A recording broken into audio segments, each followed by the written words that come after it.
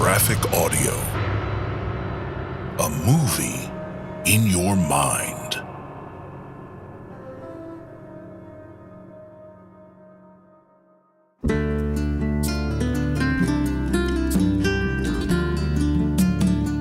Graphic Audio presents Spellsinger by Alan Dean Foster. Narrated by Terence Aselford, with performances by Paul Reisman, Matthew Keenan, Kimberly Gilbert, Christopher Graybill, Gregory Linnington, Chris Genebach, Yasmin Twazan, Christopher Walker, Lily Beacon, Terence Aselford, James Konachek, Michael John Casey, Tim Getman, Danny Gavigan, Ken Jackson, Scott McCormick, Andy Clements, Rose Elizabeth Supan, Mort Shelby, Michael Glenn, Nathaniel Perry, Richard Rowan, Colleen Delaney, J.W. Rohn, David Jordan, Tim Carlin, Todd Schofield, Bradley Smith, Thomas Keegan, Dawn Ursula, Casey Platt, Nanette Savard, and Dylan Lynch. Spellsinger, Book 7, Son of Spellsinger. Maybe nothing would have happened if Talia hadn't found the demon in the bread box. When she opened the bread box to remove some for supper, she was startled to see, seated against the nearest loaf, a perfectly formed 6-inch-high homunculus. 2 curved horns protruded from the sides of his skull, a single smaller one from his forehead. Gossamer rose-hued wings lay folded against his back. He wore long maroon denim pants with matching suspenders, and his clawed feet protruded beyond the ends of thick rubber sandals. He also owned a hearty appetite. Half the loaf he was seated against had been devoured. Startled, he jerked around sharply when she raised the lid of the box, a double handful of steaming fresh bread clutched in one tiny fist. Azimak! The creature waved its free hand at her. Be gone, or I shall make of your life purgatory resplendent! Get out of my bread box! Fumbling in a nearby drawer, her fingers wrapped around the handle of a small iron skillet and thrust it toward the loaf. Dropping its aromatic prize, the demon scrambled toward the back of the box. Emarion! Sakara Sanctus! Never mind that. Reversing the skillet, Talia used the handle to dig at the back of the box. Get out of my bread! Though not very big, Talia was deceptively strong, and the demon, sated on humberpine bread, was decidedly overfed. He lost his grip on the rear of the box and went flying, arms and legs flailing, across the kitchen. He soared neatly over the central butcher block to smack with a splat against the rhomboidal window on the far side of the room. There he seemed to hang for an instant, suspended, before sliding down the glass into the basin full of dishes. Teach you to invade my bread box. Hefting the skillet by its handle, Talia rushed to the sink and peered down. What were you doing in my bread box? Does somebody have it in for me? Is that it? I'll bet it's that stuck-up possum Mrs. Genfine up the river. She always stays upside down when we visit. The dazed demon struggled unsuccessfully to stand. You're not much of a curse. Something buzzed past her head. This new specter was smaller than the homunculus, with 4 bright emerald green wings and a long snaky tail trailing behind it. A face once removed from toad roadkill sneered back at her. From its 4 hands hung the crystal salt cellar that had been a wedding gift from her mother. She snatched for it, but it darted just out of reach, taunting her. Now what? Taking aim with the edge, she swung the skillet. The toad buzz dodged once, a second time, and then... The apparition fell on the stove, bounced once, and tumbled off to land on the floor. Unharmed, the salt cellar rolled clear. Ignoring the dazed buzzing of the would-be thief, she knelt to recover her item. What the hell is going on here? She put the skillet aside and pulled the big broom from storage. Now, where was that dustpan? As she bent over to search for it, something smacked her in the rear. Clutching the broom in front of her, she whirled. It couldn't be called a demon, though it wore a demonic grin.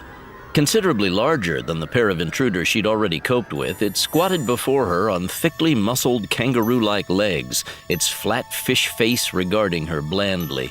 Lavender scales covered the naked body, except for the pair of turquoise tentacles that made swimming motions against the air. Sprouting from the top of the head was a bright, rotating blue searchlight. She hefted the broom and inspected the newcomer. What are you supposed to be? Meebo! It took a tentative hop toward her. Keep away from me! She made a threatening gesture with the broom as she started edging sideways, away from the broom closet. I'm warning you!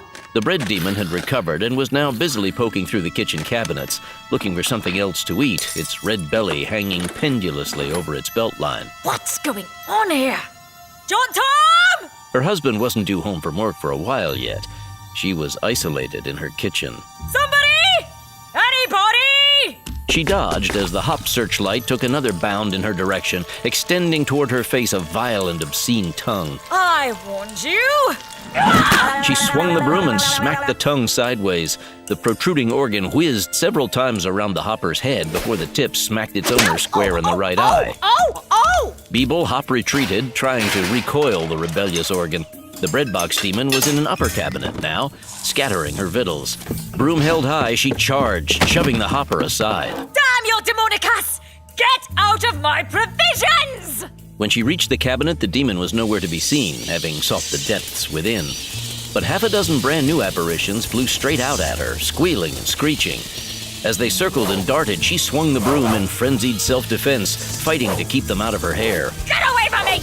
Get away! They were a rainbow of colors and a plethora of shapes, none very pleasing to look upon, save for one with iridescent compound eyes. It had the body of an undersized anorexic macaque attached to the wings of a falcon.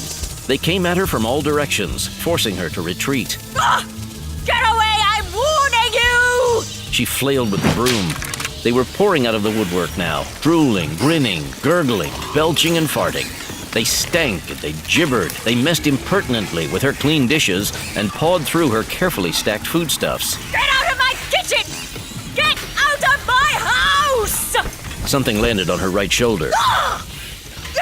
As she reached up to rip it off, she saw a small fat man with a cherubic expression.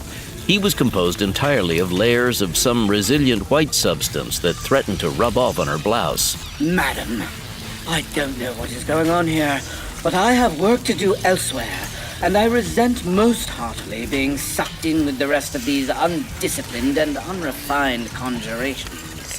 Don't blame me! I didn't conjure anything! She grabbed the puffy white arm and wrenched. The limb promptly came off in her fingers. There was no blood, only a sort of thick black goo that began to ooze from the ruptured joints. Now look what you have done. I will miss my next assignment. Sorry. She handed back the amputated limb. Merci. With great dignity, the creature jammed the arm back into the vacant shoulder socket. It hopped off her shoulder and bounced across the floor, disappearing into the otherworldly tumult.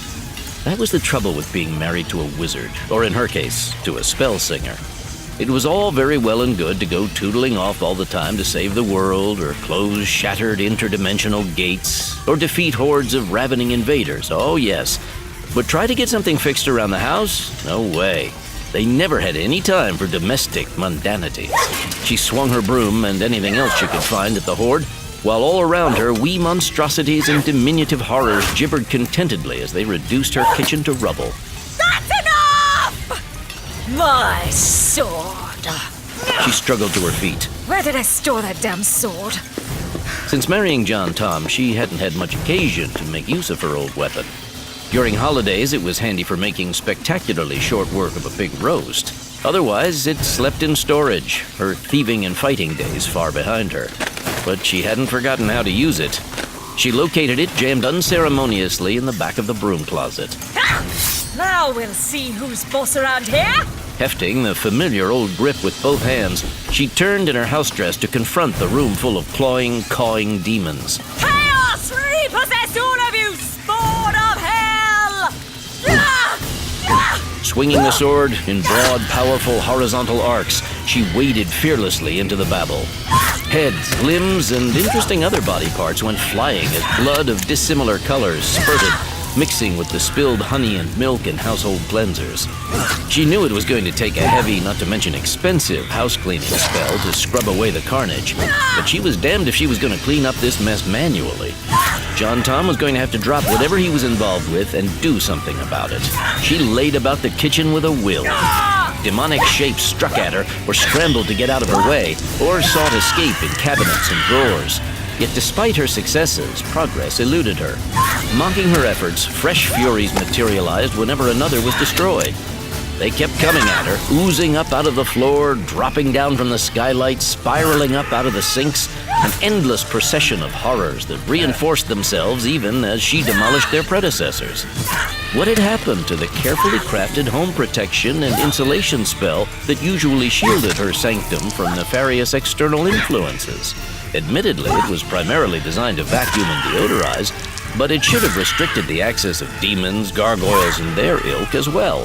That it had failed so spectacularly suggested an even more powerful sorcery at work. Just when she thought her trembling legs and arms were about to give out completely, and that the fanged and taloned mob of necrotic intruders were going to take her down for the last time, there came a sound from beyond the kitchen doorway. Hi, honey, I'm home. Clothump and I finally got the old Tulawip Bridge braced with a decent suspension spell. Of course, it's only temporary, but... John Tom strode around the corner into the kitchen. What the hell's going on here? Don't just stand there! Do something! Stunned by the scope of the turmoil, he found himself hesitating.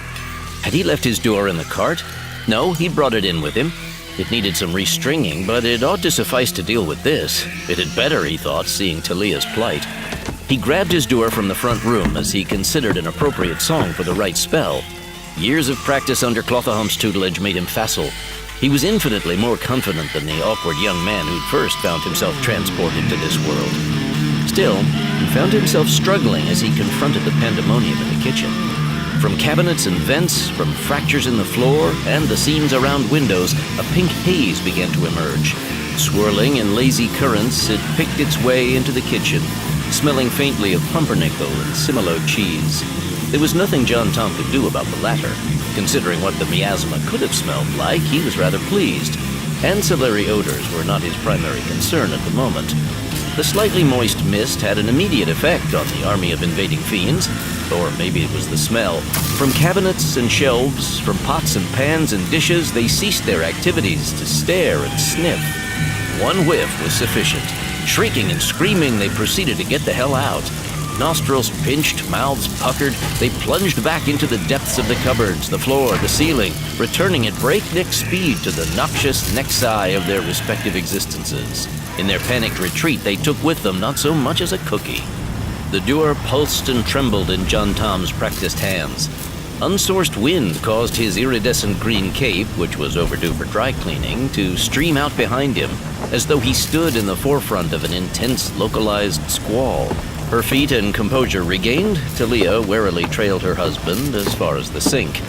She laid the bloody sword lengthwise in the basin, shaking her head.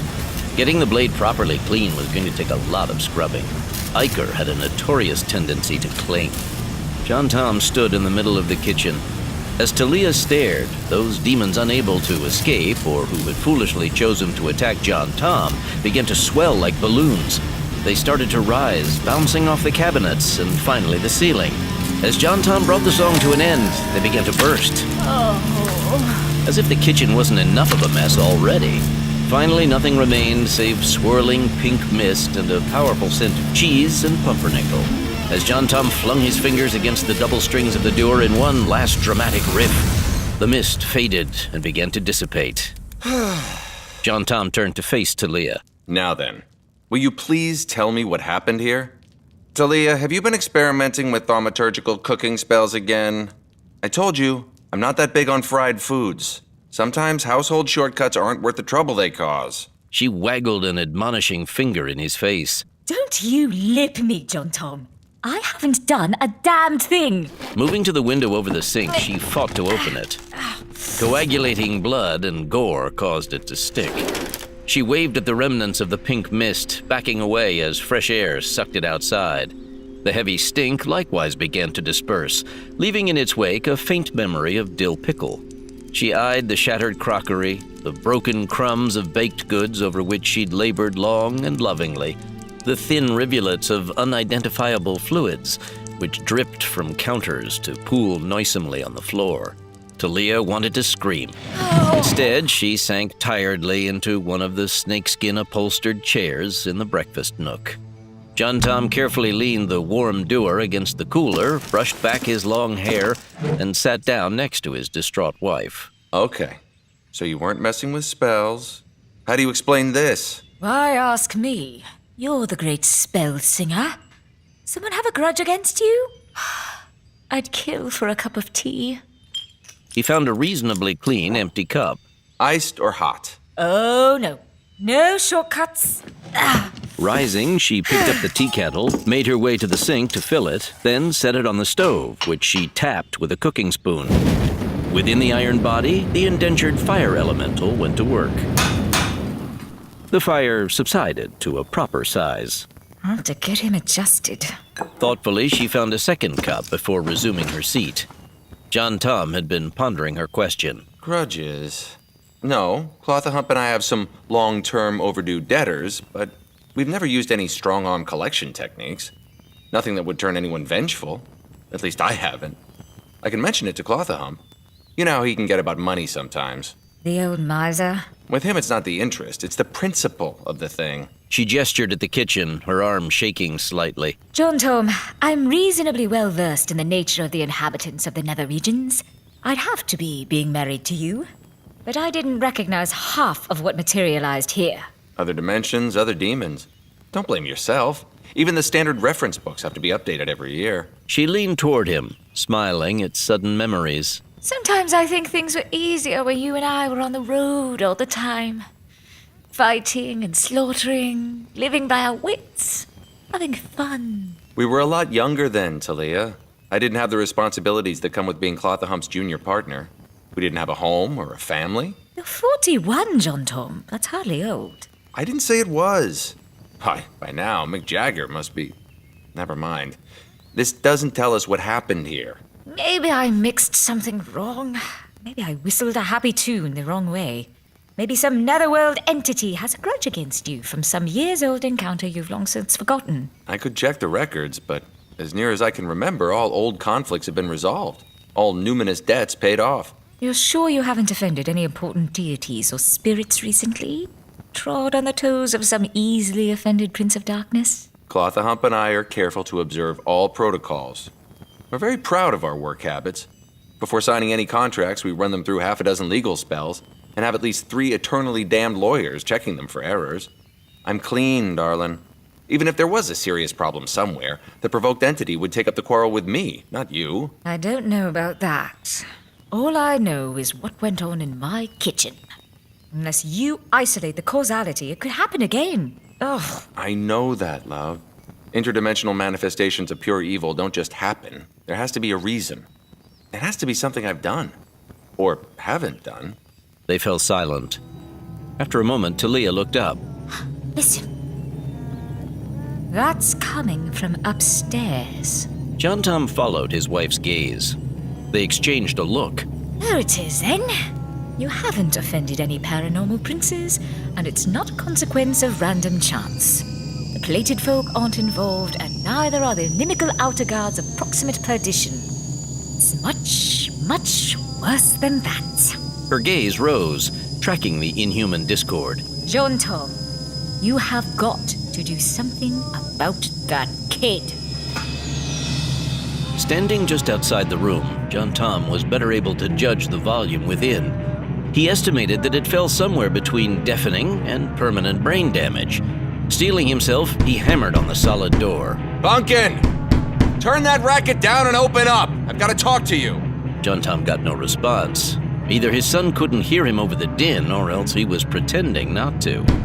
You hear me, Bunkin? Stop that wailing and open this door, or I'll cast an all-encompassing blanket of silence on your room that'll last for weeks! The door opened slightly. It's all right. It's just my dad. Avoiding a cluster of hovering eyeballs that blinked as they looked him over, John Tom pushed his way inside. John Tom shut the door behind him as the hovering eyeballs disappeared. Don't get funny with me, young man. I'm not here on funny business. Bunkin sat up on his bed. You're right, Dad. Existence is tragic as hell, isn't it? John Tom walked over to the single oval window and stared out at the neatly kept grounds and the river beyond. After what he felt was a sufficiently lengthy pause of suitably solemn significance, he turned to regard his son. Bunkin balanced the doer easily in his lap. That had to be the source of the trouble, John Tom knew. Using his own singular doer as a template, with the aid of Lynchpenny's finest craft folk, he and Clothahump had fashioned the new instrument as a gift for Bunkin's 12th birthday. The boy had kept it close at hand ever since. While no match for John Tom's own instrument, it was quite capable of propagating a conjuring nexus at the point where the two sets of strings intersected. Until recently, however, Bunkin had not acquired sufficient skill to do anything other than make music with it. This morning's events showed how drastically that had changed. Making magic with music was one thing. Controlling it, as John Tom probably knew better than anyone else alive, was something else again. Given Bunkin's genuinely appalling voice, it represented a bona fide threat to anyone unlucky enough to come within hearing distance. Over the years, Bunkin had added some decorative modifications of his own to the instrument. Instead of the graceful curving lines of John Tom's doer, his son had grafted on spikes and fake claws. Bright green and red parallel lines gave the instrument the look of a runaway migraine. But it worked. He could see the nebulous blend of reality and non-reality fading at the stringed nexus even as he spoke. Occasional sparks flared and vanished. Yes, his son's carefully crafted doer functioned like the magical instrument it was. It was Bunkin who didn't always function properly, which, since he was only 18, was to be expected. After all, John Tom had been considerably older and more experienced when he'd first made the acquaintance of the mysterious doer and its remarkable capabilities. John Tom left the window and approached the bed, sitting down near the end and promptly sinking clear to the floor. That seemed to rouse Bunkin. Rise and deliver. The bed promptly reinflated. John Tom wished he could say the same for his son's attitude. Bunkin lay clad entirely in gray with emerald accents. Spiral stripes wound down his pants as though his legs had been thrust into a pair of green tornadoes. His low-top day boots were bright red. He stood a few inches shorter than John Tom, a consequence of his mother's genes, though still taller than other humans in this realm, and he retained his mother's red hair. It was cut in a short, stiff brush with twin arcs shaved in the sides, above and behind each ear. A lanky, almost disjointed build corralled a carefully constructed air of adolescent indolence. Look at yourself. John Tom considered his progeny. Can't do that, Dad. Nearest mirror's in the bathroom. There must be a gene for sarcasm. Until now, I was sure it was recessive. Bunkin grinned slightly but said nothing. Better not to laugh until he found out what was on his old man's mind. And your hair, what's with this short hair? Why can't you wear it a decent shoulder length like your friends? Casswise wears it short, so does Wickwith. Casswise and Wickwith are orangutans. Orangs are the reverse of humans follicle-wise. They have naturally short hair on top and long hair everywhere else. Maybe I should try and grow long hair everywhere else. I can probably sing up something hairy. John Tom counted silently, giving up at 7. I don't suppose you have any knowledge of what just happened downstairs? Bunkin sat up a little straighter. No, what? You nearly destroyed your mother's kitchen. Not to mention your mother. What are you talking about? You've been spell singing again, haven't you? Bunkin turned away. How many times have I told you not to spell sing in the house? Well, where am I supposed to practice? On the riverbank, in the Bellwoods, outside school, anywhere but at home. It's dangerous. You've got a lot of natural talent, Bunkin. You may even be a better doer player than I am. But as for spell singing, you've got to work on your lyrics and your voice. It's taken me 18 years to learn how to carry a tune adequately. Your pitch, your tonal control, it's worse than mine. Sometimes it's non-existent. Thanks, Dad, for the vote of confidence. Son, not everyone has the skills necessary to make magic, much less be a spell singer. It may be that despite your obvious instrumental talents, your true vocation lies elsewhere. It's all very well and good to be a brilliant instrumentalist. Bunkin perked up at the compliment. But if the words and phrasing aren't there, you risk unpredictable consequences of a possibly lethal nature. Dad, you've been hanging with Clothahump much too long. Let me put it another way. You could total yourself. John Tom rose from the end of the bed. Now, come downstairs and take a look at what you did to your mother's kitchen. You mean my singing? Demons, devils, imps, inimical sprites, and all manner of nasty conjurations. It's a real mess. Bunkin rose to follow. I'm really sorry, Dad. I thought I was being careful. Will you tell Mom I'm sorry? You can tell her yourself. John Tom opened the door and headed down the hall. It's got to stop, Bunkin. You're just not experienced enough to be taking these kinds of chances, especially in the house. What if you'd accidentally freed the monster under your bed? There's no monster under my bed, Dad. Shows how much you know. Until they reach their 20th birthday, every kid has a monster under their bed. Was there one under yours when you were a kid, Dad? I told you there's one under everybody's. I just didn't know it when I was your age. They started down the stairs. Mine was warty and leprous and wanted to force feed me eggplant. I hated eggplant. I still do. They reached the den and paused there. I think it was a Republican. Anyway, no more spell singing anytime, anywhere until your voice improves. Mrs. Nellawhistle can help you. But Dad! No buts. I hate voice school. Sitting in a chair for hours, listening to that stupid nightingale. I'm not a bird, Dad. Mrs. Nellawhistle makes appropriate allowances for the natural limitations of her students. She's very patient. She has to be with pupils like Bunkin. She really can help you with pitch and tone if you'll let her.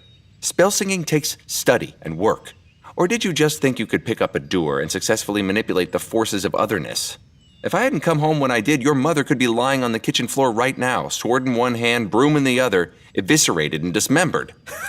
Good old Mom. That's the way she'd want to go. This is serious. No more spell singing until your lyric composition and singing have improved. How the hole in the stone can anyone be expected to improve when all they have to work with are these ossified old songs? These ossified old songs are the classics of my world, Bunkin. Good, solid, serious rock. I've made plenty of magic with them. They constitute a fine basis for spell singing. Maybe they do for you, Dad, but I just can't relate to them. I've tried, magic or no magic. No wonder I can't keep control. I'm just not into this stuff. You'd better get into it. As for controlling anything, you're 18 years old, stubborn and bullheaded and inexperienced. Notwithstanding, you're convinced you know everything. Maybe you ought to take up another instrument. You can only spell sing with a doer. You got it. Then maybe you should take up something else altogether. Wood carving. I could apprentice you to Genrock, the Suslick. He'll be glad to teach you. There's no shame in learning a real trade. I want to spell sing, Dad. The problem's with the music, not my musicianship. Except for your lamentable singing voice. Frankly, Bunkin, you couldn't carry a tune in a bucket. Unless that changes, you'll only be a danger to yourself and everyone around you, no matter how well you play the doer. Speaking of which, after Clothahump and I labored so long and hard over your instrument, I don't see why you couldn't have left it alone. I don't just want to play good, Dad. I want to look good, too. Play well. But that reminds me, what about these ridiculously subdued outfits you've started to favor? Dad, cut me some slack, please. I promise I won't screw up again. But I'm just not ready to give up on this and go into woodworking or metal husbandry or thieving or any of the other traditional professions yet. Okay, I accept your promise. So much for the easy part. What's the hard part? Keeping your mother from flaying you alive. Follow me. At dinner, Bunkin sat sullen and uncommunicative. Not that it was necessarily a corollary to what had transpired earlier. It was the same pose he'd affected for much of the preceding year. Feeling sorry for the boy, John Tom tried to mediate, explaining to Talia that it was all just a phase their son was going through. Having been brought up under different circumstances in a very different society from that of her husband, Talia responded that in her clan, such phases were usually handled with a sharp knife. Bunkin started to say something but wisely thought better of it. Only after he felt that his mother had vented most of her spleen did he push aside what remained of his vegetables and snake sausage. Want me to get your sword now, Mom? Or should I just take poison after I've finished brushing my teeth? Could we dispense with the sarcasm for 5 minutes? Hey, what more can I say, Mom? I'm sorry. I didn't do it on purpose. It's not like I turned the stove into a salamander. All I want is to be like Dad. To do some of the things he's done. To come near to his achievements. Have adventures. Perform great deeds. I want to rescue beautiful damsels and defeat evil and save the world. Is that too much to ask? Let me tell you something, son. It's true that I help save the world, and as a full-time occupation, I can tell you that it's overrated. Not to mention highly stressful. Actually, I think you saved the world twice, sweetheart. I thought it was just once. No, dear. Twice. At least. Really? Anyway, I've been down that road, and it's not half so glamorous as you seem to think it is.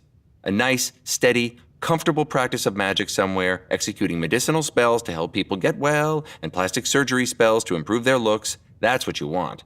A good living in a proven profession that's respected and admired. But I don't just want to make a living, Dad. I want to perform mighty deeds. I want to accomplish great things. I want to see the worlds. Better start with this one. You're too young and inexperienced for the rest. Besides, there aren't any great quests at hand presently. I know. I keep a regular check on the Q section in the classifieds. Just for old time's sake, Talia. Bunkin tried to meet his father halfway. Are you trying to tell me there are no great quests left in the world? Not at the moment. Not in this part of it, anyway. The plated folk have been quiet ever since Claw the Hump, your mother, and I kicked their chitinous butts back over the Jotrum Pass. Nothing of similar bellicosity has emerged to duplicate the threat they once presented. Meanwhile, business is good. I'm not trying to come down hard on you, Bunkin, but you can take it from someone who needed more than 18 years to overcome a bad voice. Right now, you aren't close to having what it takes vocally. And without your doer, you sing even worse. Sort of crapella. You need heavy-duty voice training and plenty of it. It's something you can't fix with magic. I tried that route, and it doesn't work that way. Some things are beyond the reach of even the most powerful forces to fix. Claw the Hump could do it, if he was interested in anybody's problems besides his own. Oh! Ow! Talia whacked him on the side of his arc-inscribed head. Don't speak like that about your goduncle, even if he is a turtle. He's been very good to your father and me, and he could just as easily have decorporalized us and had done with it, after all the trouble we caused him. You have to apply yourself to your studies and your training. How can you do that if you're off on a quest somewhere? On-the-job training? Not a good idea where controlling the forces of otherness is concerned. Anyway, my situation was different. I was trapped in this world and had no choice but to experiment. I did just well enough to stay alive. If it hadn't been for Claw the Hump... That's right. Let me tell you, when I first met your father, he was the most wimpy, hopeless, gangly... Hey! Bunkin pushed himself back from the table. I know you both mean well, and I promise I'll think about what you said. But you fulfilled your dreams, Dad. You've been all over this world and your own. I haven't been any farther than Lynch Benny. I've never been beyond the Bellwoods. All I want is what you had. He rose and headed for his room. Don't be in such a hurry! Following dinner, John Tom helped Talia with the dishes. He'll be all right.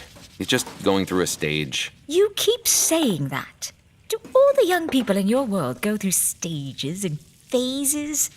Personally, I think a few good whacks with a stout cane would cure a lot of his problems. We don't use that where I come from. We use more enlightened methods, like psychology. Is that raised as red a welt as hickory? Oh, you coddled the boy. I disagree. I think our little talk had quite a profound effect on him. He's a bright kid, and he does play well. Yeah, but he sure can't sing worth a copper. He's so bad he makes your voice sound good. He took her, soapy water and all, in his arms. Oh, you'll pay for that one, Talia. Something twinkled in her eyes. There were many who said I should have charged. For a while, they managed to forget all about their obstreperous son. Later, as they lay on the kitchen floor, John Tom pondered his progeny's future and saw too many potential problems for comfort. After all, Bunkin was not what one would call a dedicated student. His academic shortcomings were the bane of his father's existence, John Tom having advanced as far as law school in his own world. It wasn't that the boy couldn't do the work, it was just that his interests lay elsewhere. Talia was less concerned. Bunkin will never be a solicitor or physician, John Tom. If he has any special talent, it lies in the field of magic. But he has to do the minimal schoolwork. A basic knowledge of zoology, for example, is critical to the establishment of good business relationships. You need to understand how the needs of a gorilla differ from those of a chimp. She put her arms around his neck, leaning against him. You worry too much. Bunkin gets along fine with everybody. All his classmates like him. Getting along isn't the same as understanding.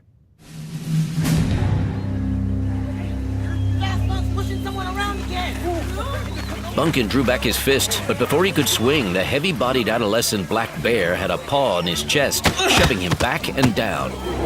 Because he'd inherited some of his father's unusual otherworld height, Bunkin towered over the majority of his fellow students, but not Fastbunk. The bear came as near as anyone in the school to carrying the mantle of class bully. While no taller than Bunkin, he was built far more massively. He adjusted the yellow lizard skin headband above his eyes, hitched up his matching pants, and beckoned with both paws. They were surrounded by the rest of Bunkin's class. Archmer the Badger held the ball they'd been playing Pentagon with. Come on, human. You think you're so special because your sire's a Spellsinger? Well, I ain't impressed. Bunkin confronted the bear squarely. He wasn't afraid of Fastbunk, but neither was this how he'd planned to spend his afternoon. I don't want to fight you, Fast Funk. I haven't got the time. Sure you do, Bunkin. Way I hear it, you want to fight everybody sooner or later. Why not start with me? I never said I wanted to fight everybody. I just said that I wanted to be able to deal with everybody. But as for my father, you're right about him. If he finds out you're bullying people, He'll what? Turn me into a newt? Make me walk on all fours? I thought you could do that yourself. Go ahead, try it. Or do you have to run to your daddy to perform every little spell? Yeah. Bunkin recognized Othel the Anteater's voice from the surrounding circle. You're always carrying that doer around, so you'll have something to scratch your butt with. Bunkin glared. I'll take care of you next, Othel. The much smaller Anteater stubbornly held his ground. Fastvunk took a ponderous step forward. Heavy paws held out in front of him in fighting mode. You gotta get through me first, Toad Turd. Bunkin checked to make sure his doer was secure against his back and adopted a stance. I can see you're not going to be reasonable about this. Have it your way, but no claws and no biting. Why not? So you can make the best use of your height? No restrictions, bald butt. No death dealing. I don't want you ripping out my throat. Hey, would I do that? The bear opened his right paw, displaying half-inch-long claws. Just a little nick here and there. Maybe I'll carve my initials in your ass. And maybe I'll twist off that stub you call a tail and shove it up your nose. Fastvunk's smile vanished. Like to see you try, human. No one's going to try anything. The circle parted quickly to admit Master Washworn. Not that it would have mattered if they tried to hold their ground. The silverback gorilla went where he chose. Adjusting his thick glasses, his gaze flicked from one antagonist to the other, his white collar stiff against his bull neck. What's this all about then? You two at it again? Washburn glared at Bunkin. I thought I told you no more fighting. Hey, he started it. Wasn't me, sir. I have just about had it with the both of you. You! Get back to class. Yes, sir. Fastvunk turned and beat a hasty retreat back toward the buildings, followed by a wake of relieved onlookers. And as for you... You don't like me. You always side with him or the others. I do not side with anyone, boy. But even you must admit that you're a caution. If it's about that piece of ensorcelled carpet I put in your desk last week, that was intended for reupholstering your old chair. It could use it. I was just trying to do you a good turn. It gave me a turn, all right. Half a week's worth of notes full of interwoven thread. Unreadable! That was an accident. The gorilla considered his rambunctious pupil. You are still intent on following in your father's footsteps, aren't you? If that is the case, you will find a solid academic background invaluable in your intended line of work. It will be especially helpful if it should develop that certain factors preclude your excelling in that difficult profession. Your voice, for example. Don't you criticize me too, Master Washworn. I can play. That's not enough. A fact I am certain your father has repeatedly pointed out to you. I shall see you back in class. And see if you can't somehow make peace with that unimaginative lump Fastfunk. Fastfunk's a wuss. Washworn pretended not to hear. And get yourself cleaned up. The master turned and with immense self-presence walked back toward the buildings. Bunkin followed him with his eyes. He was alone on the recess ground. His expression tightened as he turned and started running. Not toward the buildings, not after his instructor, but for the line of nearby trees, for the familiar succor of the forest, which did not criticize, for the balm of the bellwoods, which welcomed without questioning. He ran aimlessly, the bell trees tinkling around him. He was a good runner, and it wasn't long before he'd left both the school and the outer fringes of Lynchpenny far behind. The same light breeze which stirred the bell leaves cooled him as he ran. Glass butterflies flitted brilliantly through the branches. Exhausted, he finally slowed to a walk. Sympathetic or not, Washworn would still report the incident and his subsequent absence from class to his parents, Bunkin knew. It wouldn't be the first time. It meant he'd have to endure another lecture from his father. He'd far rather be beaten, but John Tom was too enlightened for that. If only the old man knew how painfully his words fell on his offspring's ears. The river lay just ahead. He could follow the big curve around to the far side of Lynchpenny and hang out there with friends who had given up school and even thoughts of apprenticeship. Borgamont the mongoose would be awake soon, and Cicely. Human like himself, but much prettier, might put in an appearance. Changing his mind, he headed south, sticking to the forest, heading for the one place where everyone sought answers. What he had in mind would be hard to go through with, perhaps even degrading, but he couldn't go home yet, and he couldn't go back to school. It was the only place left. Tenebrous clouds hung over the gigantic old oak. They didn't worry him because he knew they were only transitory. The rest of the sky was perfectly clear. It meant that Clothahump was at home and working. Bunkin was not afraid of clouds, no matter how threatening. He stepped out of the forest into the neatly mown clearing that surrounded the tree. Dipping out of the center of the boiling clouds, he saw a tightly restrained swirling funnel, the tip of which poked and probed as if feeling for the earth. Bunkin's first thought was to run and warn Clothahump. But what if the wizard wasn't home? What if some old enemy was taking advantage of his absence to destroy the turtle's beloved tree? The dwarf felt heavy against his back. He felt completely confident in his playing, but his voice, his lyrics, what if he made things worse? What if instead of banishing the apparition, he tempted it toward him? As he equivocated, it touched down, corkscrewing across the neatly manicured grounds, sending twigs and leaves and dust flying in all directions. Despite its extensive root system, a bubble bush weed ripped from the soil to vanish into the howling funnel. Then the swirling tip touched the tree itself. It grew momentarily darker, denser, before sliding neatly through a half-open upper-story window. He could still hear it, roaring and growling somewhere deep within the irreplaceable bowl. It was time to make a decision. He could take action himself. Wasn't that what he'd been wanting all along? He strode purposefully across the meadow that isolated Clothahump's tree from the rest of the forest. When he reached the door, he realized suddenly he had no idea how to proceed. More from reflex than forethought, he knocked. To his shock and surprise, it opened from within. A fluttering, hovering shape hung in the air before him. The young, great-horned owl regarded him disdainfully. It wore a short red vest embroidered in gold and silver thread with unrecognizable Kabbalistic symbols. Talons clutched a broom in one foot and a dustpan in the other. Who the hell are you, and what do you want here? I need to talk to Clothahump. Bunkin tried to see past the hovering owl. He could hear the wailing specter somewhere in the back. The master is busy right now. Come back another time. The owl made as if to shut the door. Just a minute. Who are you? Mulwit. He's fabulous. Using his bulk, Bunkin forced his way past the owl.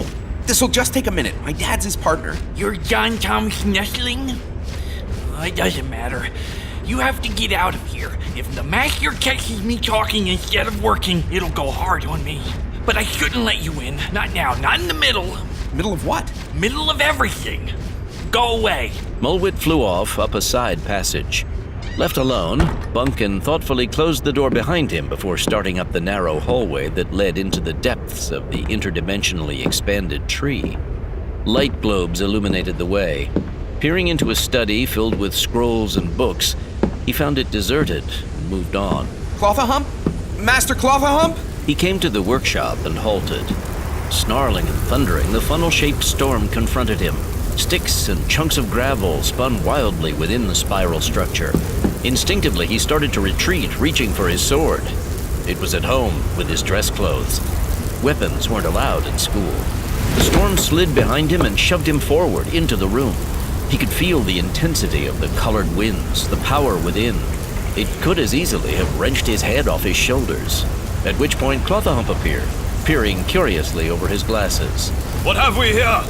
Bunkin Merriweather, isn't it? Yes, sir! Bunkin turned to stare at the storm, watching in awe as it scooted across the floor, over benches, tiptoeing daintily among delicate equipment. I was worried about you, sir.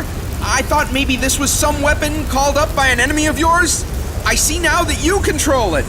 What hapless unfortunate is to be visited by this irresistible horror? No one. I'm in the midst of my spring cleaning. Bunkin pointed uncertainly at the coiled riot of a storm. That has to do with spring cleaning? Yes, it's a tornado, albeit a small one. That's your father's name for it. Mine is much longer, and I prefer his. The very useful meteorologic phenomenon, if you can keep them under control.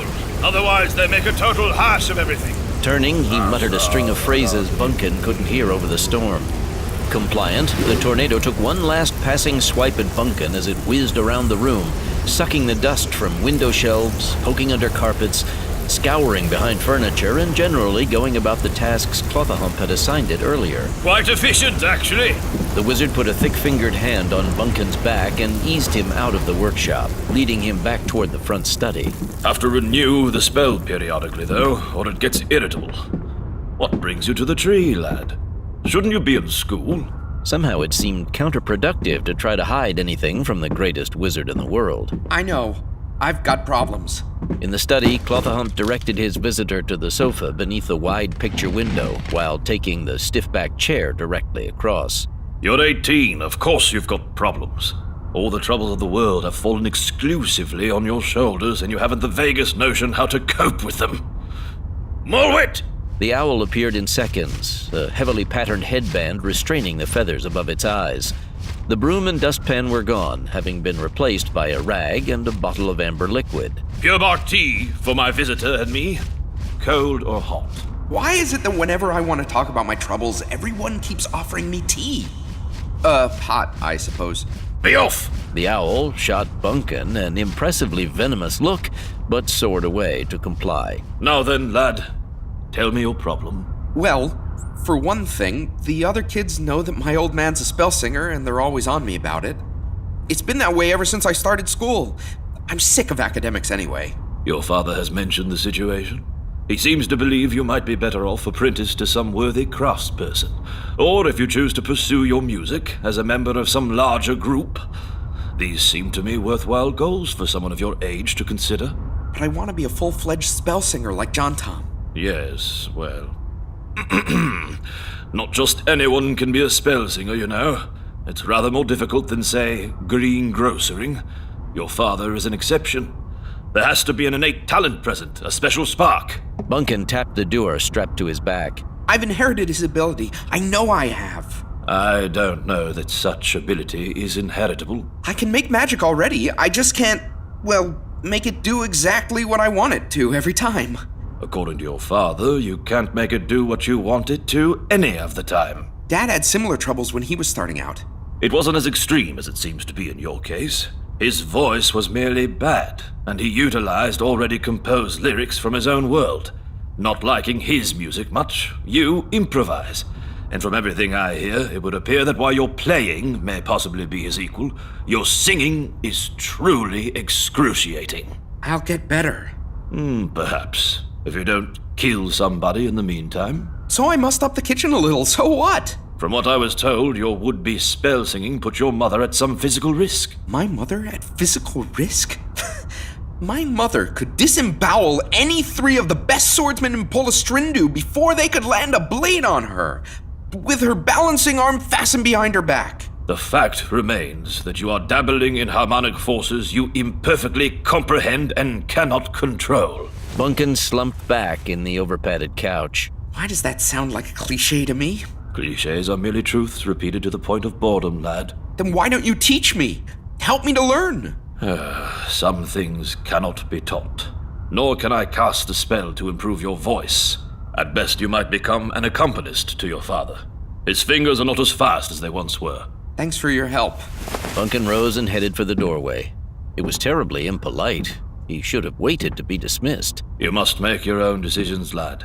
You're nearly old enough to do that. Bunkin whirled. What do you mean, nearly? I'm going to be a spell singer and do great deeds. Whether you approve or not, or whether my father approves or not. Now, if you'll excuse me... Clothahump watched him go. After the first 100 years, he'll begin to understand. If he lives that long. Clothahump finished his tea, then rose with the slowness of great age and stared out the window toward the distant woods. There was no sign of young Merriweather. Clothahump hoped he was on his way home, though that was unlikely. As the wizard suspected, Bunkin did not head back toward school or home. Instead, he found himself wandering in the direction of the Short Stub, which was itself a tributary of the river Tailorome, without any particular destination in mind. He was angry at Clothahump for his summation of Bunkin's prospects and for his honesty. Just as he was angry at his schoolmates, his teachers, his parents, and most of the rest of the world, all of which seemed to him engaged in a vast conspiracy to prevent him from doing what he wanted. In short, he was feeling quite normal for an active 18-year-old male. So I'm a little off-key. I can still sing. Dad couldn't sing either when he was first dumped in this world, but he worked on it. Now he manages. I can get better. I can... Woo! Bunkin halted in his tracks, looking around anxiously. It was getting late, and it occurred to him that no one knew where he was. As he gazed nervously into the forest, something hit him from behind and sent him tumbling. He found himself caught up in a flurry of blows and dirt and confusion. Rolling free of the turmoil, he stood and tried to brush himself off. Very funny. The nearest of his two assailants was holding his sides, laughing in short, barking yips as he rolled back and forth on the ground. Well, I thought it was pretty funny, mate. His sister sat up and regarded her sibling. It weren't that funny, Squill. What? Why, it was downright hysterical, Squinch Face. Squinch face? Before Bunkin could venture his own commentary, the two had fallen to fighting again, locked in each other's arms as they tussled in the grass and dirt. Somehow they managed to keep their clothing intact despite the ferocious level of activity. Having observed this typical otterish sibling behavior innumerable times before, Bunkin simply waited patiently. Another minute or so and it would end, which was precisely what happened. The two adolescent otters separated, stood, and straightened their attire as they joined him on the horizontal tree root where he was sitting. Both were full-grown, nearly 5 feet tall on their short hind legs. Squill was imperceptibly heavier than his sister. He wore a pale green peaked cap decorated with 3 feathers, each purchased from a different bird. His vest was a darker shade of green and his short pants brown. A shoulder pouch hung off his neck and across his chest. Both he and his sister carried bows and arrow-filled quivers across their backs and short swords at their sides. Instead of a hat, his sister Nina sported a multi-hued headband with a thin cabochon of maroon jasper set in the center of her forehead. Bright blue and yellow streaks flowed in waves from the corners of her eyes, running toward the back of her head and up toward her ears. The body paint had been applied with skill and diligence, fur being harder to make up than bare skin. Gold glitter glistened within the paint. Similar designs decorated her short, protruding tail. Her shorts were cut to a more feminine pattern than were her brother's, and were pale yellow to match her fuller vest. As for the wrestling match, it might as well never have happened. Her tail twitched as she eyed her tall human friend. What are you doing out here all by your lonesome, Buns? Being angry? We can see that in your face, mate. You can't see anything, fish breath. At Nina's laugh, her brother jumped her immediately. Bunkin sighed as he watched them brawl, not really interested. A moment later, it was all over, and they rejoined him as though nothing had happened. Which, to their way of thinking, was exactly the case. One simply had to tolerate such goings-on when one was in the company of otters, especially adolescent otters. They had more energy than a shrew on uppers. For their part, they had to slow down not only their movements, but their speech when they chose to share the company of anything as plodding as a human. Squill carefully straightened the feathers in his cap while his sister adjusted her headband. I never see you two in school. How do you ever expect to learn anything? What? You mean like how to wander in the woods spitting into the breeze, like you were doing just now? I think I can manage that without staying up nights poring over some textbook. Nina sidled closer to him. What happened, Bunky? Got into it with Fastfunk again. Had to take another lecture from Master Washburn. Sucks, that does. It was brief enough. Then I went to see Clotherhump. No shit. By yourself. That's something. You pick up any spells? Nothing. Just more adult advice, most of which I didn't want to hear. Don't surprise me, mate. Me, I don't need advice either. I already know everything. You don't know anything, bro. In fact, I'd opine that you know less than nothing. Yeah? How about my knowledge of physics and engineering? Like how I can fit your square head into a round snake hole. Squill moved toward her. Bunkin held out his hands between them. Give it a rest, will you? I'm in agony, and all you can do is goof around. Squill frowned at his friend. Here now.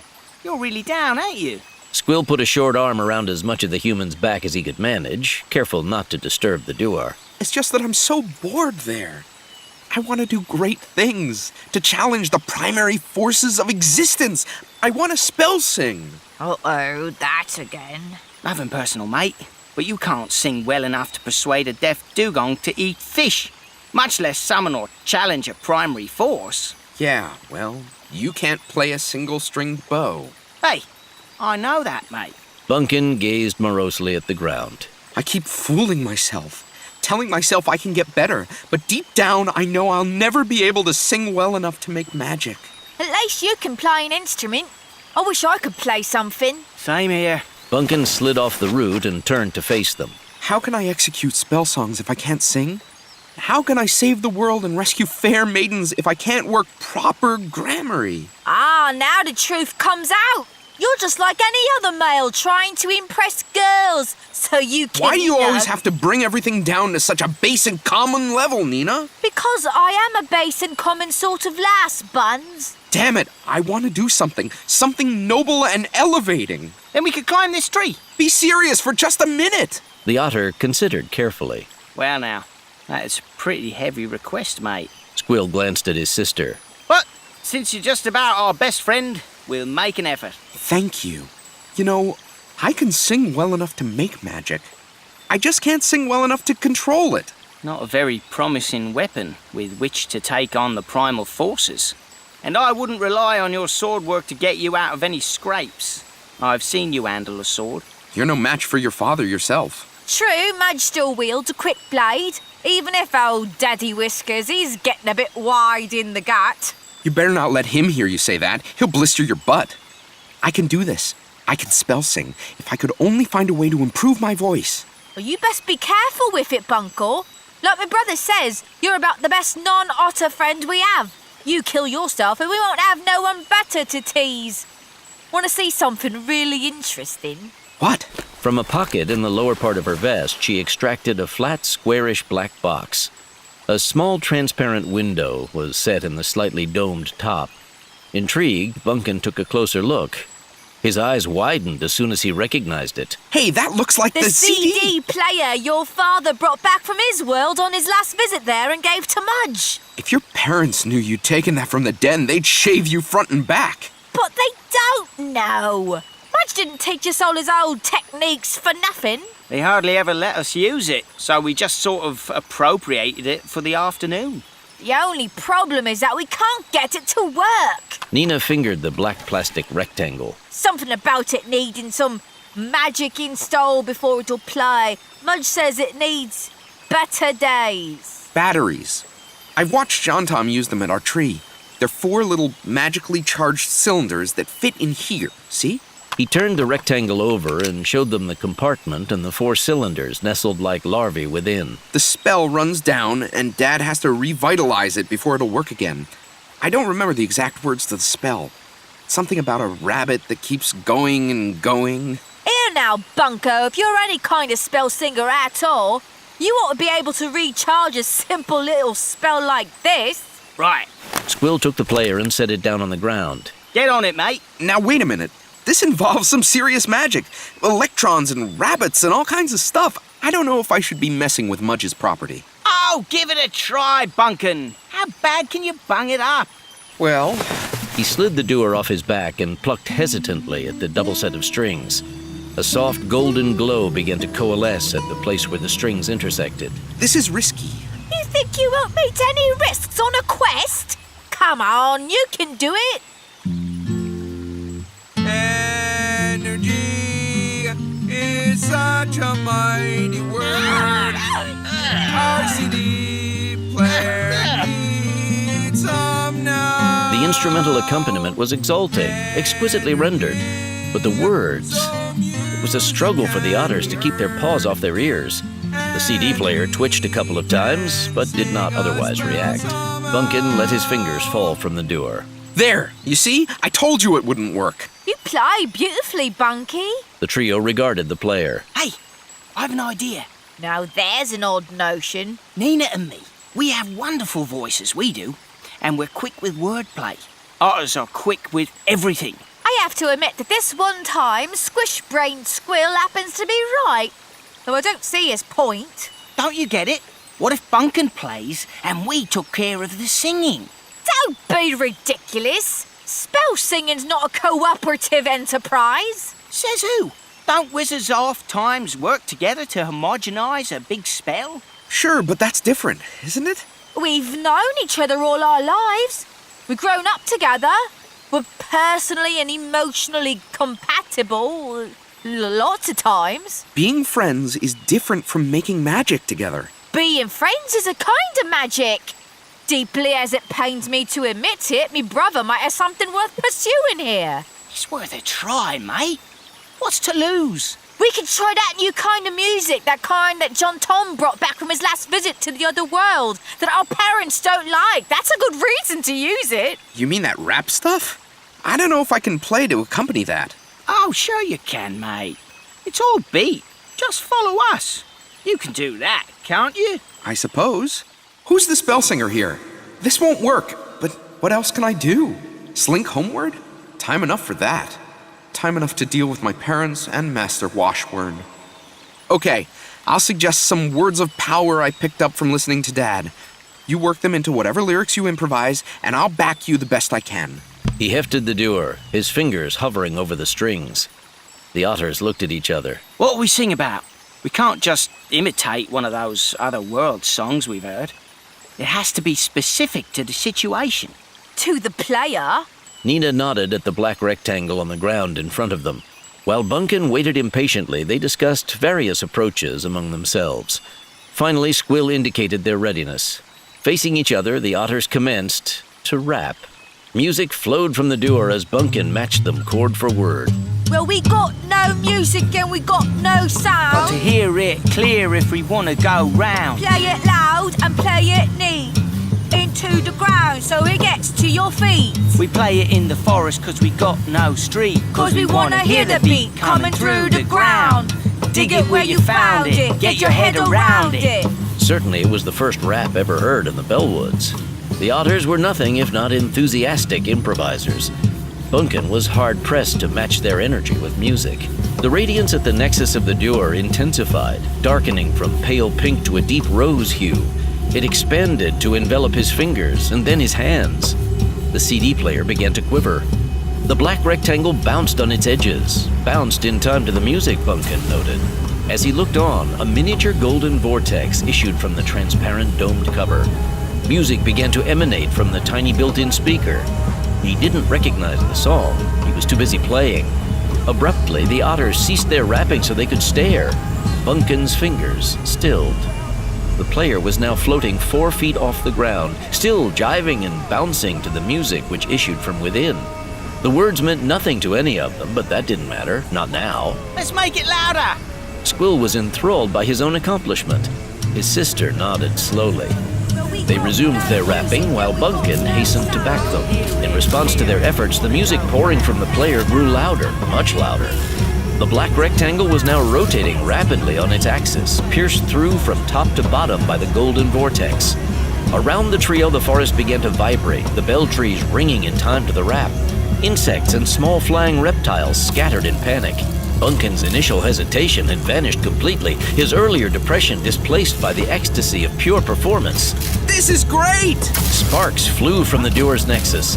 They were matched in intensity by bursts of celestial light flung off from the golden vortex. It was music made visible.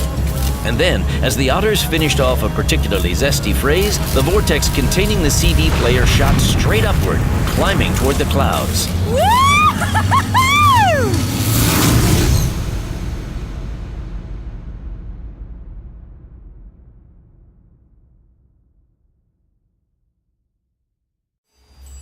The vortex hummed energetically as it hovered motionless at treetop level. The player paused, seemed to shudder slightly, and stopped. The incipient spellsingers gathered beneath it, staring upward and occasionally dodging drizzling shards of effervescent music. As soon as these struck the ground, they melted away like ice in a frying pan, notes sinking into the music-moistened earth. Great. Now what do we do? Squill balanced his cap on his head as he craned his neck to study the player. Don't ask me, mate. You're the one who wants to be a spellsinger. You two got me into this. Hey, what am I upset for? It's not my dad's player. You can't just leave it like this. You've got to help us. That's the way the magic falls. We gotta get it down, Bunky. If we don't, Mudge will kill us. Not to mention what Mom will do. Squill tried not to envision Ouija in a rage. We sang it up there. If we try again, it's liable to vanish completely. But I don't know what else to do. Me neither. Of course, we could get some help. Corander the Raven could just fly up and pluck it out of the air. Dunno. The bloody thing might take off with him, too. That'd be hell to try and explain. No, spell singing got it up there. It'd best be spell singing we use to try and get it down. You could climb that nearest tree and take a jump at it. What? Am I a flying squirrel? This isn't getting us anywhere. Let's get it over with. But you better be prepared for it not to work. Nina glared at him. We have to be careful, Pickles. Sounds too high. My oh my. Don't wanna send it up in the sky. Put it down on the ground where we know it can be found. Sound, sound. Pound it in the ground. Beats for the feet. Beats for the beat. We've had our treat. Now take a seat. The Dewar's Nexus pulsed softly, an ethereal pale blue this time. It did not look or feel promising. Indeed, the CD player actually rose another few feet instead of descending. Then it stopped and hovered, seemingly confused. Still pounding out tracks from the disc spinning within, it commenced a steady regression, descending in time to the otter's slow-paced rap. The golden vortex attenuated, contracting in upon itself until it was no thicker than a rotating golden pencil. A few random ersatz notes flaked off, but they were few and far between. As the rap concluded, the player settled to the ground. The music ceased. The supportive vortex vanished utterly. When it had winked out completely, Squill made a dive for the device. It tried to squirt clear of his grasping fingers, but sometimes even magic isn't as quick as an otter. He got one paw on the box, then the other, rolled over and sat up, waving it triumphantly. Exhausted, it didn't so much as quiver in his hands. Is it all right? Is the bloody thing damaged? Seems okay to me. Bunkin came over for a look. Pop the cover. Squill complied. The motionless silver disc inside was warm to the touch, but otherwise unchanged. The otter snapped the cover shut and shoved the player into his pouch. That was too bleeding close. Thought we'd lost it for sure. We spell sang. Bugger me if we didn't, Bunkin. We did, didn't we? I wonder why your father never tried singing along with mine. 'Cause his voice is worse than yours and John Tom's put together. Ah. We got our voices from our mum. You realize what this means? Yeah, we can have music anytime we want. It means that while I can spell sing by myself, with your help, I can do serious magics. I can realize my dreams. What dreams? Save the world, defeat evil in all its manifestations, rescue fair damsels in distress. Far be it from me to divert your current, Bunkin, but I'm really happy swimming and eating and sleeping. I ain't got no crawfish on my tail spurring me to save the blinking world. Let the world take care of itself, says I. Though, I have to admit, the fair damsel part sounds intriguing. Where's your sense of adventure? Where's your desire to surmount the impossible? Rather surmount a fair damsel. We've heard all about that sort of thing from Mudge. Once you throw out the 80% of his stories that's out and out lying, the rest of it still sounds unpleasant. Let's try just one more experiment. Bunkin walked away from them toward the riverbank. Wary, the two otters followed. If it doesn't come off, I promise I'll drop the whole business. If it does, you'll agree that not to make use of our combined abilities is a real waste of talent and that you'll consider coming with me. Going with you? Going with you where? Why to? I haven't figured that part of it out yet. That's bleeding precise. You've inherited John Tom's sense of direction as well as his musicianship. Admit it. What we just accomplished was tantalizing. Oi, I'll admit to that. Tantalizing and exciting. Would have been even more exciting if we'd lost Mudge's player. Could have been fatal. We don't have to try anything that extreme this time. Something simple to prove we can do this. I thought we just did that. That player had previously been activated by one of my dad's spell songs. We need to do something from scratch, something that's all our own. I'll think of something. Just one spell that's all our own. If it doesn't work, I promise I won't bring the subject up again. You're a liar, Bunkies, but I loves you anyway. What have we got to lose, muscle brain? If the spell sing goes awry, not much, I wager. Our fingers, maybe. Our voice boxes, our heads. I'll be careful. If it looks dangerous, I can kill the spell by putting the doer down. Or you can alter your lyrics, or just stop singing. You'll be as much in control as I will. Yeah, all right. Squill remembered too many of his father's stories. But with both Bunkin and his sister egging him on, he finally gave in. They looked downstream where lay the little aqueous suburb of Twinkle's Bend, home to Squill and Nina, their parents Mudge and Ouija, and a diverse but generally copacetic assortment of riparian citizens. More otters, muskrats, beavers, kingfishers, and other water avians, as well as those locals who simply preferred to live close by running water and the delights it afforded.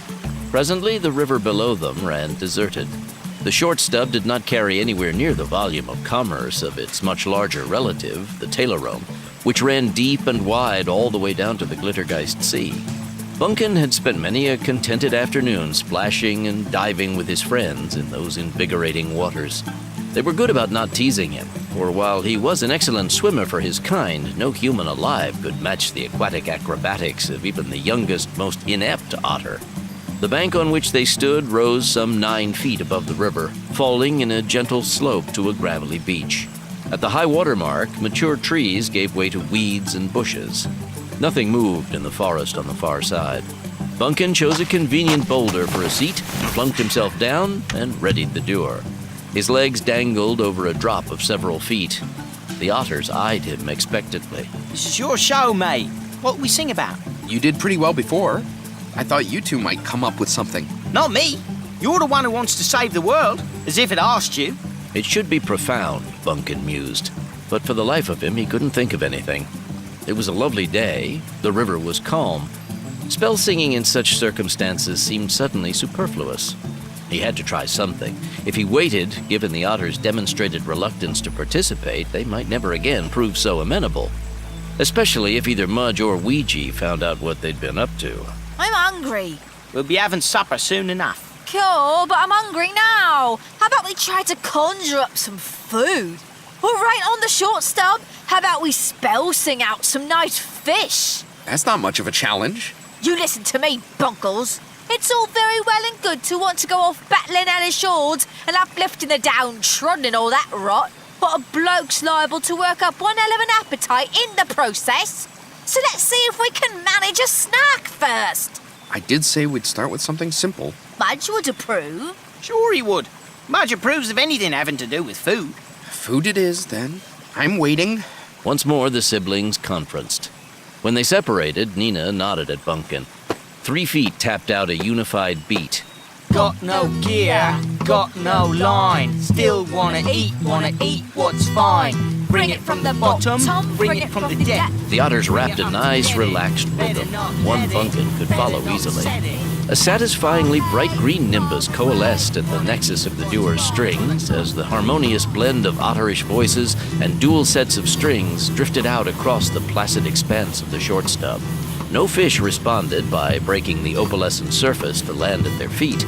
No silver-sided morsels manifested themselves alongside the boulder. The river flowed on undisturbed and indifferent. Bunkin's fingers left the strings. Come on. You're not putting your hearts into this. I've heard John Tom talk about this a lot. Making magic with music means more than just playing the chords and mouthing the words. You gotta put your whole soul, your deepest feelings into what you're doing. What the hell do you think we're doing, mate? Yeah, I mean, I'm really hungry. Deeply. You have to try harder. Don't think about spell singing. Don't think about magic. Just think about how hungry you are. She's the one who's hungry, not me. Well, get hungry. The otter looked thoughtful. Now that you mention it, all this here work has made me a touch ravenous. Why, I believe I can feel the pangs working in me belly even as I stand here speaking. Right, that's the spirit. Bunkin's fingers returned to the strings. Let's give it another try. And really put your hearts and your minds into it this time, as well as your stomachs. The otters put their whiskers together and started over. Bunkin could sense the difference immediately. The lyrics contained the kind of barely constrained energy only a pair of otters could muster, a nervous, teeth-tingling, edgy concentration of adrenaline. Despite his skill, Bunkin was suddenly hard-pressed to keep up with them. A waxen, dark green mist appeared on the river, a fog bank sucked up by the power of the spell song. It eddied and intensified, a curdled haze, shifting about as unpredictably as a cloud, uncertain of where the wind was preparing to blow it next. A faint trembling began underfoot as the earth itself grew nervous. Pebbles jostled and clicked against one another, and blades of grass vibrated. Maybe, Bunkin thought, starting to sweat a little, maybe this could get out of hand. The otters rapped on, oblivious to his concern. A portion of the bank beneath him collapsed, and he half tumbled, half slid off the boulder, scrambling madly in search of more solid ground. That he never missed a beat on the door was a credit more to his physical than mental resiliency. On the far side of the short stub, cracks appeared in the hitherto stable bank as soil and sand crumbled into the water, leaving damp V-shaped scars behind. Something stupendous was coalescing within the fog. Something slick of flank and commodious of bulk. A fish bigger than any Bunkin ever imagined. He played on mechanically, mesmerized by the vision, unable to stop. As it jutted out of the mist, seriously disturbing the waters beneath, one thing became quickly apparent. It was not a fish. Hey, you guys can stop rapping now. They'd been singing with their backs to the water. Now they turned. Sister, while I've been on occasion amazed by your appetite, I didn't realise you were quite this hungry. The conjuration nearly filled the river from bank to bank. It was 20 times as long as Bunkin was tall, and must have weighed as much or more than the combined population of Lynchpenny, with that of a few outlying farms and maybe a small suburb or two thrown in. In color, it was a light blue on top, a whitish slate gray underneath. White spots splotched the striated lower jaw. A lurch of its massive tail sent a miniature tidal wave crashing against the far bank. Water plants and fish flew in all directions. An eye that was small only comparatively located them. The immense skull struggled to turn in their direction, but was constrained by the combination of the green fog and the narrowness of the river channel. Let me guess. You three wouldn't be responsible for my being here, would you? It were all her idea. What? Well, you were the one who was so bleeding hungry. Instantly, they were clamped in furious internecine combat, rolling about on the now soggy riverbank, flailing and kicking and scratching and biting at one another. Otters. I can see that. The point is, I seem to be missing an ocean. There's not really enough water here to support me, and I'm already having a bit of difficulty breathing, so if you don't mind... What happens if we can't put you back? Why, then you have a very large corpse to dispose of, and a blood feud with all my brethren. It was an accident. My friend was hungry and wanted a fish. Do I look like a fish? Only marginally. I assume that my involuntary placement in this insignificant estuary is the result of sorcery gone awry. Like I said, it was an accident. Certainly, they had to save it by sending it back where it had come from. He couldn't stand the thought of having its death on his hands. His conscience wouldn't stand for it. Besides, his father might find out. Don't worry, we'll send you back. I'm not entirely sure how we brought you here, but we'll send you back. As soon as I can get my friends to stop trying to kill each other. I should appreciate that. Will you two stop it? Now! Bunkin managed to separate the otters. Squill glared at his sister, recovered his precious hat, and taunted her as she struggled to make sense of her makeup. Go on. Tell our guest how you really wanted to eat him. Go sit on your face. Nina looked to Bunkin as he brushed dirt and grass from her clothes. How do we send us back to the deep ocean, Spellsinger? You two came up with the lyrics that brought it here. I was hungry. I'm inspired when I'm hungry. I thought our singing would get us a little bitty something out of the river, not just bloody great mass of blubber. It is assistance I require, not flattery. The otters conferred, finally nodding at Bunkin, who began to play with more hope than assurance. The green mist coalesced afresh around the immense bulk, from which eventually issued a relieved sigh of satisfaction. Be more careful next time. Amateurs. Send it back, back to the sea, back to the water, back to its home. No short stop to roam, down in the depths, away from here. Steer it clear, steer it free. Don't you see free, away from me. A brief but intense gust of green wind knocked the three of them off their feet. Previously dammed up by the whale's bulk, the abruptly released accumulated flow of the short stub surged in a towering wave downstream, racing toward its distant juncture with the mighty Tailorome. Squill watched the wave recede around the far bend as he levered himself up on his elbows. I don't know if it has occurred to any of you lot yet, but it strikes me that this here sudden spurt of water has the potential to be somewhat upsetting to them what lives downriver.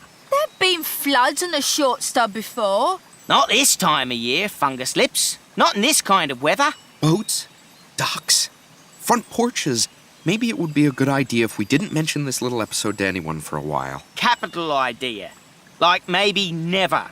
I think we can leave now and get home fast.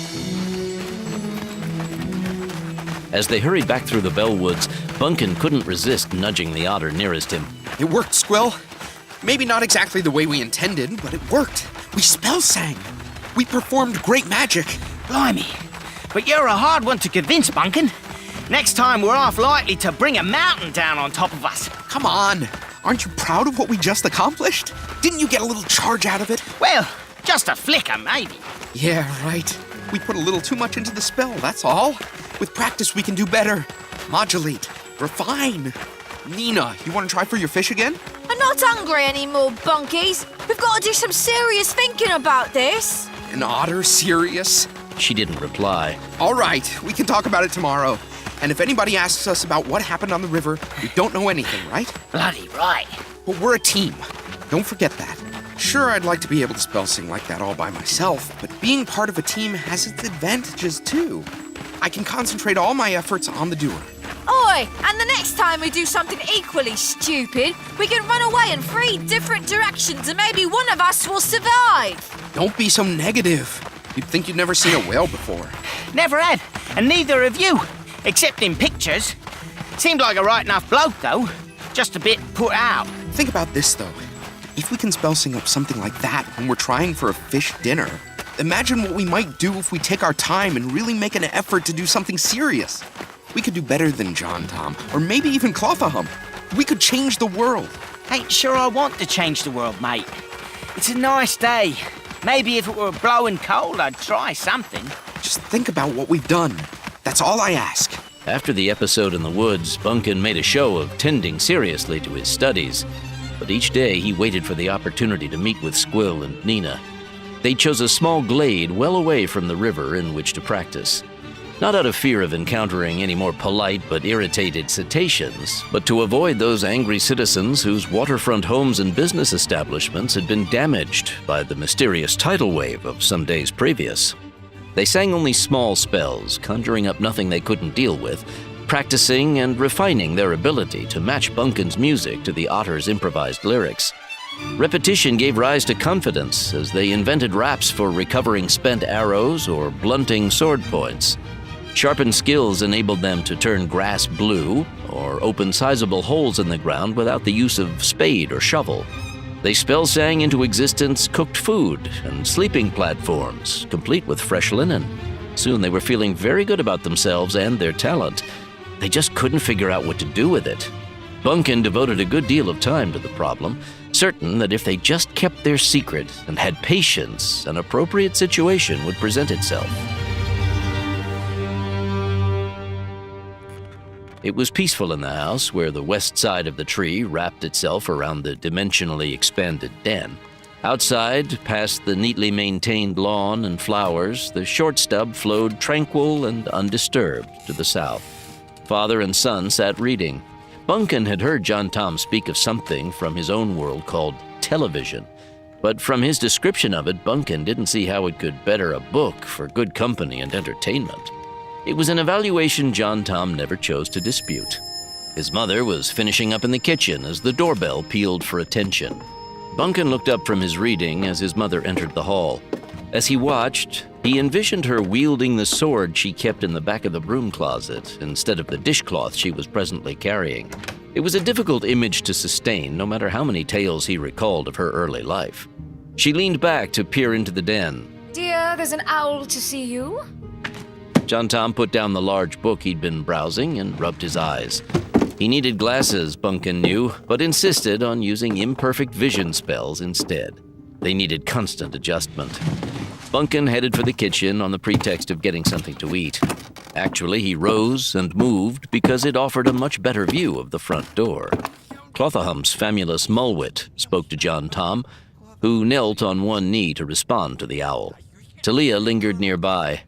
Bunkin could overhear them without straining. But the master declares that you have to come now. It's awfully late, and it's chilly out. Why can't it wait until tomorrow? Master Claw-the-Hump did not offer explanations. He says for you to come now. Do you want me to go back and tell him you're not coming? If you do, it will go hard on me. If it's that urgent... John Tom rose and turned to face Talia. You heard. I've got to go. I know it's late, but it seems to be important. You're not going off on some sort of silly quest or something again, are you? John Tom put his hands on her shoulders. Now, look. I told you when you got pregnant that I'm done with all that. I've got a family and a home to look after, a profitable and respected profession, and they come first. The time when Mudge and I traipsed all over the world getting into all sorts of trouble is history. Just so long as you understand that. Because by all the imbalances in the ether, if that hardshell ropes you into some crazy expedition, I'll cut off your feet and hide them in the closet before I'll let you go. Now, love. Claw-the-Hump just wants to consult with me. Right, Mulwit? So far as I'm permitted to know, Master John Tom. With you and one other. There's someone else involved. Not here, not here. Already we have lingered too long. Just let me get my cloak. Do you think I'll need my doer? Wizardry was not spoken of, only talk. Good. John Tom swept the iridescent lizard skin cloak around his shoulders, bestowed another kiss upon Talia, and disappeared into the night in the company of the anxious owl. As his mother re-entered the kitchen, Bunkin feigned interest in a piece of cake. What was that all about? Talia stood at the sink, gazing out the oval window in the direction of the dark river, her demeanor stiff. I'll tell you something, boy. If your father gets himself sucked into something dangerous... Didn't you used to do dangerous things, Mom? That was different. When I was young, I had to do certain things to survive. Is there some kind of problem? How the hell should I know? You think they tell me anything? Anyone would think I had no acquaintance with the mysteries of the universe. I never did trust that turtle completely. You can't ever trust wizards, Mom. It's in their nature. They can't help it. Every time your father answered one of that aged reptile's calls, it got him into trouble. Bunkin rose and stood behind his much shorter mother, resting his hands on her shoulders. Now, Mom, if Dad said he wasn't going to get involved in anything, then I'm sure he isn't. I just wonder what the ruin is all about. Oh, who knows? Some mother wants to change the sex of her unborn 2 days before it's due. Or that fat Mrs. Torg on the other side of Lynchmany is having digestive troubles again. Emergency! Yeah, well... I've pretty much had it, Mom. I'm going on up to bed. Kind of early, isn't it? I've been reading all evening, and I had kind of a rough day at school. She turned to him. You have a good mind, Bunkin. Better than mine. You also have talent, but not everyone can be a spell singer like your father. I know, Mom. Bunkin found the door to Claw-the-Hump's tree unsealed. After watching Mulwit and his father step inside, he waited a few moments, then he eased the door aside. There was no need to lock it, since anyone not familiar with the way would immediately find themselves confronting an impassable dead end, exactly like the burned-out core of an old oak. Remembering from many previous visits the curious twists and turns of the tree's interior, Bunkin successfully advanced past the entrance and soon found himself standing in the hallway outside Claw-the-Hump's front study. Not too long ago, he had sat in the same sanctuary discussing his personal problems with the wizard. He crept as close as he dared until he could hear John Tom and Claw-the-Hump's conversation clearly. A third voice kept interposing commentary. Not Mulwit, which meant that part of his attention would have to remain on the lookout for the nosy owl. Cautiously, Bunkin allowed himself a quick peek into the room. The venerable turtle sat in his special chair, while John Tom sprawled on the long couch beneath the window. Seated at the other end was a hirsute stranger, a sloth by tribe. Their kind was uncommon in the Bellwoods, preferring, as they did, warmer, more southerly climes. This one wore a thin vest of what looked like metal foil. Even a hasty glance revealed that it was too flimsy to be any kind of armor. The long-legged pants of gray cotton were something of a surprise, but the open-toed sandals seemed appropriate. Though severely trimmed, the claws on the visitor's hands and feet were still formidable. Clearly alert and attentive, the visitor nonetheless gave the appearance of one half asleep, an unfortunate and unavoidable characteristic of his kind. His words were carefully chosen, and no one would mistake his natural slowness of speech for stupidity. He wore an extravagant amount of delicate gold jewelry. John Tom sipped from a goblet, while Clothahump leaned on the sturdy cane he favored lately and scrutinized the visitor through his thick glasses. I have done as you requested, Traveller Groggalouth.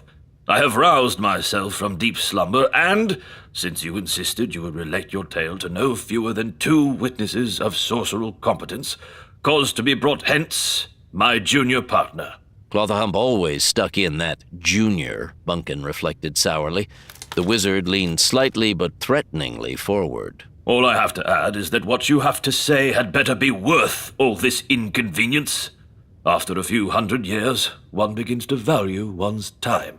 The sloth seemed anxious, though unintimidated. I assure you I would not waste your time, Master. The visitor looked at John Tom. As I have informed your colleague, I am a traveling merchant, dealing mostly in domestic utensils and household goods. Saw your wagon and team out back. I buy and sell anything, but that is my area of specialization. Enough personal history. Your story. Certainly. I was far to the north of here, traveling a back road in the vicinity of Labor, when a singular sight happened to catch my eye. It appeared to be an injured individual lying forsaken by the side of the road. You can imagine that I was reluctant to stop. It is a common and well-known ploy of bandits to set out one of their own as bait, decorated to appear damaged, to attract the attention of the naturally solicitous. Whereupon, when the would-be Samaritan halts to render assistance, the others fall upon and rob him, or worse. My outfit, however, is not built for speed, and I would have had little hope of outrunning a band of determined thugs anyway. As this solitary individual's injury struck me as quite real, I halted and went to render what assistance I could. Oh, that was noble of you. His name was Japhet, a fox spy type, and his desperate condition was due not to harm suffered in battle, but to age, starvation, and exposure. He was still alive when I found him. Weak and exhausted as he was, he still attempted to draw the sword slung at his side when I approached. Now, I am no fighter, masters, and I started to pull back. When he saw that, he beckoned me close and related to me the gist of the tale I now pass on to you. He had been long afoot and had come stumbling all that way down out of the high mountains to the northwest of Labor. Where precisely he had been he could not say, being no geographer or navigator himself. But he had found something up there, and his description of the exact location was marked by the kind of detail one masters when memorizing a field of battle, for I soon found out that he was a mercenary by trade.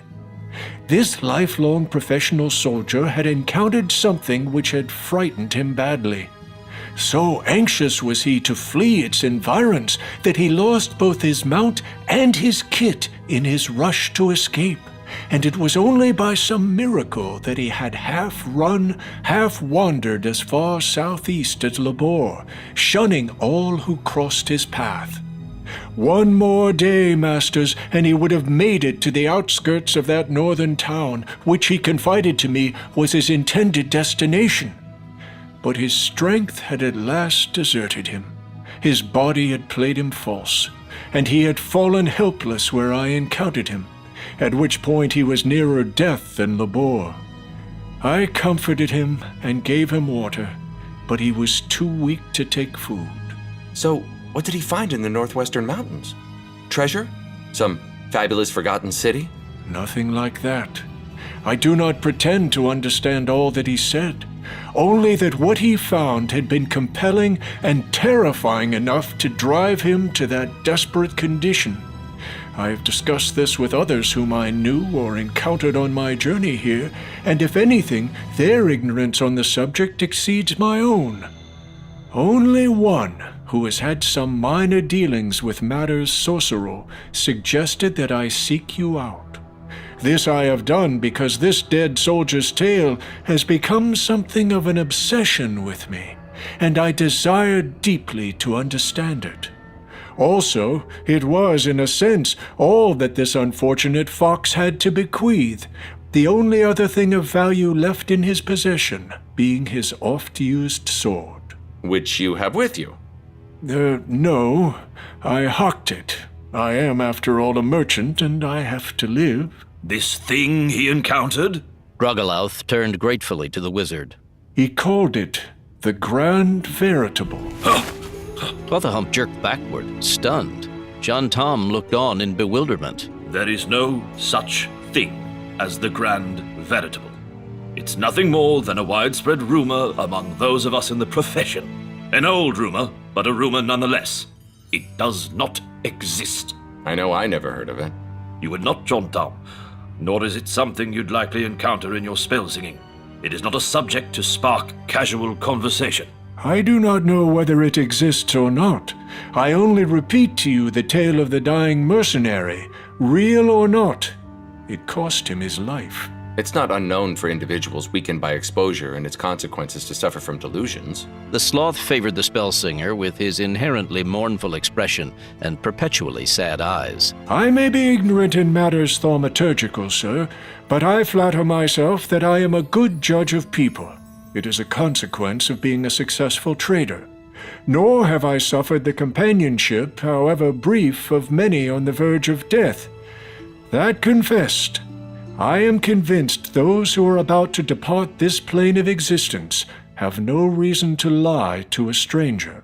Okay, so this Japhet believed he'd encountered something he called the Grand Veritable.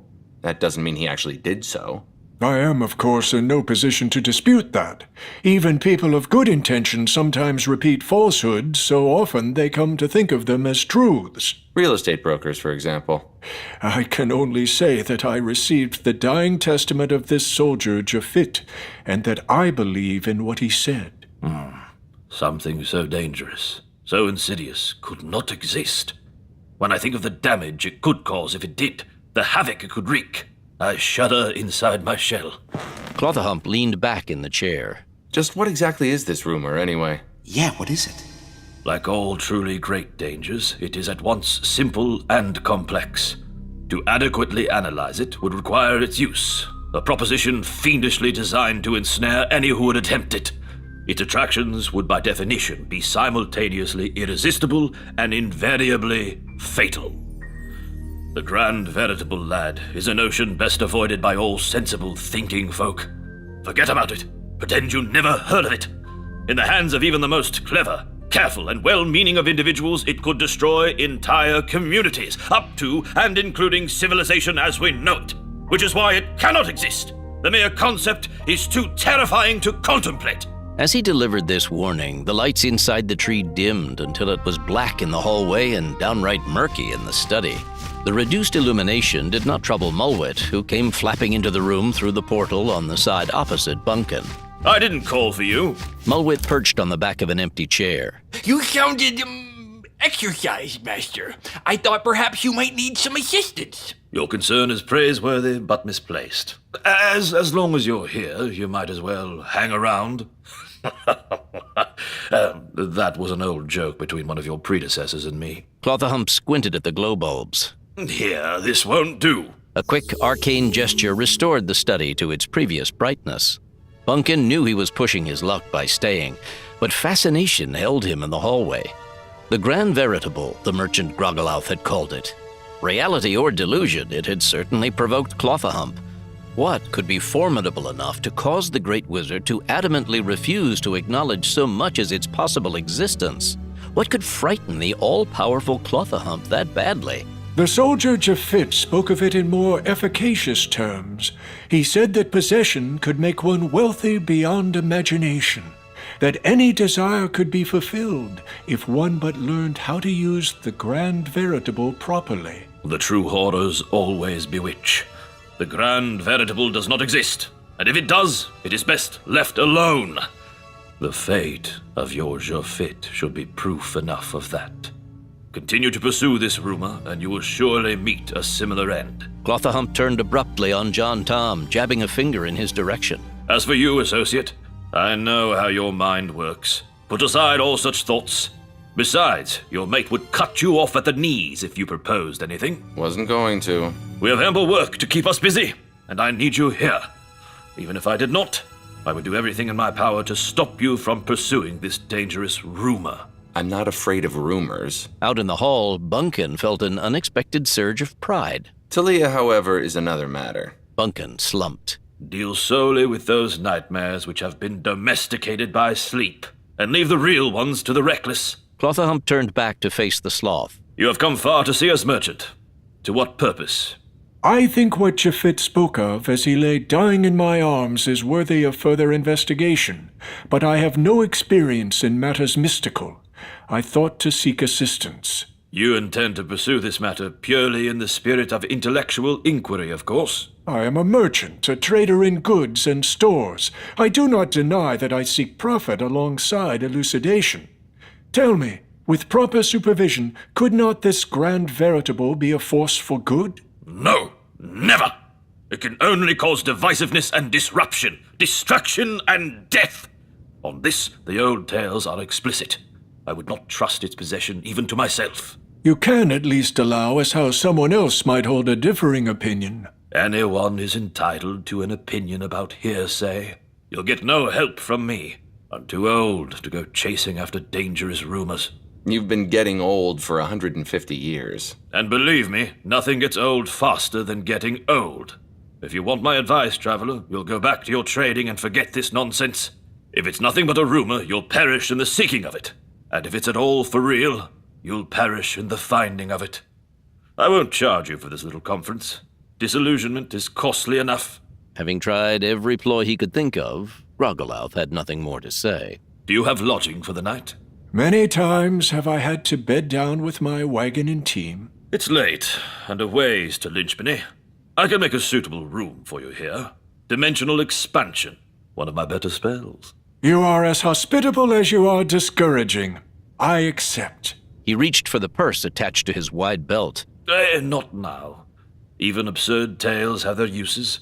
One must balance enlightenment with entertainment. This is fortunate for you, elsewise I might have turned you into a cockroach as penance for interrupting my sleep. The sloth started, sleepy eyes suddenly wide. Clotherhump has a unique sense of humor. The wizard chose not to comment as he rose and lumbered on short, stumpy legs toward the far portal. Come, traveler, and we'll see you to your sleeping arrangements.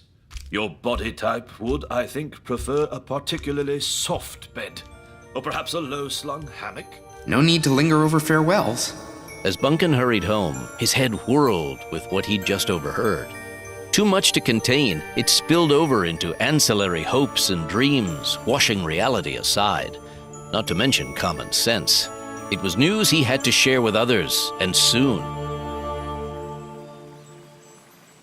So this Garglemouth. Groggelouth. So he were a merchant from far away, and a sloth.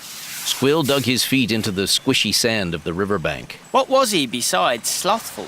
They sat on the beach, which stuck out into the current on an upper bend of the short stub. Vest and pants bundled nearby, Nina cavorted in the water, a sliver of brown sleekness arcing through the silver.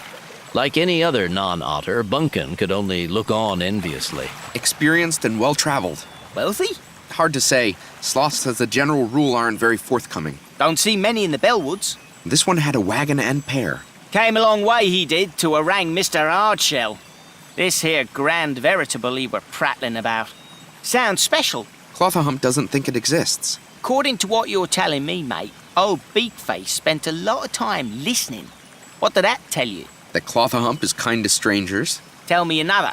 The old bugger's a grump. Then we're left to consider the alternative, which is that there was some substance to what the trader was saying. Never been to the Northwest.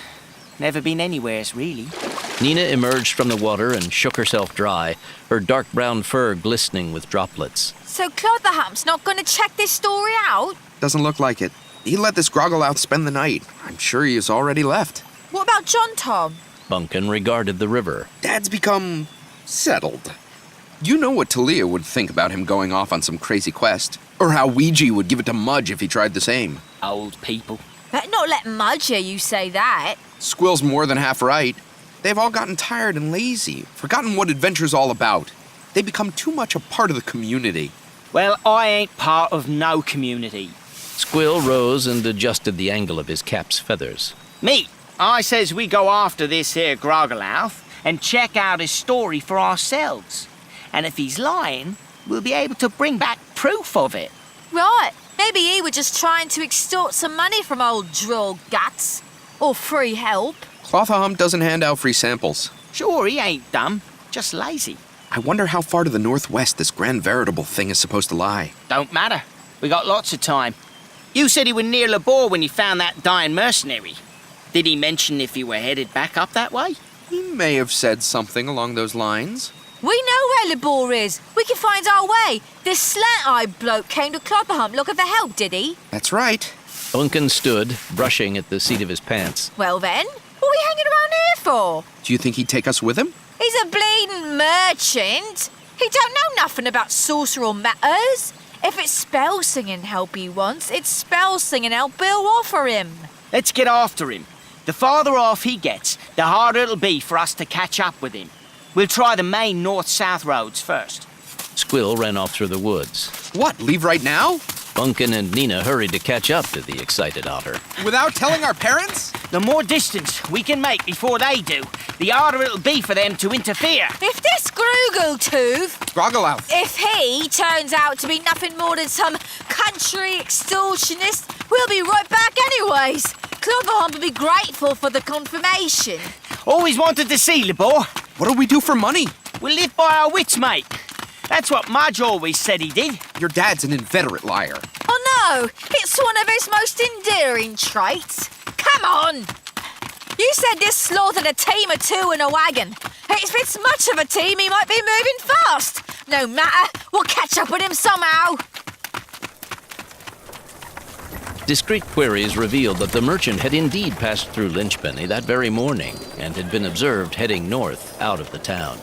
That meant he was already a day ahead of them. We ain't gonna catch a wagon on foot. Bloody hell. I was hoping he'd hole up here in town for a while. We'll have to find transportation. How? We have hardly any money. I'm the daughter of the inimitable Mudge, and Squill here, sad to say, is me brother. We've spent all our lives listening to Mudge's stories. You can't do that and not pick up a smidge of practical information here and there. This is awfully close to home. Just being here makes it hard to stay inconspicuous. Oh, mate, we haven't even started to push things. Squill indicated a comfortable empty half-barrel in a nearby alleyway. You just have a seat and wait here. Nina and I will be back shortly. Just don't do anything obvious! The pair of four-legged riding lizards the otters found were strong and willing. They left Lynchpenny quickly behind and soon found themselves once more among the dense groves of the Bellwoods, heading north at a laudable pace. Bunkin couldn't keep from glancing back over his shoulder, but no pursuit appeared on the smooth dirt road behind them. Squill and Nina rode back to back on the other animal's saddle. If the stable owner catches us first, he'll make hides out of us before we can explain. Oh, don't be such an old granny cakes. As soon as we catch up with Groggleouth and hire ourselves on with him, we'll let these two skinks go. They'll find their way back, and their owner will just think they slipped the bloody tethers. Clinging to the narrow reins, Bunkin considered his horse-sized yellow and blue-striped mount. I didn't know that skinks had a homing instinct. Well, they'll find their way back somewhere. Anyway, they have to catch us first. If and when they do, if we ain't got the goods in question in our possession, they can't prove a thing. Relax, mate. Nobody saw us. Bunkin did his best to comply. They rode most of the night, catching a few hours' sleep beneath the branches of a huge old bell tree. The otters were up before the sun, their energy incredible, though if the mood took them, they could also sleep for a day and a half. By mid-morning, there was still no sign of pursuit, and Squill had paused to point out fresh ruts in the road. See that? He clutched at his mount's reins, steadying the big lizard. The merchant's wagon. How do you know that? This is the main road from Lynchpenny to Labor. Plenty of wagons pass this way. I ain't seen any. It's the slow season. We'll know right soon. Come on. Squill spurred his mount on, and Bunkin hurried to follow. Were their parents missing them yet? Bunkin wondered. Following breakfast, they'd taken their best shot at a privacy spell. In theory, John Tom shouldn't be able to track them now with magic. In theory. He shrugged. There was little more they could do to cover their tracks. Legend said that Bunkin's father and Mudge helped stop the plated folk at the Jotrum Gate. Hard to believe it was the same person who spent much of his time puttering around the family tree, fixing leaky plumbing and cooking fish on the barbecue on the lawn out back. Could that person break through the straightforward solidity of a privacy spell? He chucked the reins. The big skink turned its narrow, blindered head to look back at him. Come on, pick it up. We want to overtake this merchant before another night falls. Evening was threatening to make its appearance when Squill suddenly brought his own mount to an abrupt halt. Bunkin drew alongside and stopped. What is it? Something the matter? Don't you hear it? I hear it. Well, I don't. Why not? Your ears are bigger than ours. But not as sharp, above or below the water. You're always underwater, mate. Bunkin followed the otter's lead as they dismounted and secured their skinks to a nearby tree. Just as they had for years, they used the undergrowth to conceal their movements as they advanced. Only Bunkin knew that this time Squill and Nina weren't playing. Maybe his hearing wasn't as good as theirs, but he was equally adept at avoiding twigs and dry leaves. It didn't take long before he, too, could hear what had attracted Squill's attention. They came to a place where the forest thinned, and they could see the road again. Stopped to one side was the merchant's wagon. Thanks to his well-honed powers of memory and observation, Bunkin recognized it instantly from the single brief glimpse he'd had of it parked behind Clothahump's tree. Also, they saw a large, spell-charged sign on the side, which periodically flashed in bright canary yellow letters, Groggleouth, Merchant and Trader. The wagon rested on 4 thick-spoked, brightly painted wooden wheels. A single door interrupted the smooth lines of the stern. There was a built-in ladder which allowed access to the roof, and a pair of stairs bolted beneath the doorway. Pots, pans, and other household goods dangled from hempen and wire leaders like misshapen fruit.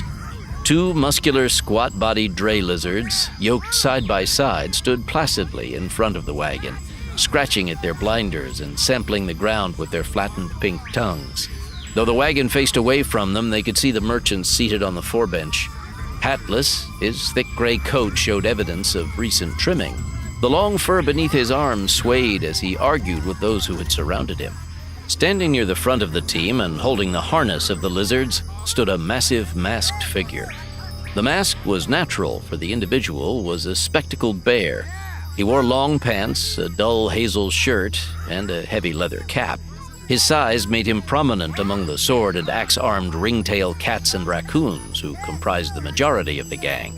A tall, lithe, rather rakishly clad coati stood nearest the wagon, gesturing animatedly in the merchant's direction with a thin rapier. They could see Groggleouth flinch whenever the blade flicked too close. Brass studs glistened among the coati's attire. Even at a distance, Bunkin could make out the diamond that sparkled in one of his prominent canines. What a bleeding marvellous opportunity! We can rescue the silly sword and ingratiate ourselves with him forever. He'll have to take us on. She drew her short sword and took a step forward. Wait a minute. There's half a dozen raccoons and ringtails, the coati and the bear. There's only 3 of us, and the bear's a lot bigger than I am. Righty-ho, mate. Them's fair odds, they are. Are you crazy? You've inherited Mudge's bravado along with his lack of judgment. If we go charging out there, we're going to get ourselves stomped. Don't lose sight of why we're here. One of the ringtails peered curiously in their direction.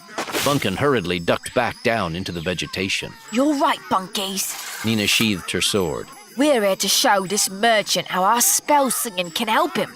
So let's get to it.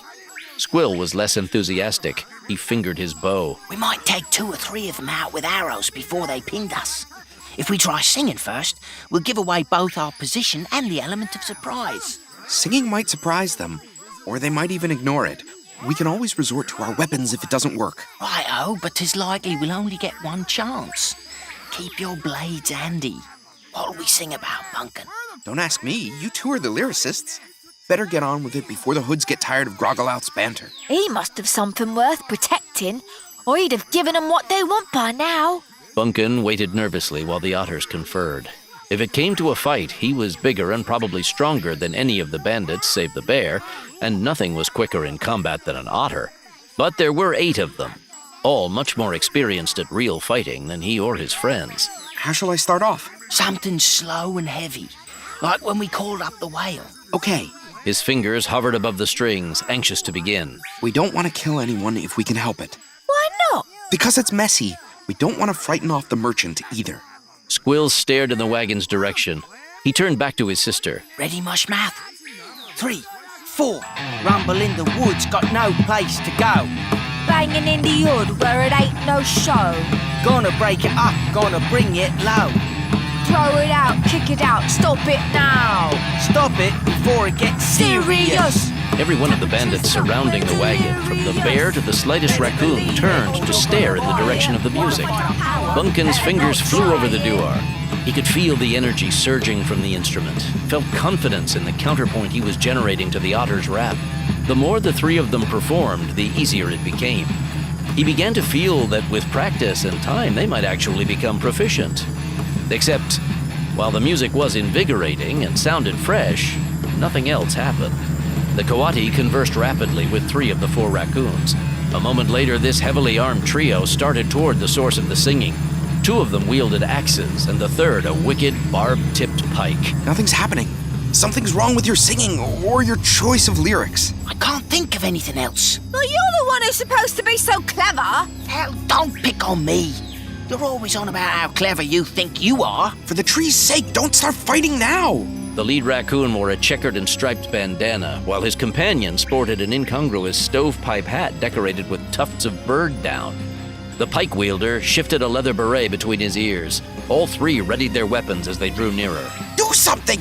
I'm trying, but he ain't helping none. I just can't think of nothing appropriate. Squill glanced anxiously in the direction of the approaching brigands. Anything! Bunkin wondered if he should put down the duar and take up his sword. Wait a minute. Squill whispered rapidly to his sister. Her expression widened, she nodded, and they began to sing once more. Time for the beat, time for the feet, time to get real out on the street. Time to hammer the bad dudes down. Time to hammer them down into the ground. A glistening, argent nimbus materialized above the bushes between the singers and the advancing robbers. It was clearly visible to those back by the wagon. The ugly conversation between the desperate Groggalouth and his increasingly impatient tormentor ceased as both turned to stare. The silvery vapor seemed composed of metal fragments. It was grave and intimidating. Bunkin instinctively stumbled away from it until he bumped up against a tree. He had the presence of mind to keep playing. What they were conjuring up, he didn't know, but so far it was enormously impressive, even in its indistinctness. The otters ducked slightly but continued to rap. The raccoons clutched their weapons in front of them and gaped, their advance stalled by the otherworldly conjuration. The cloud began to congeal into a crystal the size of a wine barrel. This was crossed with a much larger cylinder composed of identical material. Together they formed a slender T-shape that was as long as Groggalouth's wagon. It was, in point of fact, an enormous tool, a hammer fashioned of some unidentifiable solid metal, a giant's hammer. It hung in the air above the bushes and young trees, vibrating slightly in time to the beat of Bunkin's duar. The raccoons began to edge around it, keeping a wary eye on the gleaming, highly polished apparition as they did so. This wouldn't do, Bunkin knew, and he so informed the otters. Without missing a beat, they altered their lyrics appropriately. The hammer shuddered. It arced backward, paused briefly in a vertical position, and then swooshed down with tremendous force. It struck the foremost bandit before he could dodge and squashed him flat. The 2 surviving brigands raced back toward their compatriots, throwing their useless weapons aside. Bunkin forced himself to look at the mess the hammerish apparition had created on the otherwise pristine forest floor and felt his stomach engage gears independent of the rest of his system. He was, however, too busy playing to throw up. The otters, delighted, proceeded to ghoulify their lyrics to the utmost extent of their imagination. The hammer pivoted in midair and began to chase the retreating bandits, repeatedly slamming into the ground behind them, leaving deep, perfectly round impressions in the solid earth. Seeing the outrageous device pursuing their panicky companions, the rest of the gang hesitated. At this crucial moment, the coati bravely scampered forward and made a gallant, if misguided, effort to rally his dispirited troops. He jabbed at the hammer with his rapier, only to see the blade turned by the smooth astral metal. The hammer came down on his tail, breaking it in several places. The bandit leader keeled over, unconscious. A ringtail and the bear grabbed him under the arms and hustled him away toward the densest cluster of trees, while the rest of the gang scattered in every direction. Momentarily confused, the hammer went after all of them at once, missing with predictable but nonetheless intimidating regularity. Bunkin kept playing until the last robber had disappeared around the far bend in the road. He didn't laugh at the sight, because he couldn't. The nearby pulverized bone and expansive blood stain, which had been the unfortunate raccoon, was too bright in his eyes, too thick in his nostrils. Not bad, you two. Let's see how our merchant's doing. The trio broke from the underbrush and jogged toward the wagon, carefully avoiding the bloody pulp to their right. What'll we say to him? I don't know. He looks a bit rattled. Indeed, Groggalouth was clearly shaken. Understandable, considering he'd thus far seen only the homicidal hammer and not its manipulators. When all was explained to him, he would doubtless be properly grateful, Bunkin mused. After all, they'd just saved his fortune and most probably his life as well. A loud crash sounded from the tree line. Bunkin turned to look behind him. Still flailing about madly, splintering bushes and trees and the occasional small boulder, the hammer reappeared. Having been spell-sung into existence, it was not about to simply fade away. It hesitated as if searching for something new and different to flatten. After a brief pause, it aligned itself with the wagon and came thumping directly toward them. Ah! It's still active! I can see that. Sing it away. Play! You have to play, Bunkin! All three of them retreated in a body, Bunkin and the others trying to keep the spell going at maximum speed. They were in the middle of the road now, in front of the wagon, with no cover in sight. The hammer reached them and hesitated. Paws in the air, Groggalouth cowered back on his bench. The apparition seemed to consider him, then accelerated purposefully in the direction of the somewhat quavering musicians. Scar! Human and otters broke in three directions as the massive chunk of metal slammed into the earth where they'd been standing, sending gravel and dirt flying. Make it go away! Sing something else! Send it back where it came from! Back where it came from? I don't bloody know where it came from! The toolbox of the gods? The hammer zigged as he zagged to his left. You're the damned Spellsinger! He jumped, and the device just missed him. You're the singers! The otters were getting tired of trying to dodge and sing at the same time. The remorseless specter gave no indication it was slowing down. Suddenly, the wind increased. Tree limbs and trunks bent toward the road as the breeze rapidly grew into a full-fledged gale. From his seat, Groggalouth looked on in fascination. Bunkin was tiring fast, having neither the energy nor the agility of the otters. That thing landed on them. A flailing branch knocked him down, and he felt the dewar slip from his stunned grasp. The pulsing radiance at the nexus of the two sets of strings instantly vanished. Lying on his chest, Bunkin looked up in time to see the hammer hovering above him, measuring itself for the terminal strike. He closed his eyes.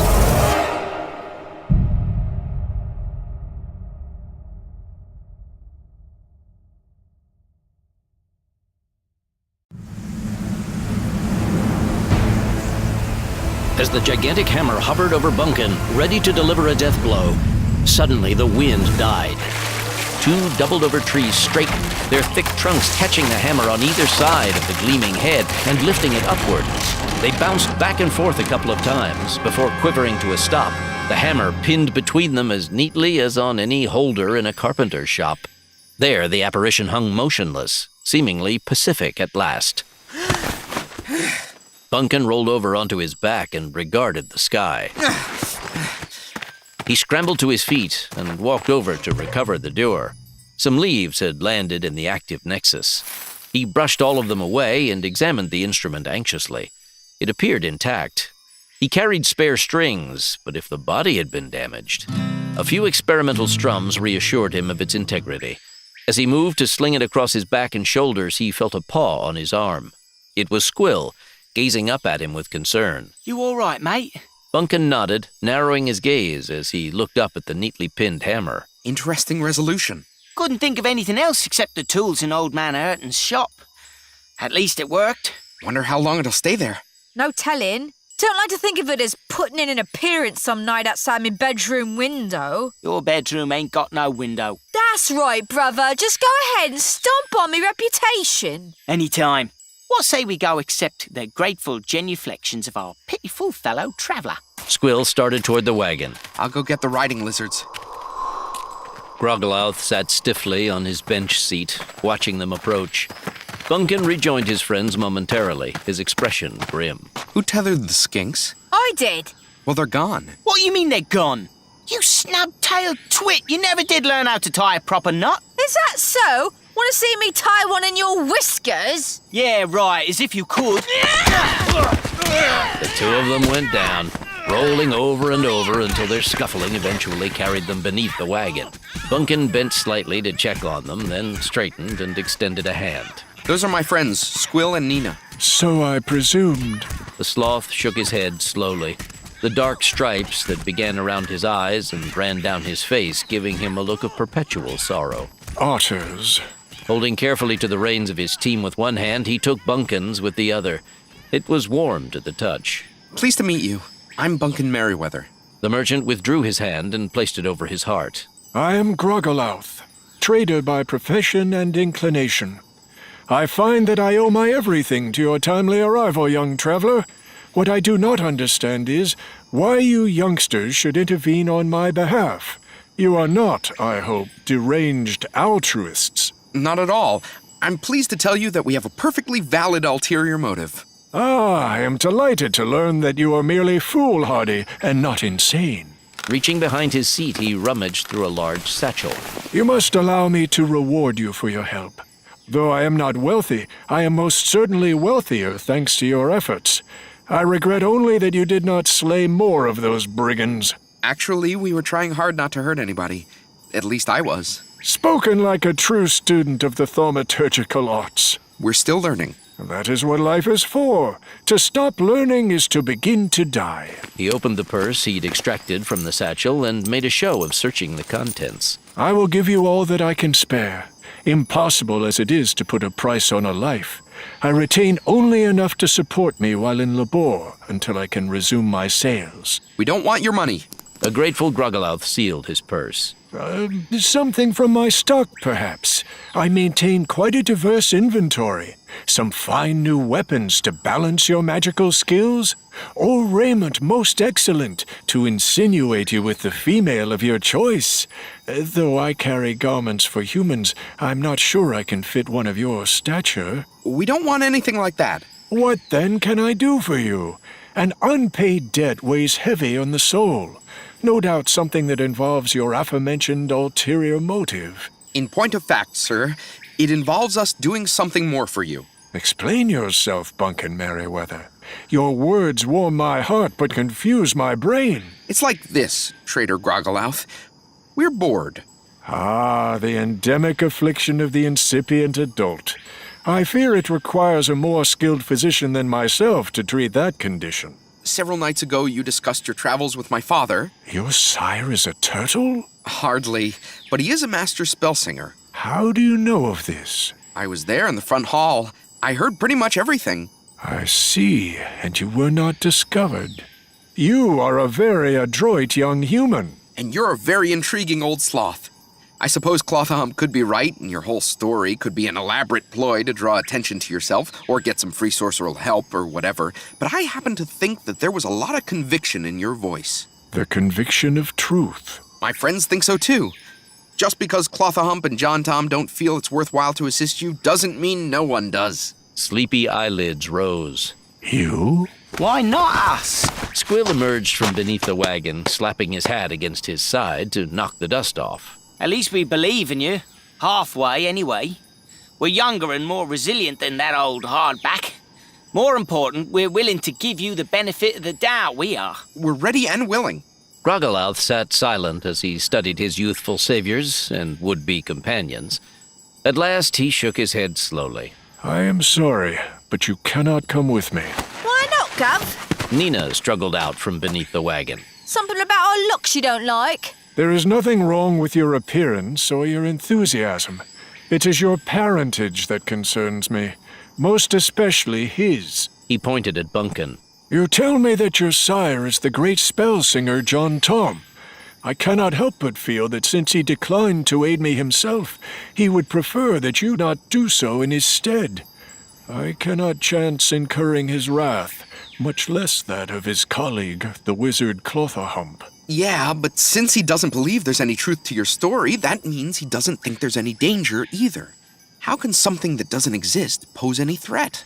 The wizard seems to think that it does, besides which the journey itself may present many obstacles that will have to be overcome.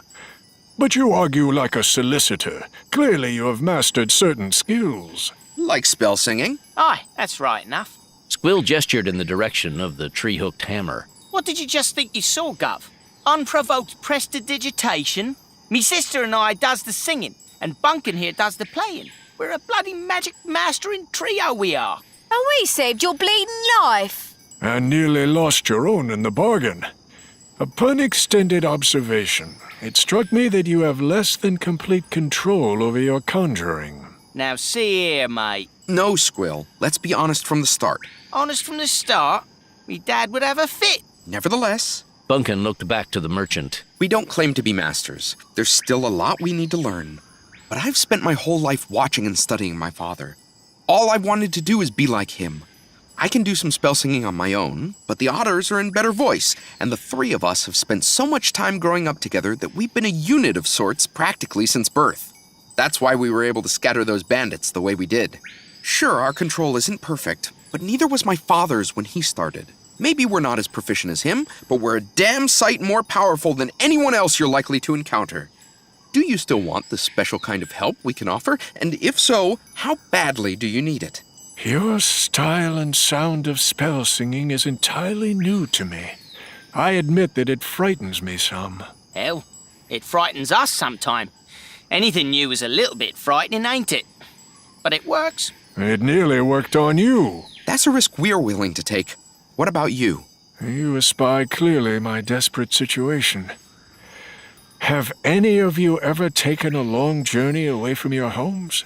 Of course. What do we look like to you? Mewling babes? Why, our sire is Mudge the Stupendous. Tch, Mudge the Otter, anyway. I have heard that name elsewhere, though usually in connection with extensive debts, long owed, or assorted ingenious moral outrages. That sounds like Dad right enough. Yes, I know of his reputation. Mudge the Great Thief, Mudge the Great Drunk, Mudge the Great Wencher, Mudge the Great... Well, at least the operative adjective is still great. You have daring and guts. I wonder how extensive is your quotient of courage. As big as any bloody merchant's. Your inexperience in matters sorceral and otherwise still concerns me. But as is clearly evident, I have no army of wizards clamoring to accompany me. There are occasions when youth can work to an advantage. So, I will allow you to accompany me until such time as your presence becomes more of a burden than an asset. I hope we never give you reason to regret your decision, merchant. Right then, on to Labor! Labor? Ruggleouth made room for Bunkin on the bench seat and for the others behind. We do not go to Labor. But this is the road to Labor. That's where you were heading. To seek wizardly aid and advice.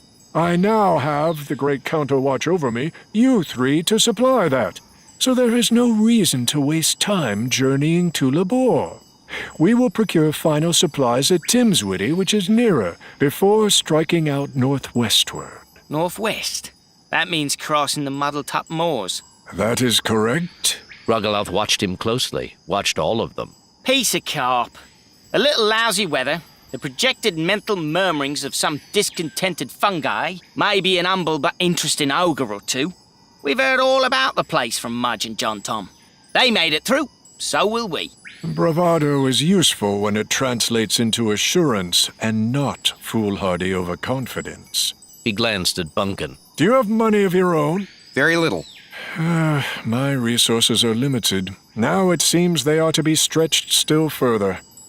We will manage somehow. When pressed, we have my wagon for shelter, though it will be crowded with 4 of us. He shuffled the reins in his hands. We should move on. Great mysteries await resolution. He chucked the reins and the wagon trundled forward. Squill and Nina settled themselves on some cushions behind the bench seat.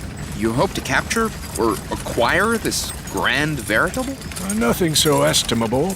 I merely wish to ascertain the truth of gallant Jarfit's story. Yes, when that moment arrives, it will be good to have 3 young, strong companions by my side. You forget that I overheard the whole conversation. Well, there would be nothing immoral in making a profit as well. Bunkin settled himself as comfortably as he could on the padded wooden seat. They were on their way. This must be how his father used to feel when starting off on one of his inimitable adventures. Though if he and Cloth-a-Hump were right, there wouldn't be any adventure, just a lot of hard, difficult traveling. At least it was a journey. At his age, that was adventure enough in itself. Everything they saw from now on would be new and different from everything which had been seen before, and therefore exciting. Different, if not startling, stimulating, if not overawing.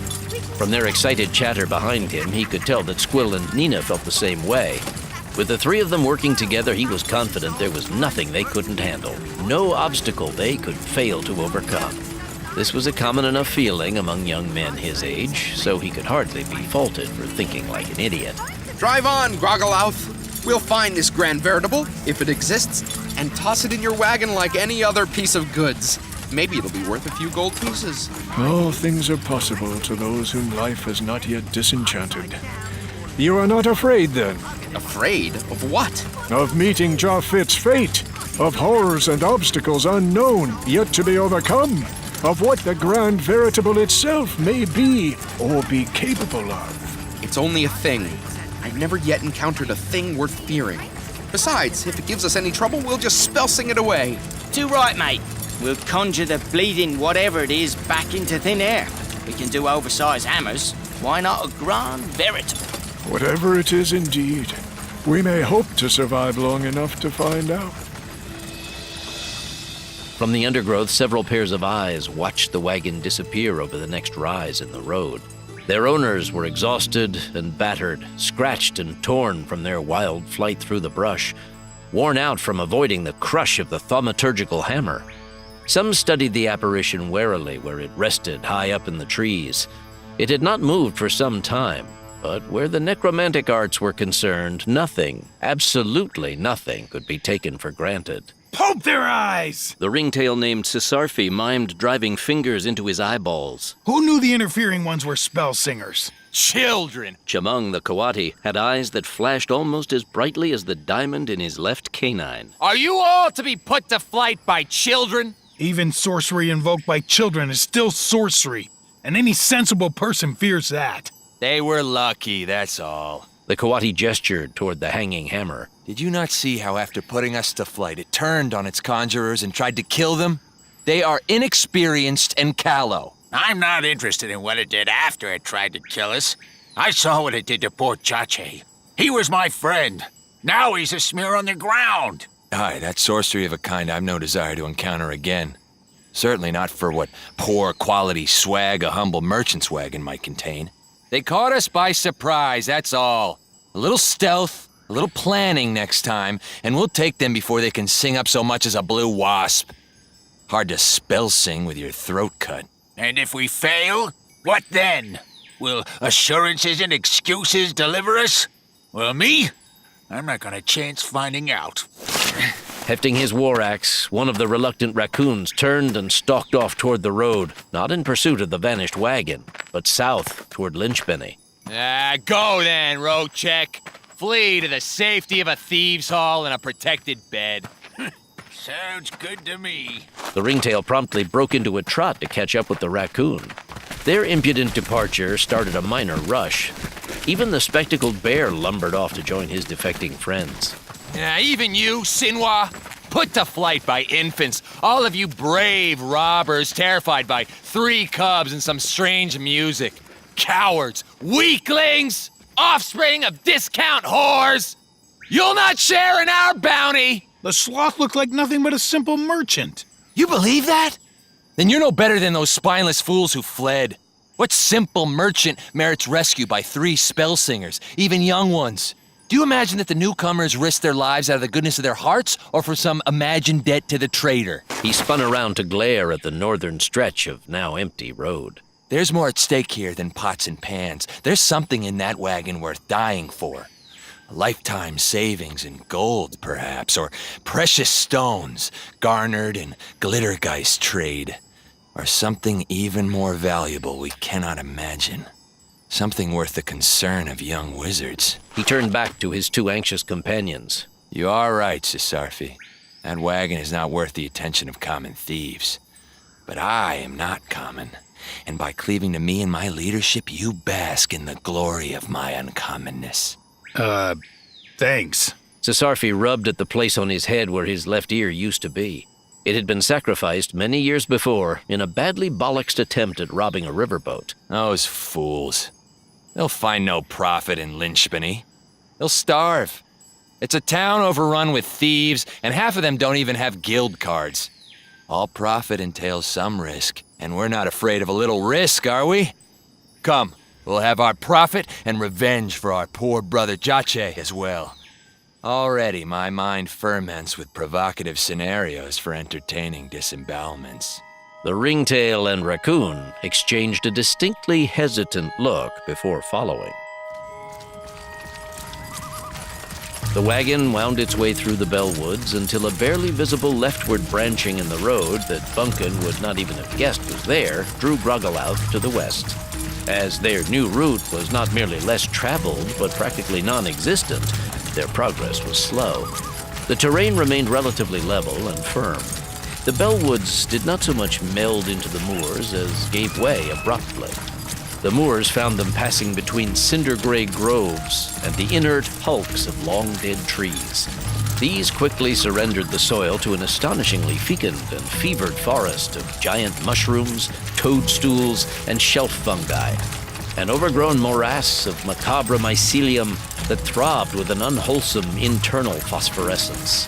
The cloud-flecked blue sky of the Bellwoods had been obliterated by a pervasive gray-green gloom that disheartened the soul as well as the eye. Somewhere above the pestilent fog, Bunkin knew that the sun still shone brightly. The clouds still collided and coalesced amiably in a blue sea. It was vital to cling to that image as they plodded through the baleful olive-green twilight.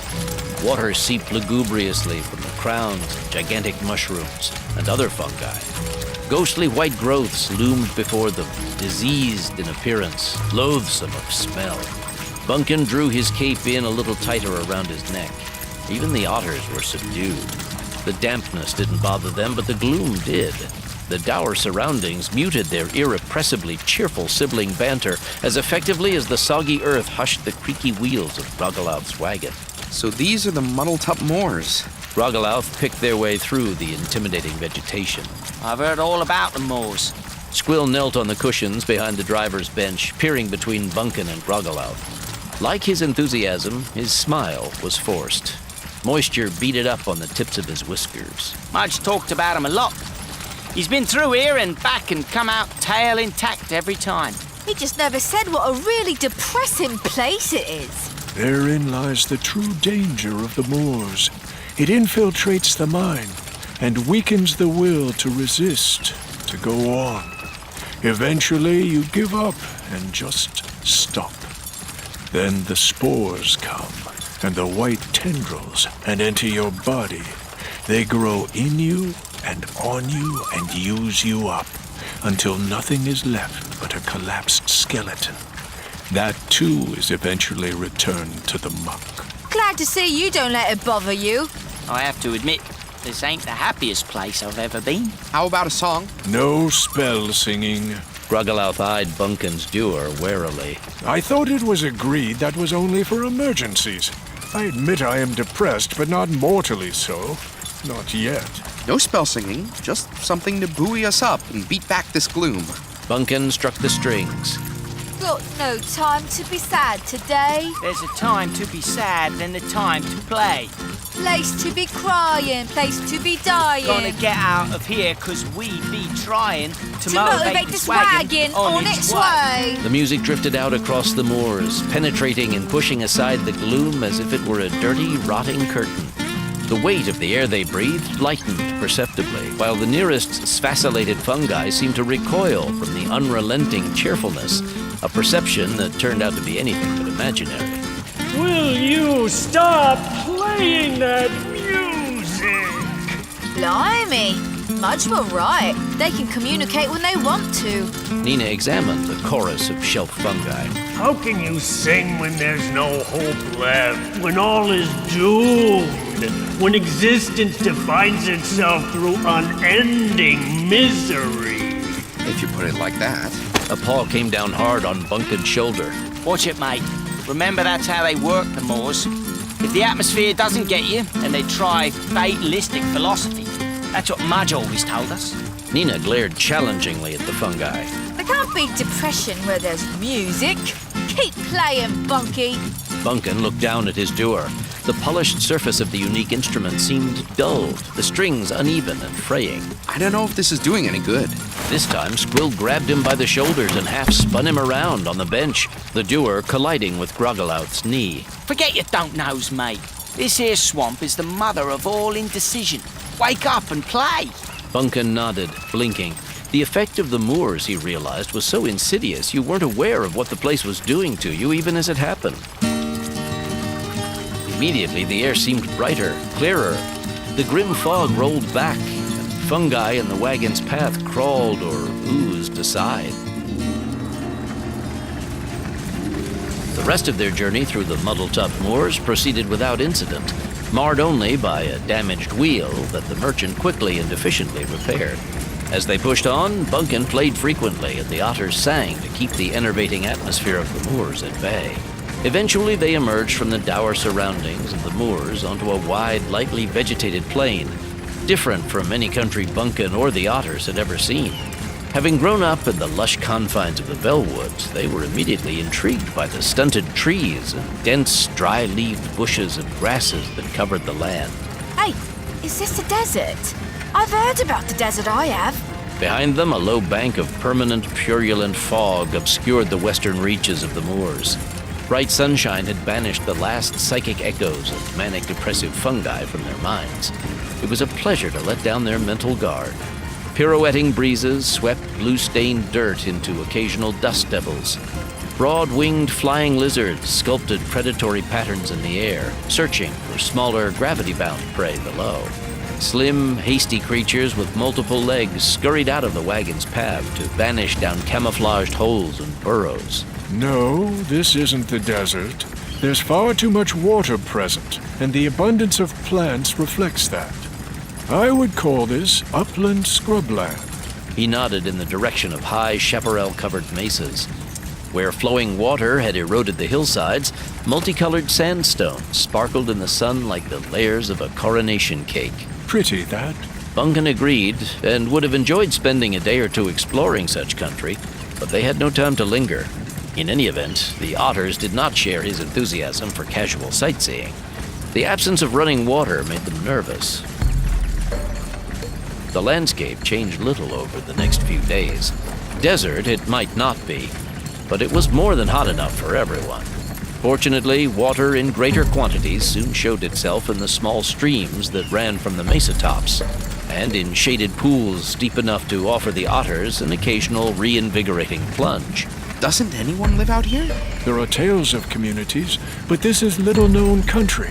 Civilized folk keep to the Bellwoods, or travel south to the Taylorome, and thence down to the Glittergeist or up the river to Polistrindu. Don't see why anyone would choose to live here. Too dry, too isolated. Some people prefer isolation. I have traded with such. Each to his own taste, I suppose. This track we're following must run somewhere, little used though it is. Sure enough, not another day had passed before they topped a low rise between boulders that gave way to a view of a verdant valley. Two broad streams meandered through well-tended fields, surrounding a town of surprising dimensions. Behind a smooth-faced white wall with a curved crest towered buildings of 3 and 4 stories, all plastered and painted the same stark, reflective white.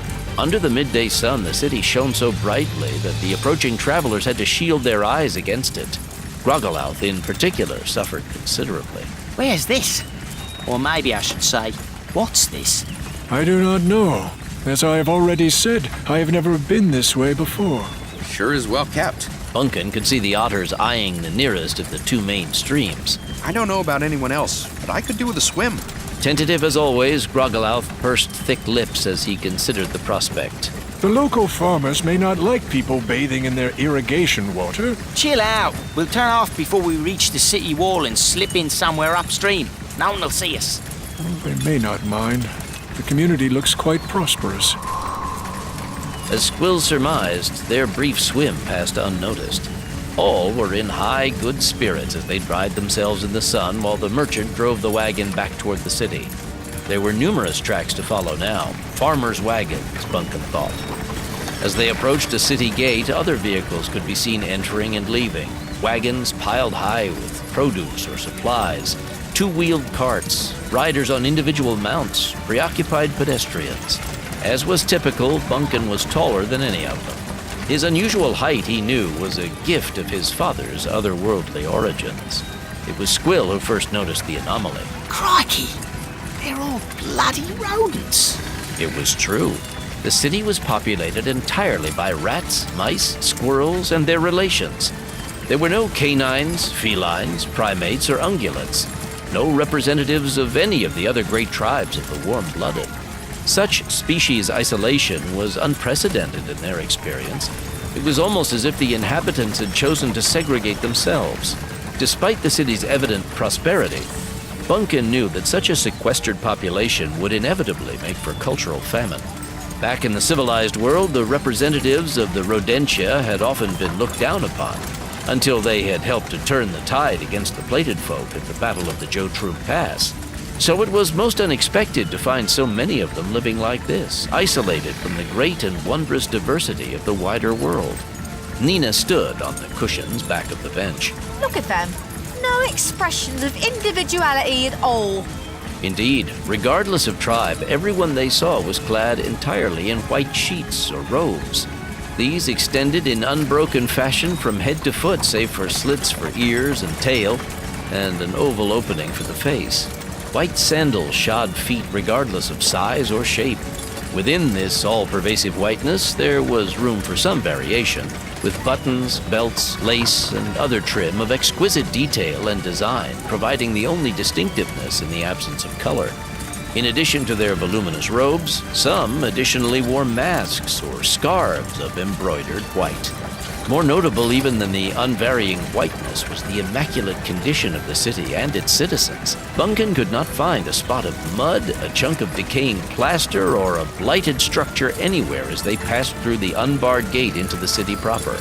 A pair of squat capybara guards followed the wagon with their eyes, but made no move to confront it. Their ceremonial pikes were fashioned of birchwood tipped with blades of sharpened milk quartz. A warren of structures began immediately inside the gate. Modest or excessive, they were plastered or painted white. Awnings of white cloth shaded small street-side stalls or upper-story windows framed with intricately carved white shutters. The street down which they plodded was cleaner than the tables of most taverns in Lynchpenny. This whiteness must have religious or social significance.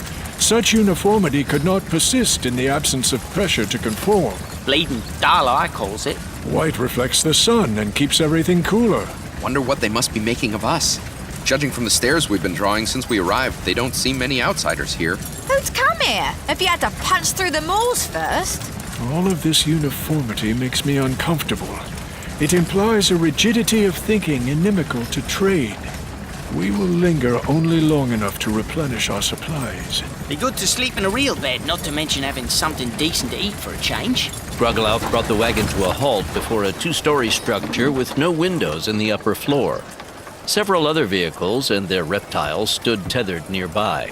A large, powerful monitor lizard hissed but made room for the newcomers. I am a merchant by trade, my dear Squill, not a cook. Groggelouth climbed down from the bench seat.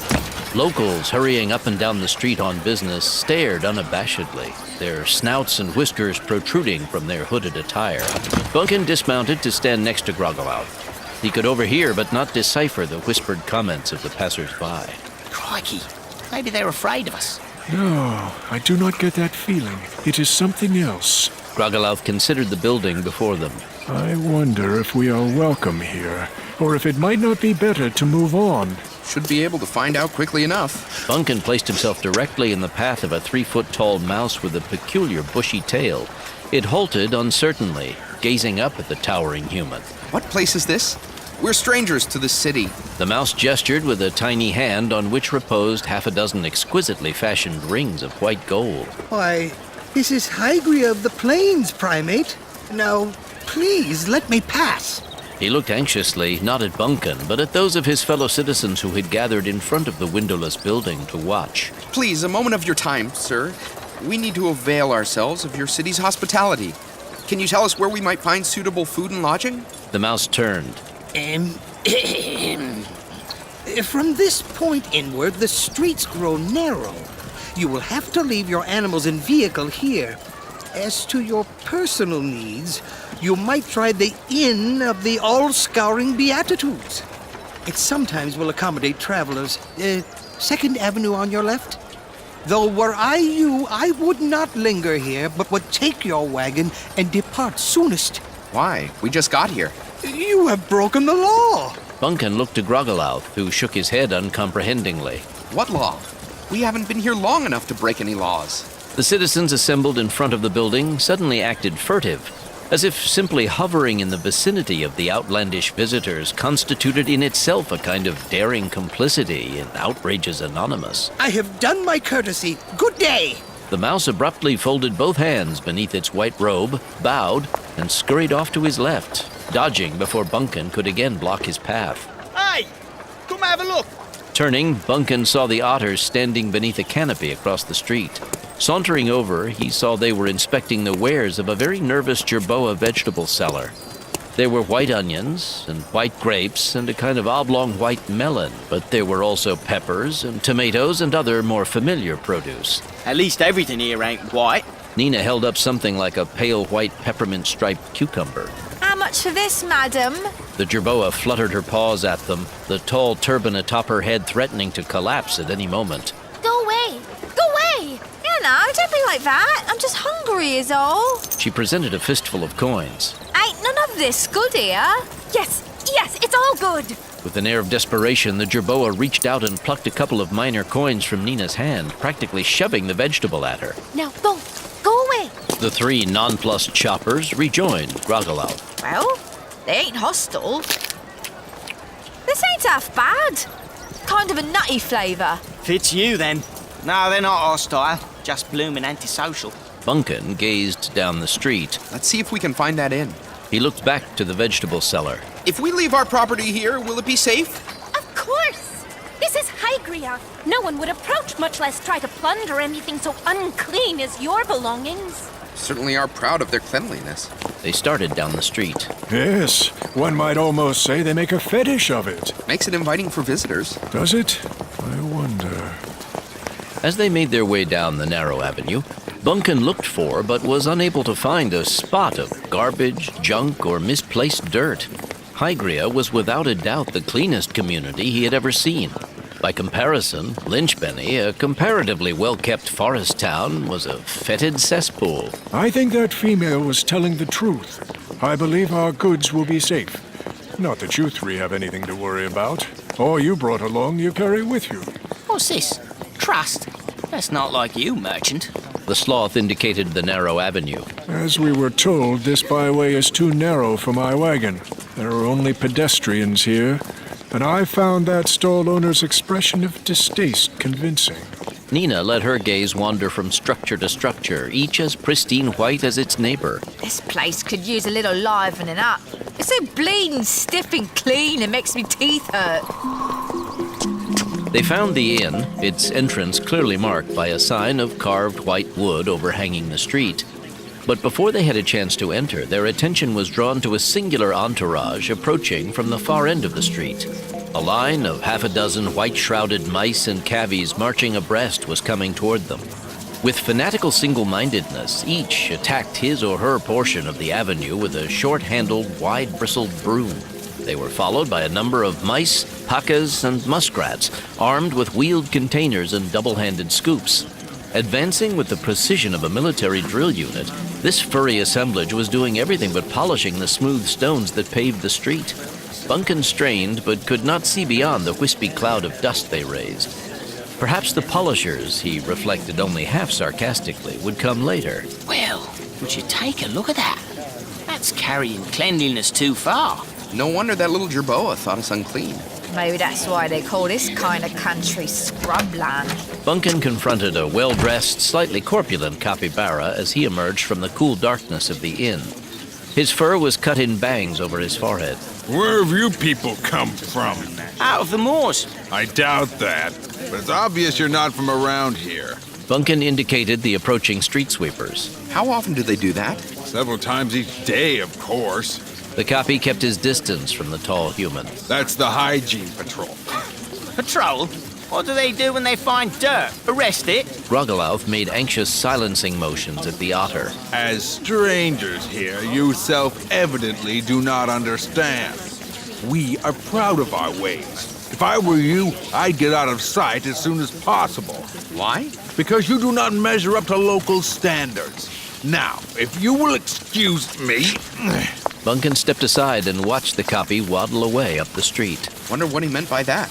I do not know, but we had better move on, or we are liable to find ourselves swept up together with the dust and dirt. They entered into the inn just as the patrol reached them and watched as it literally swept past. Their precision was impressive, Bunkin had to admit. As soon as they'd passed, he stepped back out into the street, following them with his gaze. I think that's it. Not quite, mate. Squill nodded down the street. Advancing in the sweeper's wake was a squad of 8 pike-armed pakas, squirrels, degus, copies, and assorted others.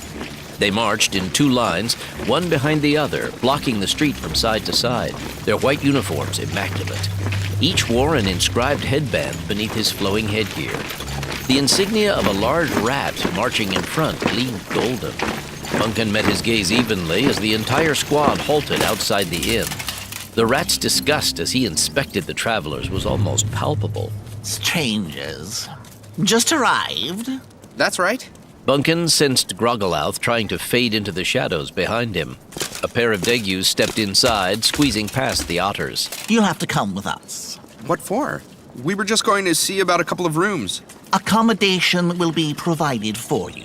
The business ends of 7 pikes inclined in their direction. Bunkin put his hand on his sword and felt Grogolauth close beside him. We are deep within the city. Fighting will do us no good here. Bunkin forced himself to relax. They may only wish to question us. Perhaps we will have to pay a fine. Whatever they want, it would be premature to start a ruckus. We haven't done anything. Bunkin took a step forward.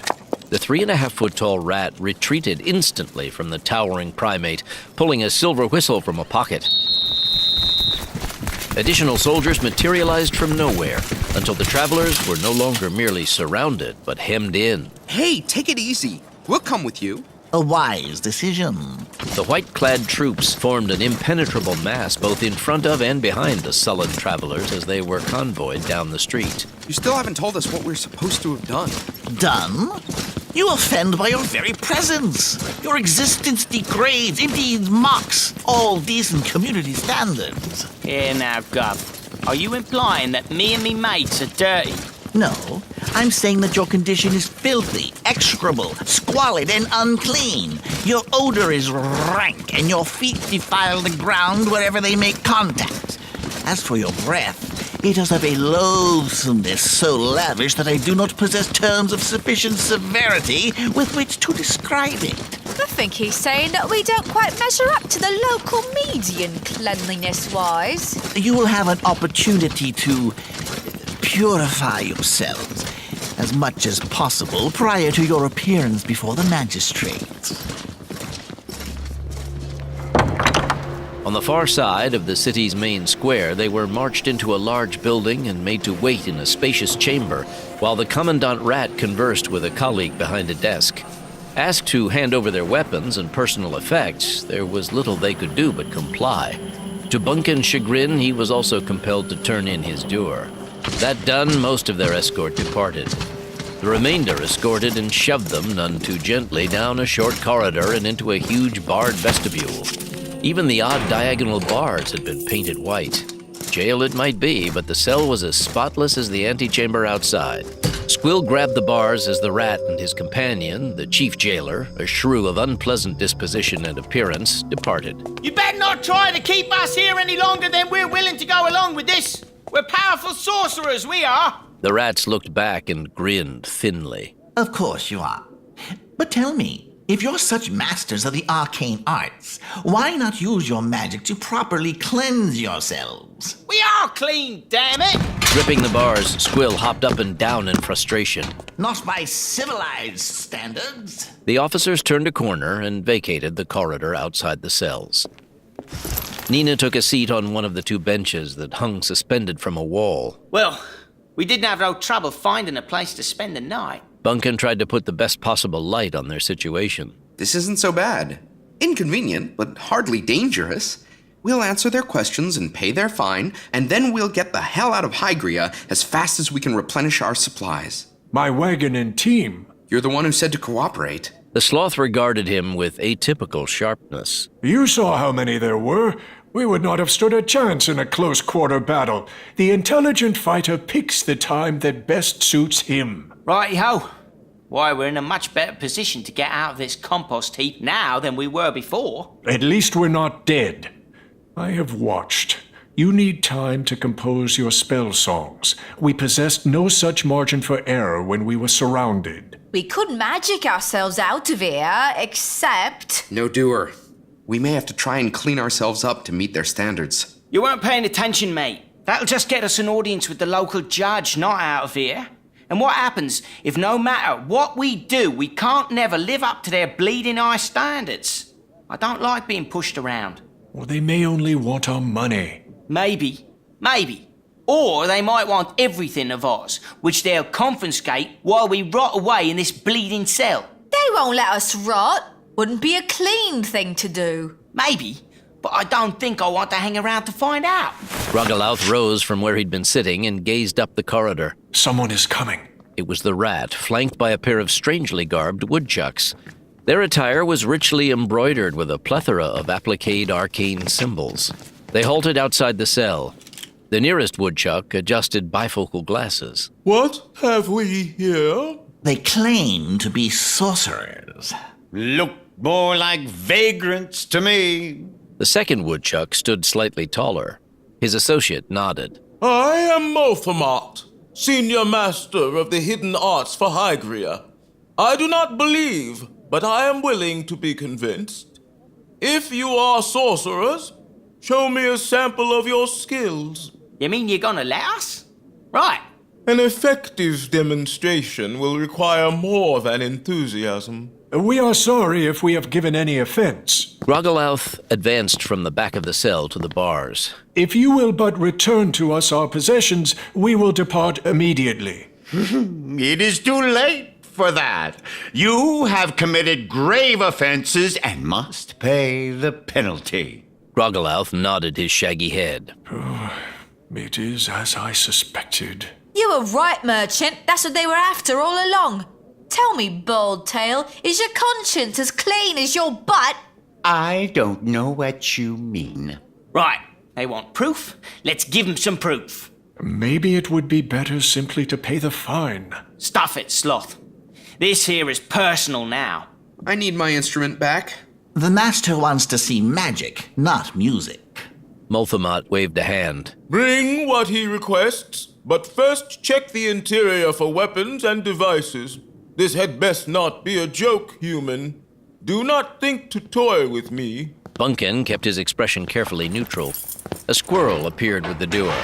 The cell door was opened and it was passed inside. Bunkin cradled it lovingly, checking it thoroughly for damage. It appeared unharmed. Only when he was satisfied did he turn to the others, who waited expectantly. Something simple, just enough for a demonstration. Hell, I wanted to flatten the whole bleeding city. How about we dissolve these bars? Would that be adequate proof? The commandant tensed slightly. For the first time, he looked less than completely confident. By contrast, the two woodchucks evinced hardly any reaction. Mothamot's associate considered. That would be interesting. Bunkin bowed slightly and commenced to follow the otter's vocal lead, thumping a beat on the doer. Got no freedom in this place. Time to get out and get on with the race. This place here stinks. That's what we think. Us and our friends, we say, see ya. Sure as hell wouldn't wanna be ya. The mist that materialized this time was dark and threatening. It coalesced into a compact cumulonimbus cloud which began first to rumble, then to flash ominously. Intrigued, the woodchucks held their ground while the commandant took a couple of steps toward the corridor exit. Miniature lightning began to run up and down the restraining bars, curling around the metal while seeking the places where the bars were fixed to wall and floor. The strobing light cast the faces of spellsingers and player into barbaric relief. Beyond the corridor, guards and administrators gathered fearfully to listen. Unperturbed, Multhamot raised both short arms and mumbled laconically. Repulsive thought, all minds reject. Our mutual goals instead respect. For our high standards, let us live above the fray, to take and give as citizens of Hygria should, working for the common good. His colleague removed a flask from within his copious robes and began to sprinkle its contents on the bars. The fluid smelled powerfully of lemon and ammonia. Bunkin's nose twitched as the odor struck him, and he knew that the otters with their more sensitive nostrils could hardly be missing it. A second cloud appeared in the corridor. It was an intense, brilliant white, sanctified and fluffy and shot through with silver. Under Multhamot's direction, it drifted purposefully toward the cell. Trying to ignore it, Bunkin kept playing. The ivory cloud made contact with the one which had spread itself along the bars. Ragged lightning erupted at the confluence, and the air grew acrid with the smell of ozone. The dark nimbus Bunkin and his friends had conjured began to break apart into tiny, harmless puffs. There was a bright actinic flash which caused everyone to blink. The smell of lemon fresh and otherworldly room deodorizer rode strong in the air. Bunkin and his companions were unable to regenerate the dark cloud. Well, so much for your squalid sorcery. We of Hygria can scrub it out of existence, wash it from this dimension, render it impotent through disinfective invocation. From now on, this chamber will remain whiter than white and squeaky clean, in spite of all your efforts to foul it through your outlander spell singing. Behind him, the Commandant, his confidence restored, beamed triumphantly. Yeah, don't let him get away with that. Let's have another go, mate. I don't know, Squill. Bunkin let his tired fingers fall from the strings. I don't feel too good right now. Maybe we better give it some thought. Don't back down on us now, Bunkis. All right, one more time. Let's really give it to the dirty buggers. Squill bent to exchange ideas with his sister, trying to reach an agreement on lyrics. The vapor that boiled out of the door this time was a throbbing, angry red that screeched and gibbered. The knife-edged lyrics of the otters were matched by the crimson blades that emerged from the coalescing fog. Seeking eagerly, they hissed up and down, looking for something to slice as the cloud drifted inexorably toward the cell bars. The two woodchucks conjured a second white cloud. It spun and swirled until it had twisted itself into optimal dust devil proportions. Bunkin gaped as it spun toward the bars. This time, when the two clouds made contact, there was no lurid flash of light, no crooked lightning, only a deep liquid gurgle. Bunkin and the otters kept going, and the pair of white-shrouded woodchucks waved their hands and chanted like crazy. Banish the foul, restore the fair, purify, cleanse, renew the air. Banish foul contamination, give order its swift restoration. Remove the malodorous and the odorous, replace them with perfumes pure and generous. Hygria's hygiene again restore, make all as fresh as it was before. The cell bars began to vibrate. Soon the walls of the jail joined in sympathetic vibration. Bunkin played on. Mortar powdered and flaked off the walls, filling the air with limestone dust. The combined spell singing was no match for the cyclonic cleanser the woodchucks had invoked. It tore the red cloud to bits, shredding malformed blades and arms, sweeping them into its central vortex. When the last vestige of crimson had been sucked invisible, the whirlwind shrank in upon itself. The otters were forced to give it up. Bunkin finished with a final desultory strum on the door. The glow at its nexus faded. It was quiet in the cell once more. And clean, exceedingly clean. Multhamot nodded. You see?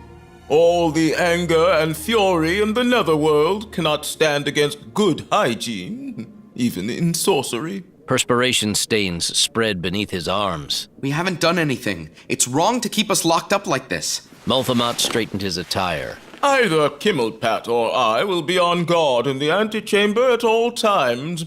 I warn you not to try anything. Thus far, my colleague and I have only countered your necromancy. We have not assaulted you with our own.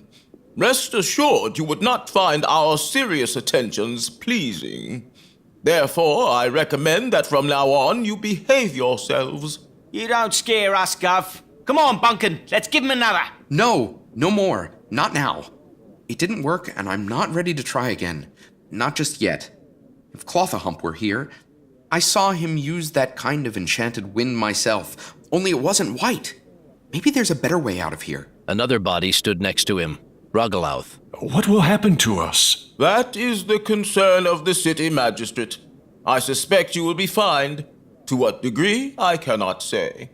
Certainly you will be ordered to dispose of your filthy raiment prior to your court appearance. I'm getting real tired of being called filthy. I ain't going nowhere without me shorts. Wouldn't have bothered Madge. He spent plenty of time gadding about without his pants. The two plump, white-shrouded wizards took their leave of the prisoners. The commandant smirked briefly at his charges before following in the woodchuck's wake. The evening meal, a nutritious, tasteless swill, did nothing to buoy their spirits. John Tom would know what to sing to get out of this place. He would, or else he'd level the whole place trying. The bleeding fanatics. To them, anything that's different is dirty, so they can't abide us. What kind of spell song can you use to combat rabid cleanliness? Squill scratched behind an ear, then a knee, and concluded with his butt. He paused in mid-scratch to sit up straight. Maybe there's another way. Besides spell singing, you always was a little balmy, bro. Now you've gone over the edge. Not by half, me darling Sib. Not by half. Squill was on his feet now. Look here. This lot hate anything that hints of dirt or filth or a general mess, right? Your line of reasoning escapes me. Don't you see? Me sister and I are experts at making a mess. Realization dawned on Nina's face. Her whiskers rose with her smile. Oh, that's right. Otters come by that natural. And we learn from the best. I see now where you are leading with this. There are risks involved. Such a response may only infuriate our captors. Bugger 'em! They're already mad at us. Not to mention being mad up here. He tapped the side of his head. What can they do that they haven't already done? Kill us. Aye, there is that. But only if they're able, which I don't happen to think they are. You presume much. The sloth returned to the rear of the cell and folded his arms. Perhaps you will be good enough to leave me out of this equation. Don't worry, Gov. Why, you're halfway clean. Anyone can see right off that you don't have what it takes to act like a bona fide slob. Thank you. And you, Bunkley, you'll just be in the way. Go on, off for you. Stand over in the corner with our guide and let me bro and me get on with our work. If we need your help, we'll ask for it. Squill rubbed his hands together as they surveyed the cell. This ain't going to be half work. I think I'm about ready for a stomach-churning little snack, I am. Hearing the racket, one of the guards stationed out in the antechamber arrived to check on the disturbance. The sight and sounds that greeted him caused his eyes to widen. Weaving unsteadily, Squill staggered over to the bars and proceeded to pee on the Paka's immaculate white boots. From the look that came over the guard's face, one would have thought he'd been run through, Bunkin thought. The Paka dropped his weapon and ran wildly for the exit. Despite the condition of his stomach, Squill had managed to smile for his companions. The otters gleefully pursued their methodical degradation of the cell, while Grogalouth and Bunkin kept to one marginally unblemished corner. It was at once fascinating and unsettling to watch. Flanked by a pair of sword-carrying squirrels and the sleepy-eyed commandant, it was Kimmelpat who came waddling down the corridor to confront them. Oh, this commotion! It will not go easy on you for having roused me from my sleep when I have only just... He halted, open-mouthed, as he took in the scene. So did his escort. Squill and Nina had removed their clothes and scattered them all over the cell. Likewise, Bunkin and the reluctant Grogalouth, both of whom leaned buck-naked against the back wall. It looked as if a laundry cart had blown up.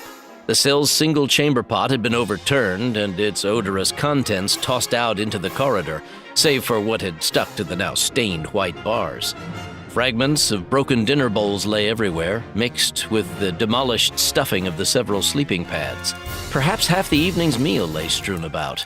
Some of it dripped down the wall opposite the cell, bits of meat and vegetables sliding glaucously down the pristine white surface. The woodchuck's insides trembled but held steady. I know what you're trying to do, and it won't work. The two guards, their hands clasped to their mouths, turned and fled. To his credit, the commandant remained behind, though he looked ill. What won't work, Gov? Tongue lolling, Squill pressed up against the bars and let the drool from his mouth drip down the bars onto the floor outside. The commandant recoiled. Some poor citizens are going to have to clean this up. After they have been suitably fortified for the task, of course. I warn you to cease this outrage immediately. What outrage? Moving to stand next to her brother, Nina conspicuously picked her nose and flicked the contents out between the bars. Wow! You were warned! Kimmelpat raised both arms, prepared to chant. Squill turned to his sister. Impressive, though not to my taste. Sticking his head as far between the bars as he could manage, he shoved a furry finger down his throat. Squill's spray painted the wizard's impeccable, intricately embroidered gown. Stunned, Kimmelpat stopped to look down at himself. At the same time, his nostrils conveyed to him the full aroma of the blessing Squill had bestowed upon his august person. Innocent, as it were, of any natural resistance to such effluvia, the dazed wizard promptly whirled. His elimination landed on the nether regions of the Commandant, making an admirably thorough job of it and missing nary a square inch of the glossy white cloth. This is revolting, beyond imagination. The puce-faced Commandant gasped weakly as he struggled to help the overcome wizard back to his feet. All right, thanks, Gov. We have a good example to inspire us, we do. Here, let me help clean that up. Taking a huge mouthful of water from the still intact cell jug, he sprayed every drop of it smack into the face of the unsuspecting Kimmelpat as the stunned wizard stumbled around to face him.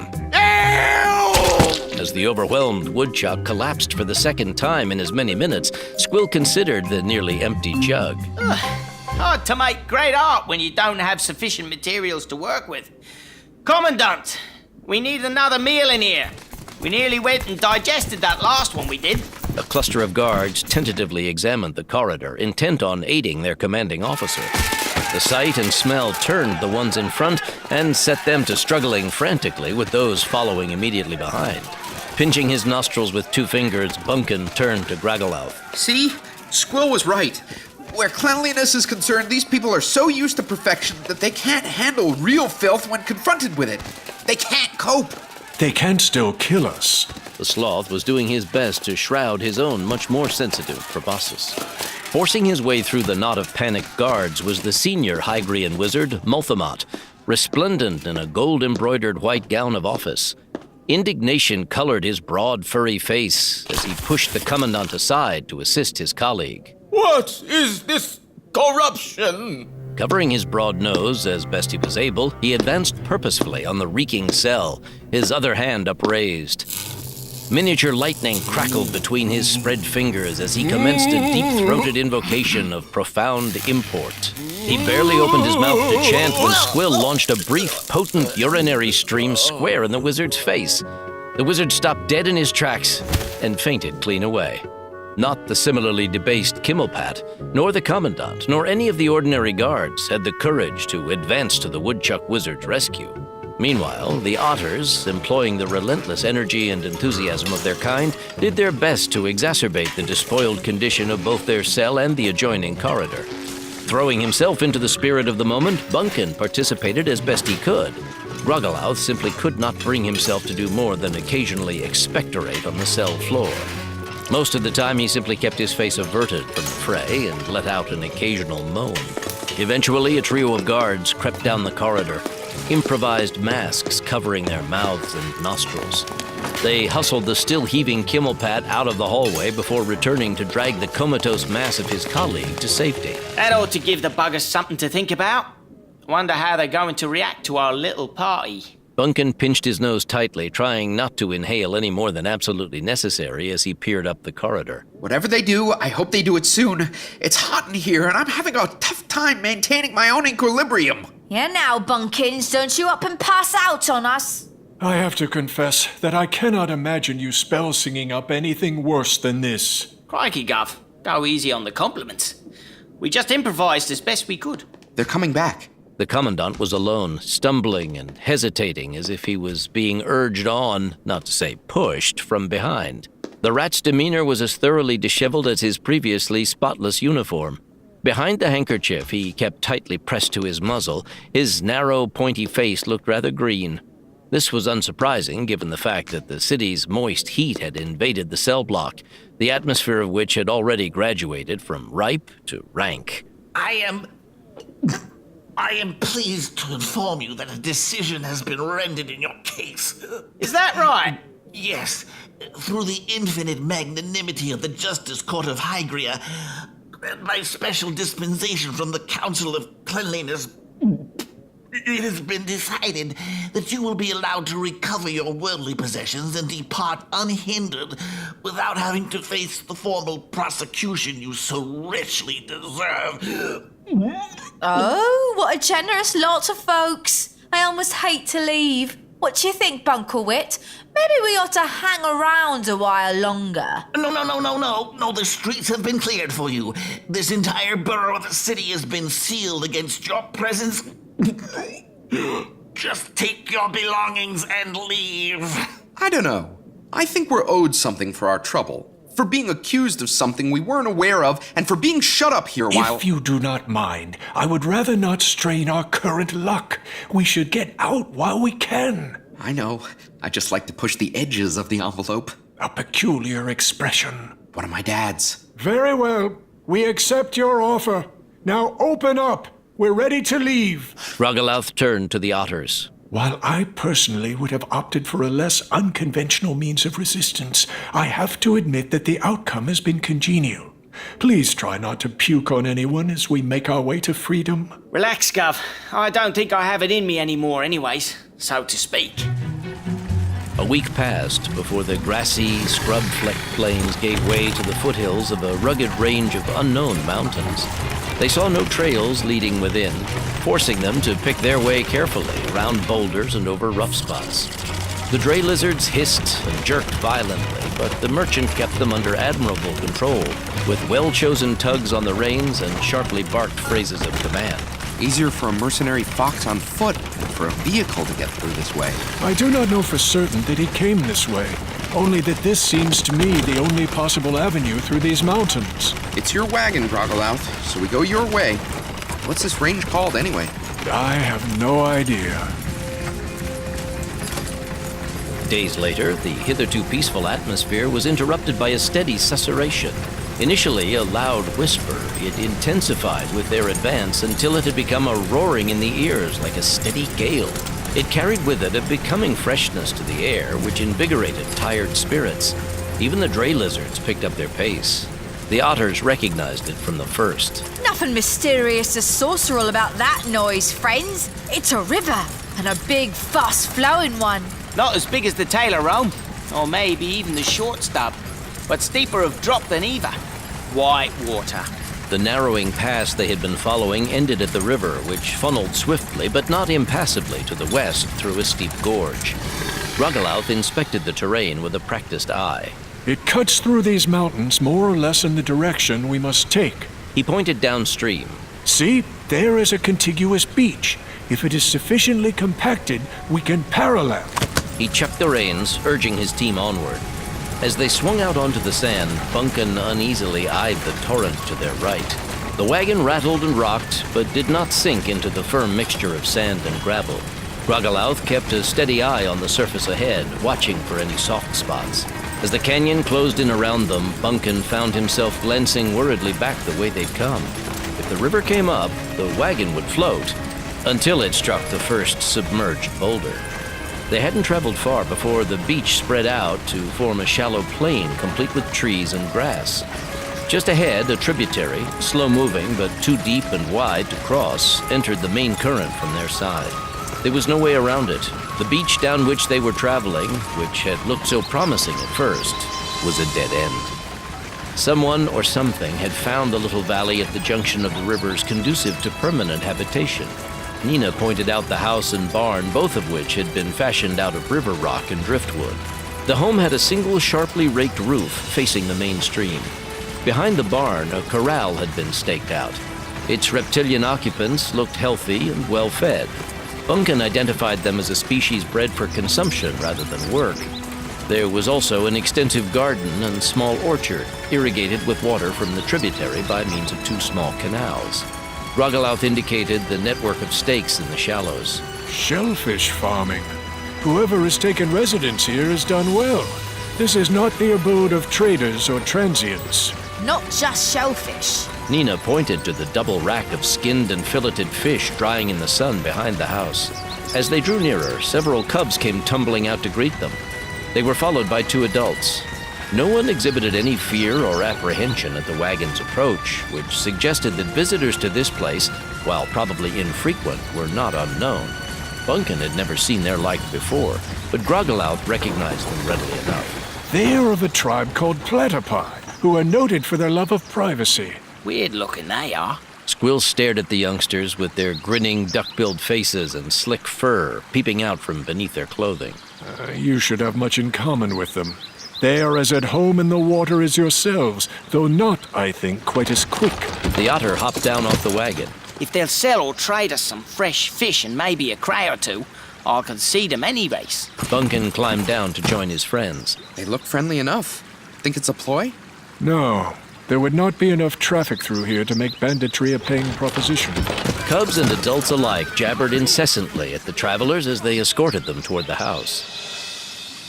So, you travel to the northwest? The male of the household addressed them as they all sat on the beach, resting on boulders carved into chairs. His spouse kept the chattering cubs away from the meeting. He put his thumbs through suspenders, nodding downstream. Your conveyance will never make it through the mountains. Even if we could raft it across, the beach ends not far downstream. We are open to suggestions. I have plenty of wood and am experienced with my hands. Perhaps we can come to an agreement. I could use a good wagon and team. Oh no, that wagon is my livelihood. It contains all my goods, all my worldly possessions. I wouldn't take your goods. You could take them onward with you. I just want the wagon and team. I'll trade you those for a good sound boat. A fair trade. Bunkin eyed the platy evenly. Have you actually been downstream? Is it navigable? Ah, you are learning. I see that being in my company has done you good. I've traveled some ways. I have no need to go far. Their host gestured at the homestead. My world is here. The decision is up to you. I can only tell you with assurance that you cannot continue to follow the Spylashun by land. A boat is your only real option. Unless you want to go back the way you came and try another route. I worry about chancing a heavy load of trade goods on an unknown watercourse. I will store them for you. No extra charge. I'm a farmer, not a trader. You can return for them whenever you wish. Are there rapids? Not for at least 2 days. Farther than that, I have not been. And at that point, it turns more to the northwest, as you would want. Besides, 2 among you are otters. Even in the worst waters, they can manage. Bloomin' right. So, if you have trouble with the boat, you have among you 2 who can go over the side to fix or recover things. You've handled the land portion of our little sojourn. Leave it to me, bro, and me to look after things while we're waterborne. We might follow the river on foot, but the terrain is difficult and becoming more so, and I confess that the prospect of an extended hike does not thrill me with anticipation. Then it's settled. The platy extended a hand. Bunkin had to admit the thought of traveling by water instead of land was an inviting one. His battered backside and jostled spine certainly approved.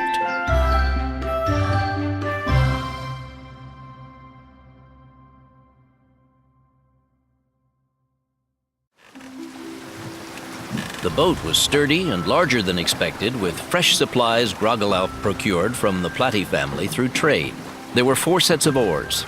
The single lateen-rigged mast was stepped solidly into the keep-fore of the cabin. Its sail remained furled as they rode the tranquil waters of the tributary into the fast-moving current of the Spylashun. They watched the farm recede behind them until a bend in the river blocked it from their view. The 6 youngsters ran along the beach, clicking their bills by way of farewell until they too disappeared from sight. Bunkin found himself wondering if he would ever see the little valley again. Certainly Groggelouth might, in search of what trade goods remained behind. This is more like it. He leaned against the bow and watched the canyon slide by. The layered sandstone and granite glistened in the morning sun. Wild lizards and other native inhabitants scrambled in and out of clefts in the rock. A definite improvement. Having jumped over the side to cool himself, Squill had climbed back aboard over the low stern and now lay on his back on the front deck, soaking up the sun. Groggelouth handled the tiller while Nina hung over the side, trailing a paw in the water. To be back on the river. Oh, it's more than I could have hoped for. Oh, I'm glad you are pleased. Groggelouth, don't you ever lighten up, Gov? You should try and be more like me bro and I. No one can be like an otter except another otter. Your kind possesses the most extraordinary facility for delighting even in unpleasant circumstances. Maybe so, Pinch-Face, but even you have to admit that our present circumstances are hardly anything but unpleasant. I must confess that I am increasingly sanguine about our current situation.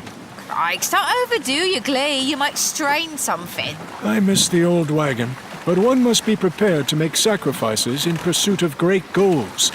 I admit that this method of transportation is both cooler and easier on certain portions of one's anatomy. Bloody well, right? So chill and try to enjoy yourself. It required a conscious effort on his part, but by their fourth day on the river, the ease of travel and promise of more of the same had even the perpetually dour merchant smiling. The current had increased and the walls of the canyon grown sheer, but they passed through with impunity.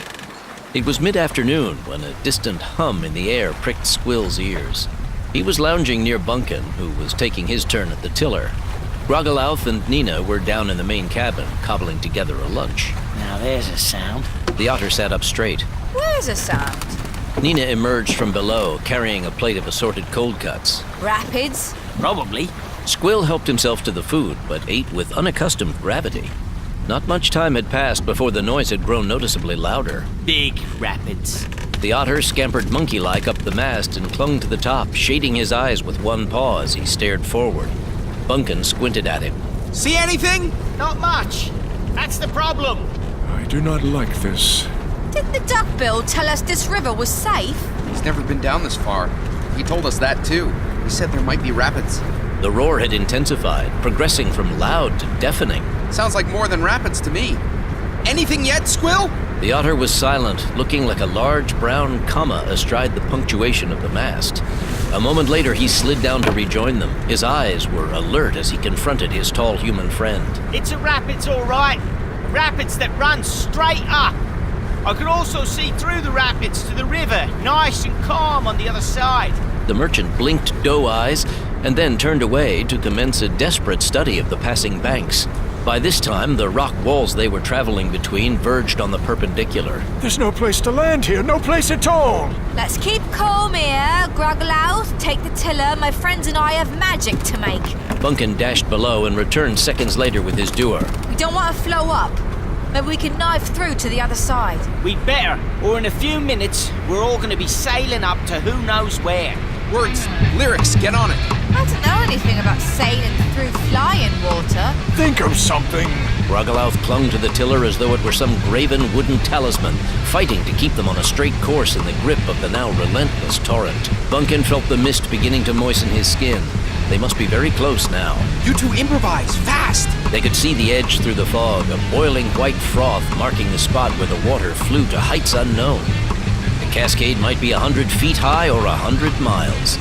They were almost to the launch point, and Bunkin was beginning to panic a little himself when the otters finally began to sing. A water rise instead of falls.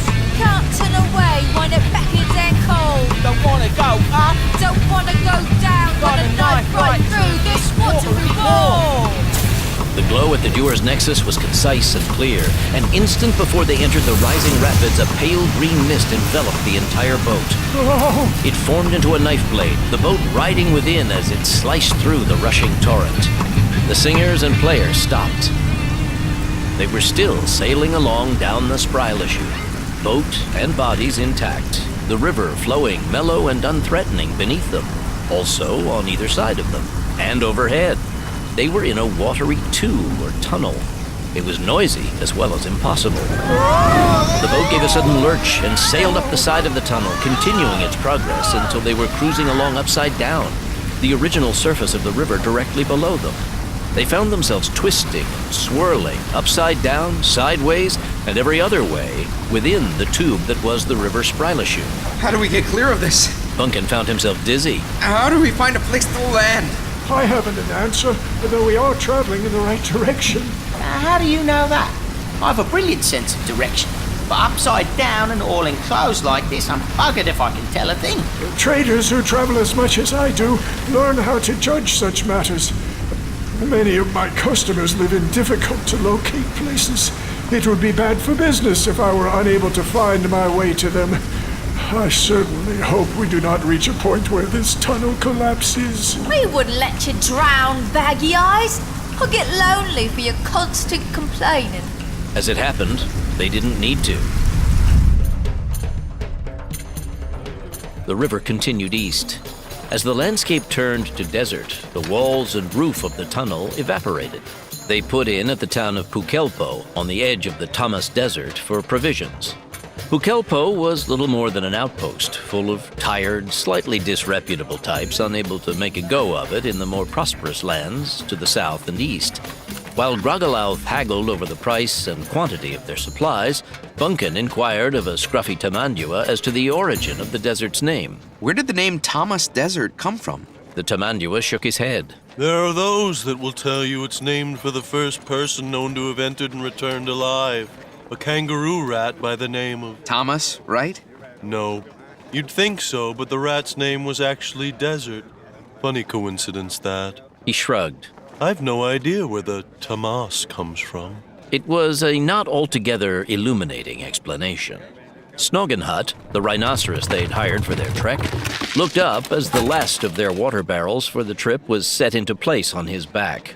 Not surprised. Most folks will think more that it's there.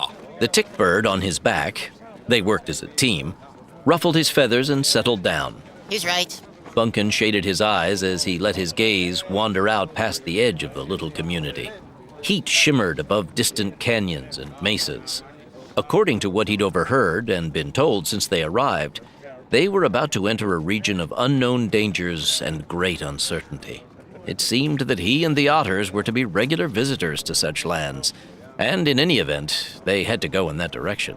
How long will it take us to cross? Impossible to say. Grogolauth looked over from where he was supervising the loading. My inquiries have failed to produce a consensus on the desert's extent. Everyone seems to agree that there is an end. That's gratifying. It is said that eventually the tablelands and sand give way to wooded mountains, profligate with game and good water, but none are certain as to the actual distance. However far it is, however long it takes, we must cross. He pointed north with a heavy paw. That way lies the Grand Veritable. Bunkin shrugged inwardly. They'd come too far, had overcome too many obstacles to turn back now. Besides, he'd always wanted to see a real desert.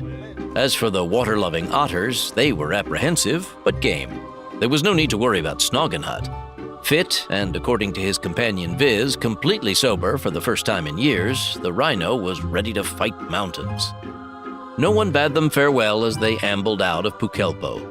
The townsfolk had seen too many people charge bravely off into the Tamas, never to return. They went about their daily business in the manner of all desert dwellers, with care and deliberation. The days did not strike Bunkin or his companions as particularly hot. This was more to Snoggenhut's benefit than anyone else's, as he was doing all the work and lugging armor to boot. He plodded methodically northward, able to tolerate the heat so long as they rested during the hottest part of the day. The otters busied themselves catching fresh lizard and snake to supplement their stores, while Grogolauth strained to see ahead, using his experience to select the most likely route since there were no paths or roads through the desert. Neither Bunkin nor the otters ever disputed his choices. The merchant was the seasoned traveler, not they. Several days out from Pukelpo, they found themselves passing among towering, twisted formations of reflective colored sandstone. This was country, Bunkin mused, to delight the eye, if not the feet. Snoggenhut's thick, horny footpads were not troubled by the crumbly rock underfoot, and his passengers were as feathers to him. They made steady progress. That was why it was such a surprise when he began to sway unsteadily. A concerned Bunkin leaned out and forward. Something the matter, Snoggenhut? Viz had been scouting a little way ahead. Now he returned to query his friend, but Snoggenhut wasn't listening. Everybody off! Off, off! They complied. The otters, with inherent grace, Bunkin awkwardly. Ruggleouth with so much deliberation that he barely made it before the rhino keeled over onto his side. Supplies went flying. He lay there, eyes rolling back in his head as his legs feebly kicked and pawed at the dry air. His passengers gathered to stare at their stricken companion. Viz settled on Bunkin's shoulder. To their great relief, the tick-bird did not seem panicked. What's wrong with him? Well, The travelers looked at Viz. it's his condition. Condition? He told me he was sound and sober. You verified it. True, he hasn't had a drink since our money ran out. Why do you think we took this job? But he sometimes has a delayed reaction to the drying out process. Squill found himself a soft patch of sand beneath the shade of a wind-polished boulder. Looks like rest time, mates. Not hardly. Bunkin moved to unlimber his door. We've got to sing away the last of his inebriation. What, now? Here? Why not just wait for him to sleep it off? That could mean days. I've seen it take that long. Gruggleouth considered the sky. It was cloudless, intensely blue, and while not burning, decidedly less than comfortable. Better not to linger in such a place. I, for one, am not of a mind to wait if it can be avoided. Come on. Bunkin plucked experimentally at the strings. It shouldn't take much of a spell song. We're not calling up unwilling whales. Nina sidled over to her brother. What are you afraid of, Slime Breath? Me? I don't want to squat here drinking up our water and waiting for the gut that walks to get over his beauty sleep. Let's leave it up to the one who knows him best. Bunkin turned to the tick-bird. Why is he kicking and moaning? DTs. You don't want to know what a drunken rhinoceros hallucinates. Bunkin nodded, found himself a comfortable rock to sit on, and commenced. Got no time to waste in this place. Got to move on, got to find our space. It's a race we're in, so you gotta feel better. Get over your trouble, get to somewhere wetter. You ain't sick. You're in the thick of the trick.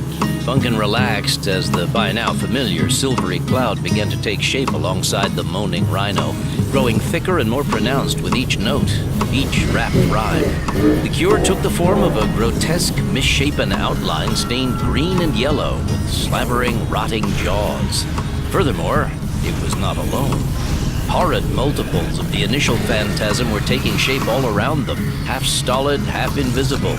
Noxious ichor dripped from wicked, curving claws. Stop it! Make them go away! Go away? Frantic, Bunkin didn't know whether it would make things worse to cease playing or keep on. Judging by their dismayed expressions, neither did the otters. How can we make them go away? We're calling them up. Ouch! Something stung him on the cheek, hard. Sorry, I had to get your attention. You're not calling these things up. He is. They're what he's seeing. I know. He's described his DTs to me before. Your singing is just making them visible, giving them substance. Of course, I'm not experienced in such matters, but it seems to me that if you just quit cold, you're liable to leave something like these things hanging around. Something that smelled like rotting flesh on burned toast shuffled toward them. Fungoid arms extended, eyeballs dangling from the ends of raw, frayed strings. It was still only half solid. Bunkin forced himself not to run. If we keep singing, we're liable to make it worse. We got no choice, mate. I ain't going nowhere with these drunken imaginings tagging along. How can I meet any ladies with something like this hanging off me blooming shoulder? The specter that had chosen to focus on Bunkin hovered nearby, not quite corporeal enough to make actual physical contact. If their music could give substance to someone else's nightmares, surely it could also give them the boot. He caught the otter's attention. Brother and sister modified their lyrics. You took the wrong drink, and your mind rotates. Seeing things that aren't there, hallucinate. So you gotta dry out, for we all dry up. Lying in the sun, waiting and waiting. Sure enough, as they did so, the loathsome shapes began to dissipate.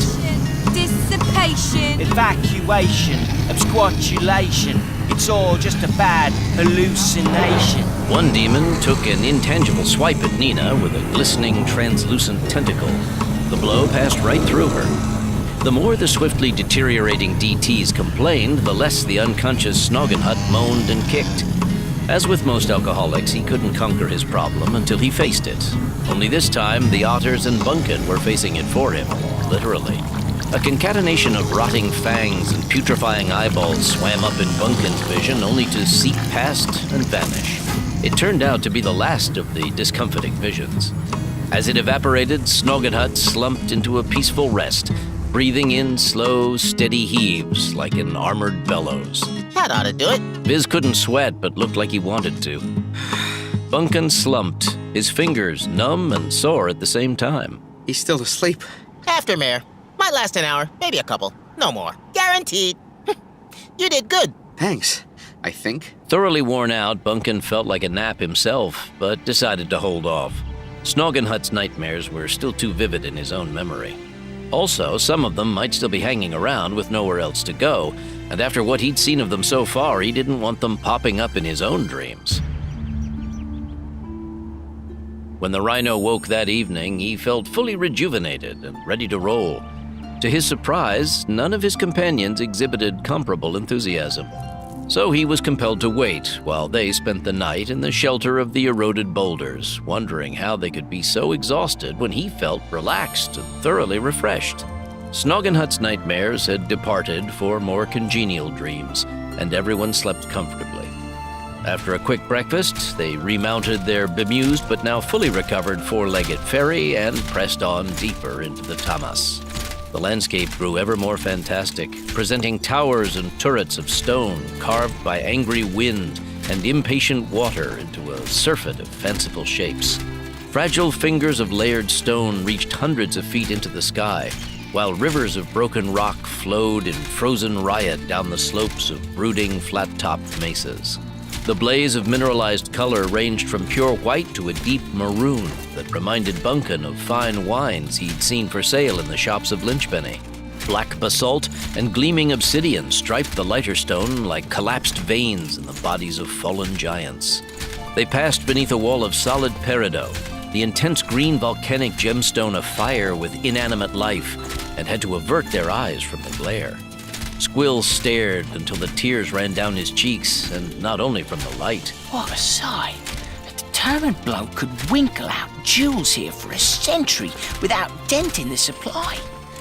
Ain't that right, Groggelouth? It is certainly a remarkable deposit. Remarkable? Hell, it's bleeding unique. Mining's hard work, Squill. You're allergic to hard work, remember? Aye, that's right. For a minute there, I'd forgotten. They stopped for the night by the side of an arroyo. A small stream sang through its twists and turns, running clear and cold over slick sandstone slabs. There were several deep pools, one of which provided the otters with an opportunity for a noisy swim. All the talk in Pukelpo had been of the desolate, unforgiving Tamas and its endless stretches of windswept rock and gravel. So far, the actuality had been both greener and wetter. They'd found water not once but several times, and their casks were as full as when they'd started out. Maybe, Bunkin dared to muse, after all the trouble they'd had in places where they'd expected none, they might now have an easy time of it in the one region where difficulties were anticipated. While the Tamas had proven itself unexpectedly benign, it was still far from an inviting place. Not only hadn't they met a soul since leaving Pukelpo, they saw no indication anyone else passed this way recently. There were no tracks of riding animals, no casually cast-off detritus of civilization, not even the chilled embers of an old campfire. The arroyo gave way to a spectacular sheer-walled canyon that wound north. Groggelouth was good at analyzing the topography ahead, and they had the benefit of Viz's wings. Each time the merchant decreed a change of direction, the tick bird would soar ahead to confirm or deny the wisdom of his decision. Invariably, the sloth chose correctly. Bunkin marveled openly at this talent. Years of traveling by oneself sharpens one's sense of direction, Comp. It must, because I'd get us good and lost in these chasms and gorges. How much more of this do you think there is? That I cannot tell you. The sloth scanned the high rim of the canyon they were traversing. So far, it's been a lot easier than I expected. Yes, something must be wrong. Nothing's wrong, mate. Squill lay flat in his seat, his incredibly limber body curled so that his head rested on his hips. Our luck's changed, that's all. About time, too. The canyon continued to grow both deeper and wider, until it seemed as if any passing clouds must surely stumble over its lofty rim. Here and there, isolated pinnacles thrust their peaks into the sky. Though it looked as if the first random gust of wind would topple them, still they stood, silent and immutable sentinels, the only witnesses to the presence of the diminutive creatures on the canyon floor far below. Snoggenhut splashed through a shallow tributary of the cheerful stream they had camped beside the night before. On the far side, he paused and knelt to slake his thirst. Sensing the chance for a quick dip, the otters dismounted and disrobed in one smooth flowing motion. Bunkin settled himself in a comfortable hollow in the rocks, while Viz hunted for water bugs along the shore. With great dignity, Rogalouth slid from his seat and set about washing his face and hands. Bunkin lay back and contemplated the sky. Not such a bad journey, not now. He glanced lazily to his left, then to his right, and blinked. Something was coming down the canyon toward them. It was big, bigger than Snoggenhut. Much bigger. In point of fact, it reached a third of the way up the canyon wall. Bunkin scrambled to his feet. The object most nearly resembled an inverted cone, its top being much broader than the base on which it scooted along the ground. As it drew nearer, the faint whisper which had first caught his attention had risen to a dull roar. The otters had scrambled clear of the pool and were throwing themselves into their clothing. Viz had rushed to his armored perch atop Snoggenhut's forehead, while Grogalouth edged close to the rhino's protective bulk. Shelter. Shelter. We have to find shelter. Don't worry. I've seen bigger whirlwinds in the Chakmadura country. Everybody hunker down close to Snoggenhut. I don't think it's strong enough to move him. Viz glanced to left and right. I don't see any caves, merchant. We might as well stand our ground. Easy for you to say. Grogalouth clung determinedly to part of the rhino's armor as the storm bore down on them. You can be caught up in such a phenomenon, thrown skyward, and simply cast free, while the rest of us would suffer a prolonged and possibly lethal descent. Snoggenhut turned his snout into the coming whirlwind and braced himself against the rocks underfoot. The storm collected gravel and unfortunate insects, swapping them for twigs and fragments of other plants it had picked up elsewhere. Bunkin hugged the rhino's massive flank, squinting into the flying debris. The disturbance would pass over them quickly and they could be on their way. He felt quite confident until he saw the second whirlwind. It entered the gorge from the opposite end, as if sniffing along their track. Much larger and more intense than its predecessor, its concentrated winds reached 3/4 of the way up the canyon walls. Instead of a muted, mottled gray, it was an angry black. Instead of twigs and leaves, entire trees could be seen spinning and snapping within its tubular core. As it bore down on them, it lifted huge sandstone boulders as if they were pebbles and flung them aside. Most unusual to encounter two such atmospheric phenomena at the same time. I fear for our safety. Perhaps they will bypass us, slam into one another, and cancel themselves out. Cripes! Squill waved down canyon past the original whirlwind. There's another one! And another! A new pair of whirlwinds came corkscrewing up the canyon in the wake of the first. As the travelers turned, they were not surprised to see additional whirlwinds of varying shapes, sizes, and colors, filling the upper end of the chasm from side to side. There was no way out now, nowhere to run. Both ends of the gorge blocked. Bunkin pointed to a cluster of prodigious boulders that lay heaped against the nearest wall. One had been reduced by wind and water to a high sweeping curve, a frozen buff-colored wave. Over there! Once beneath the arc of stone, they arranged themselves as compactly as they could behind the rhino's armored bulk.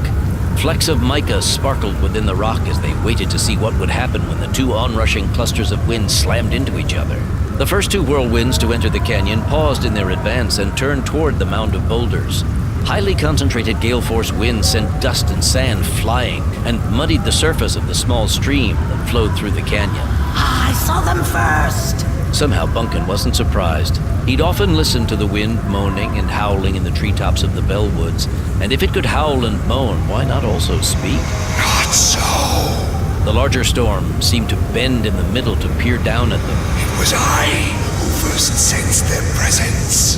The third wind tried to squeeze into the space. What does it matter? Wind tore at the traveler's clothing and hurled specks of dust into their eyes. Averting his face, the rhino locked his knees and held his ground. It matters to me. I saw them first, so they're mine. The second wind bumped up against the first, but the smaller storm held its air. Storm currents contended tumultuously. Suspended objects were wrenched from one brawling eddy to another. Whole trees, chunks of rock, bits of plant matter, even live animals flashed dazed expressions. I didn't know whirlwinds fought among themselves. Oh, hell! I didn't know the bloody things could talk! Not all of them, only the educated ones. How did you know that? Because I have encountered one such previously. It stole my entire inventory, extracted everything from my wagon, and wrapped the contents about its exterior for all the world like a demure maiden draping herself in the finest linen. It was a small whirlwind, no more than 10 times my own height, and utterly amoral. They're very curious, and as I learned to my dismay, highly acquisitive. So they collect objects for fun? Not for fun. We are simply bound to collect things. It's what we do. How did you conduct a conversation with something that had no mouth, no eyes, no face, no features of any kind, save those acquired objects held suspended within its body? You mean you go looking for stuff intentionally? We do. Then we meet several times a year at a predetermined rendezvous like this canyon to swap swirling stories, gusty gossip, and found objects. Here now, I ain't no found object. You are so an object, and you've been found. So those two? Want to collect you. Each is claiming right of initial perception. We object. We are intelligent beings, and we have our own priorities. Oh, you wouldn't be collected permanently. After a while, the novelty of you would get old. With time, even the most diverting acquisitions lose their attraction. For example, I'm thinking of trading this. A petite offshoot of the central vortex protruded horizontally from its parent's flank. Clasped unsteadily within its gyrating pseudopod was a cracked but still intact ceramic bathtub. Bunkin was relieved to see it unoccupied. Collected this on the other side of the world not 3 months ago. Beautiful, isn't it? See, the white finish covers both sides. Very pretty. Even a short stint as ornaments would hinder us in our own search. Don't intelligent people have a say in whether they're collected or not? That's a question of ethics. As a force of nature, I'm not required to have any. And by the way, our existence isn't an easy one. Life isn't all open fields and low-pressure centers. Maintaining one's appearance and posture in calm air is a real struggle. You don't know what it's like to be tightly wound all the time. Collecting helps us to relax. Being a found object's not so bad. We take care to sweep up food and water for the ones that are alive. And you do get to do a lot of free traveling. Excuse me if I decline the honor. I never had me heart set on puking me way around the world. Why haven't you taken the opportunity to suck us up while those two are fighting? The vortex skittered backward, unintentionally pelting them with sand. I'm not interested in living creatures myself. Too much work to keep them alive. I prefer inanimate objects. But you might as well resign yourselves. Once those two have settled things between them, you're going to be collected. Voluntarily or otherwise. We cannot allow that. We seek the grand veritable. I've heard of that. There's nothing to it. No reality. It's a story, a rumor. Nothing more than a tale with which to amuse a fresh breeze. That is what we seek to determine. Not to minimize the honor of being deemed collectible, but we really cannot spare the time. Good luck convincing them of that. Reabsorbing its esteemed bathtub, their drafty interlocutor retreated. In its place rushed the two wailing storms which had been battling over right of perception. The large charcoal gray, intimidating spiral and its smaller but equally pugnacious counterpart. They roared and bellowed within a hand's breadth of each other as they confronted the travelers. The smaller inclined its crown toward them. We've reached a settlement. Look here, we have some conclusions of our own. Silence! Collectibles should be seen and not heard. Besides, we're not going to hurt you. Physical damage would reduce your display value. We've decided to divide you among us. I get the large armored quadruped and its small flying companion. The rest of you will go with my colleague. The smaller whirlwind advanced slightly. You're not splitting us up! Bunkin draped a possessive arm loosely over Snoggenhut's neck. You have nothing to say about it. No avenue escape presented itself. Even if one had, Bunkin knew they couldn't outrun the wind. If you'll just organize yourselves into 2 groups, this will be a lot easier for everyone. We haven't got time for this! Bunkin steadied the duer against his waist and began to play. The otters hadn't been idle. They'd used the delay to prepare themselves. Clinging tightly to Snoggenhut's armor, they swung into musical action. Hey, yours make music. The agreement is made. As they squabbled, Bunkin played on, grateful for the respite. Keeping a watchful eye on the whirlwinds, the otters gave it everything they had. Yo, you know, we got a problem here. There's winds in the air gonna cost us dear. Need something to stifle. Stifle them, kick them. Knock them out, and then stuff them down. Down in the crack, gotta break their back. Take them apart or cram them in the sack, Jack.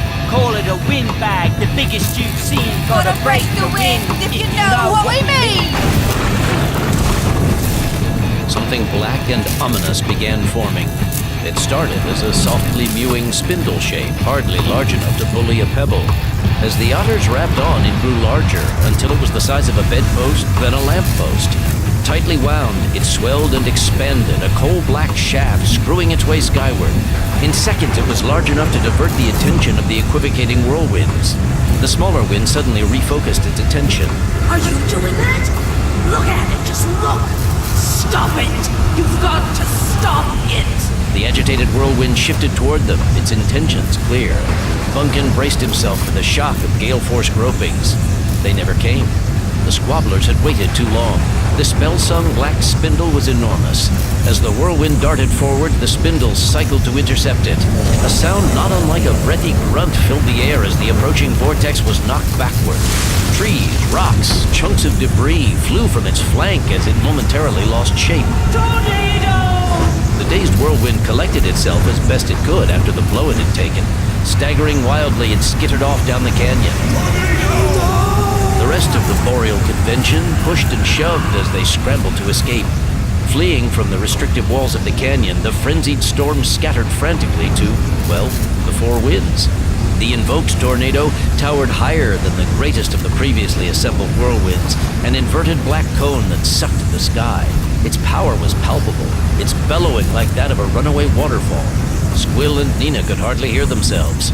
Far higher now than the canyon walls, the black spindle pawed angrily at the ground as if searching for additional victims. It spun back and forth, daring any organized wind to approach. In shifting to the middle of the chasm, the noise had been reduced to just less than intolerable levels. Snoggenhut glanced back and up at Viz. What's a tornado? Beats me, Snog, but at least it's on our side. Save for the apparition they had called into being, the canyon was now clear of breezy intruders. Bunkin let his fingers fall from the duar. The otters ceased their rapping as Squill moved to loosen one of the water casks. I have never seen or heard of such a thing. Bunkin saw the awestruck merchant staring at the awesome cloud. What a weapon it could be! Bunkin carefully checked his duer for damage from flying gravel. The tornado whipped across the little stream that ran down the center of the canyon, and in an instant sucked it dry. Then it left to pursue the fleeing whirlwinds. A most useful conjuration and demonstration. The 2 spellsingers and their friend musician nodded. The group checked their possessions and supplies and then set out again on their journey.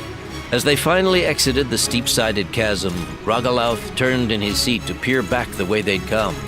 He saw no sign of the troublesome winds. The days passed, the tamas stretched on, the temperatures rose. They took to resting and sleeping for long stretches during the middle of the day and trying to make up the time lost at night. Oh, mate, how about we try to spell sing up a nice cool pool? Pick a likely-looking depression in the rocks and make a job of it. I don't think so. Where's the arm, Bunkin? Just enough for a quick swim. Wouldn't take much of a spell song. I said no. We've been pushing our luck all along. We might need a spell like that for drinking water. And as I've said from the beginning, harmonic replication's a pain. Oh, replication, is it? Who's been studying behind me back?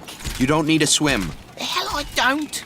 It's our natural right, it is. 'Tis in the bleeding tribal constitution. Well, your constitution's suspended until we leave the Tamas. Don't think about it. If Groggelouth's right, we'll be out of this soon. If Groggelouth's right... Their frustration was muted by the country through which they were passing. If anything, the towering formations grew increasingly more impressive, infinitely varied in silhouette and color. Gigantic buttes rose from the desert floor, their flanks sculpted into fantastic shapes by eons of patient wind and water. You two need to get your minds off our present condition. Groggelouth pointed to the abraded walls of a dark volcanic plug which rose from the earth like a dead tooth. See those cliffs?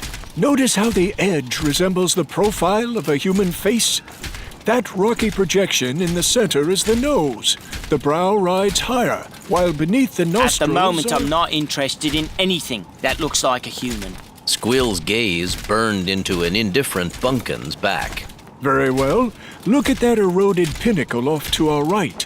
Does its outline not resemble that of a porcupine? Squill was reluctant to turn and look, but when his natural curiosity got the better of him, he was surprised to discover that the merchant's sense of the surreal was keen. He perked up slightly. Bugger me for a blistered bobcat if you ain't half right, Greyface. It do right look like a member of the spiny tribe. Nina found herself drawn into the game in spite of herself. Anything to alleviate the endless boredom. It became a contest to see who could read the most outrageous or unlikely identities into the deeply worn rock. Her identification of a pile of rubble as a crouching kudu was surpassed by Squill's insistence that an isolated butte looked exactly like an armored mouse. Before long, everyone was finding recognizable shapes and forms in the passing scenery. More than anyone would have believed possible, the merchant's game was helping to pass the time. As for Groggelouth, he was better at it than any of them, explaining that it was a pastime he'd been forced to indulge in on many a long, lonely journey. The game resumed in earnest the next morning, the merchant having drawn up a means for keeping score. Points were awarded for accuracy, imagination, and frequency. Peering ahead, Bunkin thought he could just make out a line of hills. Where there were hills, there might soon be mountains, and that would mean cooler temperatures, more water, game, and shade. The end of the Tamas. Several days of easy marching saw them leaving the desert behind, as Bunkin had hoped. They climbed into scrub woodland, where the first brave but scraggly trees tested the fringes of the Tamas. Following a route that led steadily upward, they soon found themselves tromping through real forest.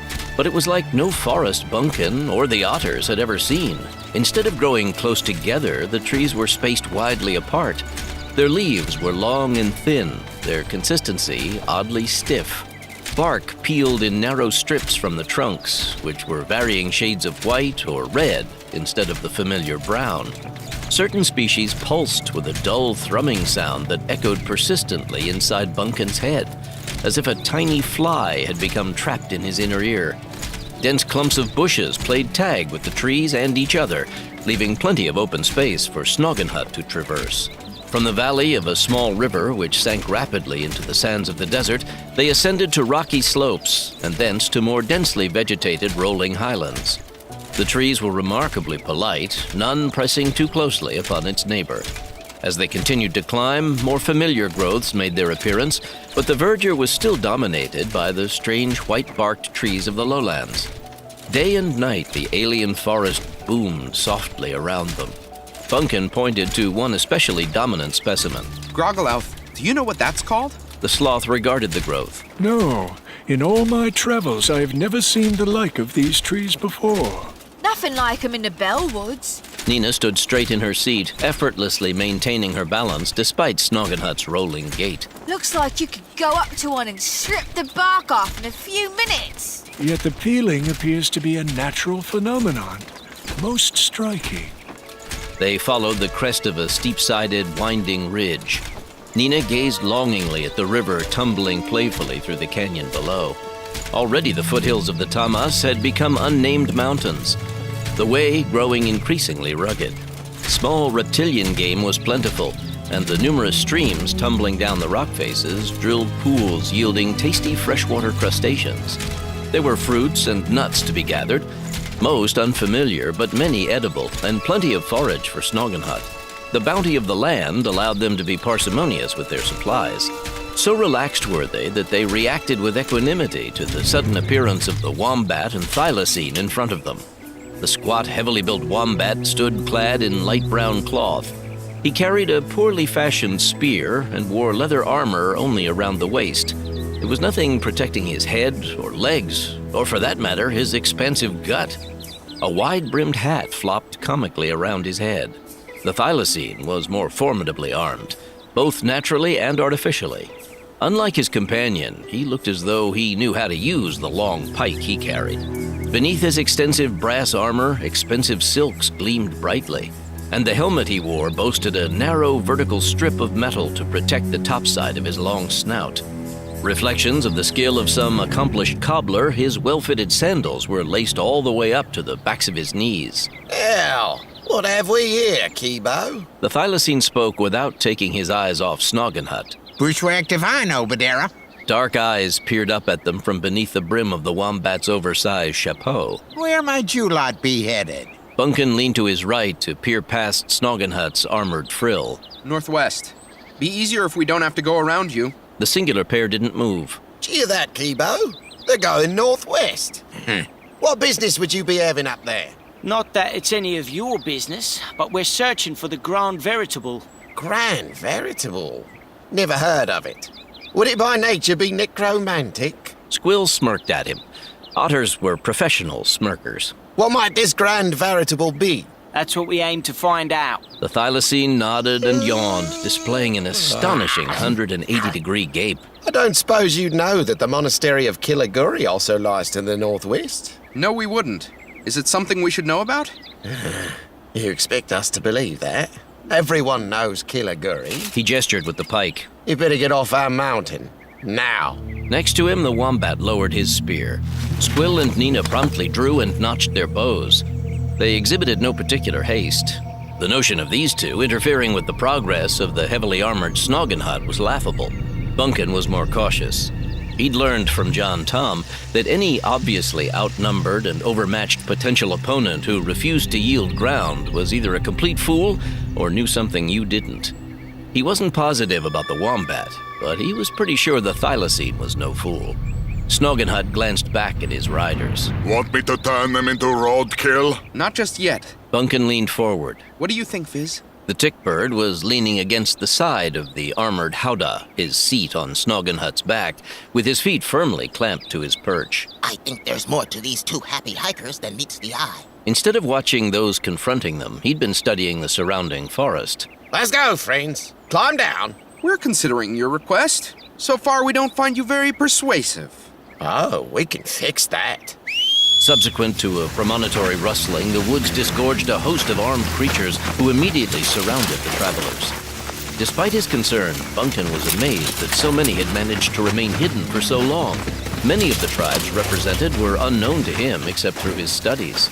All were armed to varying degrees, but while their number was impressive, their appearance was decidedly motley. Bunkin counted 50 individuals before giving up. One rarely encountered any representatives of these tribes in the Bellwoods, he reflected. Remembrance of home brought a sudden and quite unexpected tightness to his throat. He and his friends were very far from home, from the warm confines of the dimensionally expanded tree by the riverside, from his own room, from his other friends, and from his mother's exotic and sometimes overspiced cooking. Now is not the time to get homesick. You're an experienced adventurer and spellsinger, Bunkin. You damn well better act like one. By this time, more than 100 armed males and females surrounded Snoggenhut and his companions. An equal number of arrows and spears and pikes and swords were pointed in their direction. While there was no doubt that the rhino could break through the encirclement, it was equally certain that a shower of weaponry would fall on him and his passengers. With what kind of accuracy, it was difficult to say, but many of the wallabies and roos looked agile and fast enough to bound right onto the rhino's retreating back and, if necessary, engage Bunkin and his comrades in hand-to-hand combat. She's right, then. A huge russet-tinged roo as tall as Bunkin hopped out of the foliage, leaped effortlessly over the wombat and thylacine, and landed with a thud an arm's length in front of Snoggenhut. Wearing only light snakeskin armor, he stood gazing thoughtfully up at Bunkin. apparently utterly indifferent to the fact that with a quick lunge, Snoggenhut could impale him on his horn and fling him into the nearest bush. A spiked earring dangled from the Roo's right ear. A strip of leather bristling with steel spikes ran from his forehead, back between his ears, and all the way down his spine to his heavy tail, the tip of which had been fitted with a double-sided wooden club. In his right hand, the Roo held a double-sided war axe. Both feet were shod in some kind of sock-like material. Upward-pointing hooks flashed at the toes. Like the rest of his companions, the speaker, Bunkin reflected, was not dressed for casual conversation. Haphazard and disorganized, they were clearly not military, and they were over-equipped for mere banditry. I'm Warrigar. His war axe flashed in the sun as he strained to peer past Bunkin. You're a curious lot. Not from around here, that much is clear. We're from a lot farther away than you've ever been. I won't argue with that, Sheila. Myself, I'm a simple blacksmith. Don't get around much, but the good folk of Nisluhu have invested me with the responsibility of leadership, and I aim not to let them down. He jerked a thumb in the Thylacines direction. Heard you tell Badara and Kibo you were heading northwest. Kilaguri lies to the northwest. Look, we don't know what's going on here, and we've never heard of this Kilaguri place. We're on a quest of our own, and we're just trying to stay out of everybody's way. What's your business in the northwest? Didn't you hear that too? We're looking for the Grand Veritable. Never heard of it. We told your friends. We don't know what it is either. That's what we're trying to find out. It's said to be the source of great power and great danger. The Roo nodded. Can't say about power, but we've plenty of danger here to go around. He turned and pointed with the axe. You continue on the way you've been going, and you'll for sure find it. That's our business. We've been dealing with trouble ever since we left home. Bloody right. So if you'll be good enough to let us pass, we won't trouble you any further. I don't know what your business is with this Kilaguri, but it has nothing to do with us. Kilaguri has to do with everybody. Squill gestured with his bow. Here now, you lot. We haven't got time for this. My sister and me and our human friend here are bleeding great spell singers we are. If you don't make way there, we'll show you some real power. Turn you into a flock of gabbing geese or toads, or make all your hair fall out, or maybe dump you in each other's pouches. Spell singers? Now that's interesting. Winja, Charu, Nura. 3 stocky birds lifted clear of the mob and soared over to land on a fallen log to the Quokka's left. Each looked slightly larger than Viz. They wore uniform scarves of black, striped with yellow, but no headgear. Their plumage was white with black highlights, and their thick pointed bills looked too heavy for their bodies. Bunkin had never seen anything like them. Except for the outrageous beaks, they might well have been oversized kingfishers. As they settled down on the branch, murmuring among themselves, a pair of small wallabies hopped forward. One carried a pair of short wooden sticks, inscribed with arcane symbols and drawings, while his companion held an intricately painted wooden tube, hollowed at both ends. It turned in upon itself at least 3 times. An attempt to duplicate the doer's systemology of mystical intersecting strings, Bunkin wondered. Warrigar gestured with quiet pride at the waiting group. As you can see, we have our own spell singers. So don't think to intimidate us with music. We're not trying to intimidate you or anybody. We're just trying to get on our way. You don't look much like sorcerers to me. You look like a bunch of cubs too lazy to walk. Who's a cub? Squill. Just a small demonstration, mate.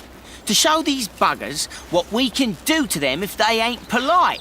Perhaps an exhibition of a very minor nature might serve to facilitate our departure? Haven't said you could leave yet. Just going to sing a little song. Bunkin unlimbered the doer as he scowled warningly at the others. Nothing hostile. Nina smiled brightly as she and her brother began to improvise. Here in the woods, 'tis peaceful and calm. Wouldn't want to hurt it by dropping no bomb. Just want to go, yo, go on our way, hey. Look around, see how pretty it is. Look at the blossoms and then let Viz lead us away, hey, lead us away. There.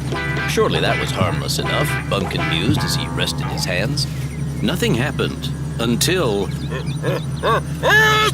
a bouquet of exquisite purple orchids began to grow from Snoggenhut's nostrils. Hey, knock it off! He shook his head violently, but the spray of blooms developed rapidly until they formed a small carpet that dropped from his snout. Kind of mutes the intimidation factor. Snoggenhut shook his head again, and flowers flew in all directions. Yeah, this'll really strike fear in the hearts of our opponents. Quit complaining. The tickbird hopped down the length of the rhino's head until he could bend over and inhale deeply. This is the best you've smelled in years. Bunkin's brows drew together as he frowned at the otters. Nina lifted both paws non-committally. You wanted non-hostile, Bunkin. You got non-hostile. That's just a sample. Weren't even straining ourselves.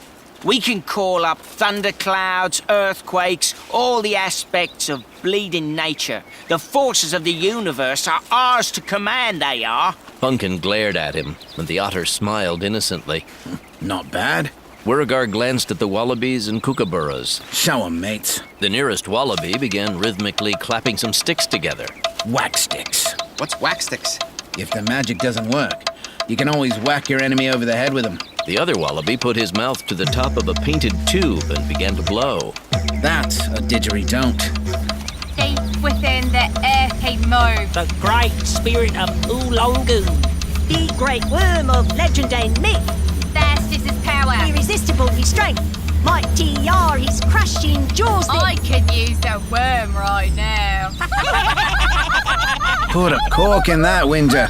The kookaburra wiped its beak with a wingtip, its breast still heaving. Sorry, Werger. Beauregard nodded to the wallabies. We caught Oolongoon from the deep. And near him up of the sky. He drops down on our enemies. Slays them in the sleep. Rips them to shreds. And pees in their beds. The two wallabies ceased their playing and looked helplessly at the big roo. The laughter was sufficiently infectious to spread to the entire motley assemblage behind them, with the result that the entire band threatened to dissolve in uncontrolled mirth. A disgusted Beauregard watched as tears tumbled down the kookaburra's cheeks.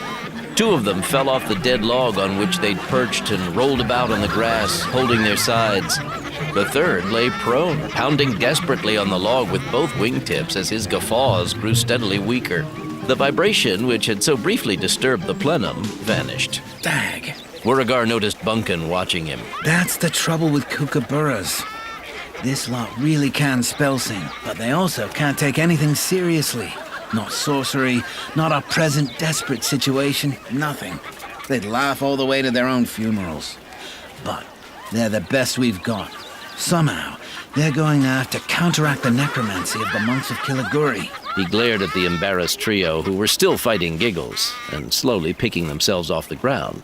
As for you lot, you don't strike me as the type who'd ally themselves with the likes of Killiguri. He stepped out of Snoggenhut's path. Go on your way. The thylacine made as if to protest, but the roo waved him down. No, Badara. Despite their strangeness, I'm convinced these travelers know nothing of our problems here. We've no right to involve them, and ought to let them pass in peace. If they run into trouble near Killiguri, they'll have to deal with it themselves. Beauregard stared evenly at Bunkin. You've been warned. My friends and I are absolved. We can't worry about you. Our own sorrows are too great. Now hold on a minute. Squill leaned forward to jab Bunkin in the ribs. What minute, mate? You heard him. Let's get moving. I just want to find out what we may be getting into. We ain't getting into nothing. We're getting past it. Ignoring the otter's protests, Bunkin dismounted and walked up to Beauregard. What is this Killiguri anyway? Fair dinkum, stranger. Beauregard encompassed the mob with a sweep of his free hand. We're all dwellers in this same land, in these hills and mountains. We and our ancestors have lived here in peace and harmony, more or less, since before memory. Most of us are farmers or simple townies or craftsfolk like myself. We ask only to be left alone and live our lives in peace. We've never had any trouble with the monks until a little more than a year ago. The monastery of Killiguri sits in a small, steep-sided basin high above the valley of Milligidee. It's not a place for those who'd contemplate the goodness of the world. Prior to a year ago, we had little or no contact with those who dwell within. Then, something changed. Killiguri has become home to those who thrive on evil machinations, bad doings, stranger. Travelers who pass close tell of frightful noises issuing from within, tormented screams and unnatural voices. Though curious as to the source of these sounds, they hurry on. One can't blame them. From time to time, several of the monks will descend to shop in Milligity Town or have something fixed they cannot repair themselves. Nowadays, all good folk shun them, as well as their business. Not that we haven't had trouble with them before. The wombat wagged a thick finger at Bunkin. Used to be just little things. A blight on some greengrocer they thought had cheated them. A sprained leg that took too long to heal. Consumptive farm animals. Nothing like what's been happening recently. Nothing like it. Just over a year ago, unnatural clouds were seen to gather above the monastery. Bolts of lightning struck within, yet there were no fires, no sign of damage. The Dark Ones began to play with great forces. What little we've been able to learn of their doings fills us with fear. It's clear that the monks are intent on some vast evil. A truce used to exist between the common folk and the monks. They've broken that with their detestable doings.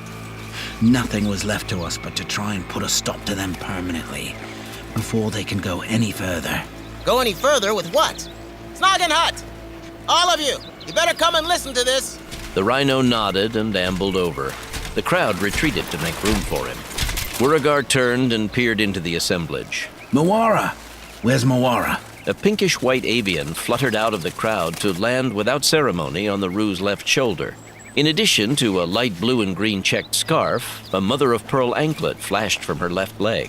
Mawara's actually been inside the monastery. She's the closest thing we have to a spy. She's taken a big risk. The Gala nodded. They pluck birds up there. Seen it myself. Horrible. You should see their new guards. Great, awful things, all claws and fangs and beaks. Mawara confirmed the stories we'd been hearing. Confirmed them, and worse. Too right, mate. Their spy was old, Bunkin thought. Her eyes were dulled with age and her beak worn. Her attitude suggested the first stages of senility. Or maybe she was just a little crazy. Could she be believed? Beauregard seemed to trust her completely. People have been abducted and taken to the monastery. Lately, the monks favor cubs and infants. Those of travelers and outlanders as much as local folk. Most are never seen again. But there have been a few escapees. Mawara confirms what they've told us. Seen 'em at work. The Dark Ones. Heard 'em talking. Saw things. What sort of things? Saw them tampering. Tampering with what? The bird leaned forward, and her eyes bulged. Nature? The Dark Monks? They're tampering with nature itself. I don't understand. Who does? Who does? The Dark Ones don't understand either. But that doesn't stop them. The forces of life, the threads that bind it together, that's what they're stuck into up there on that mountaintop. Weavers, they think they are. But all they can tie are knots. Nasty knots. Used to be just irritating, those monks. Not no more. They want to control it all now. Not just the hills and valleys. All of it. The world. I've heard them speak words. Words I don't understand. Nobody understands them, including the Dark Ones. But they use them. Words of somber power, traveler. Words unknown to the monks until a year previous. What sort of words? Rogalouth slowly dismounted. I am quite facile with words. Not these, mate, not these. Words like, The Gala struggled to remember.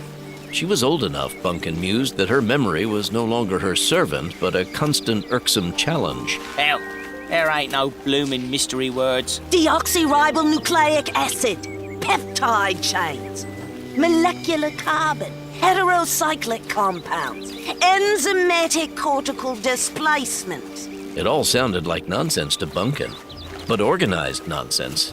Necromantic or not, organized nonsense could be dangerous. Maybe Clothahump could have made sense of the Gala's ravings. Bunkin couldn't, nor could Rogalouth. Cross-nuclear chromosomal ingestion, forced immune system rejection, repression.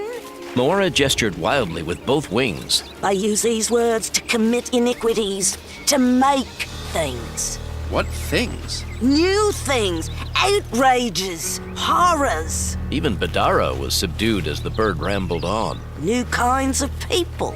How can you make new kinds of people? By combining them.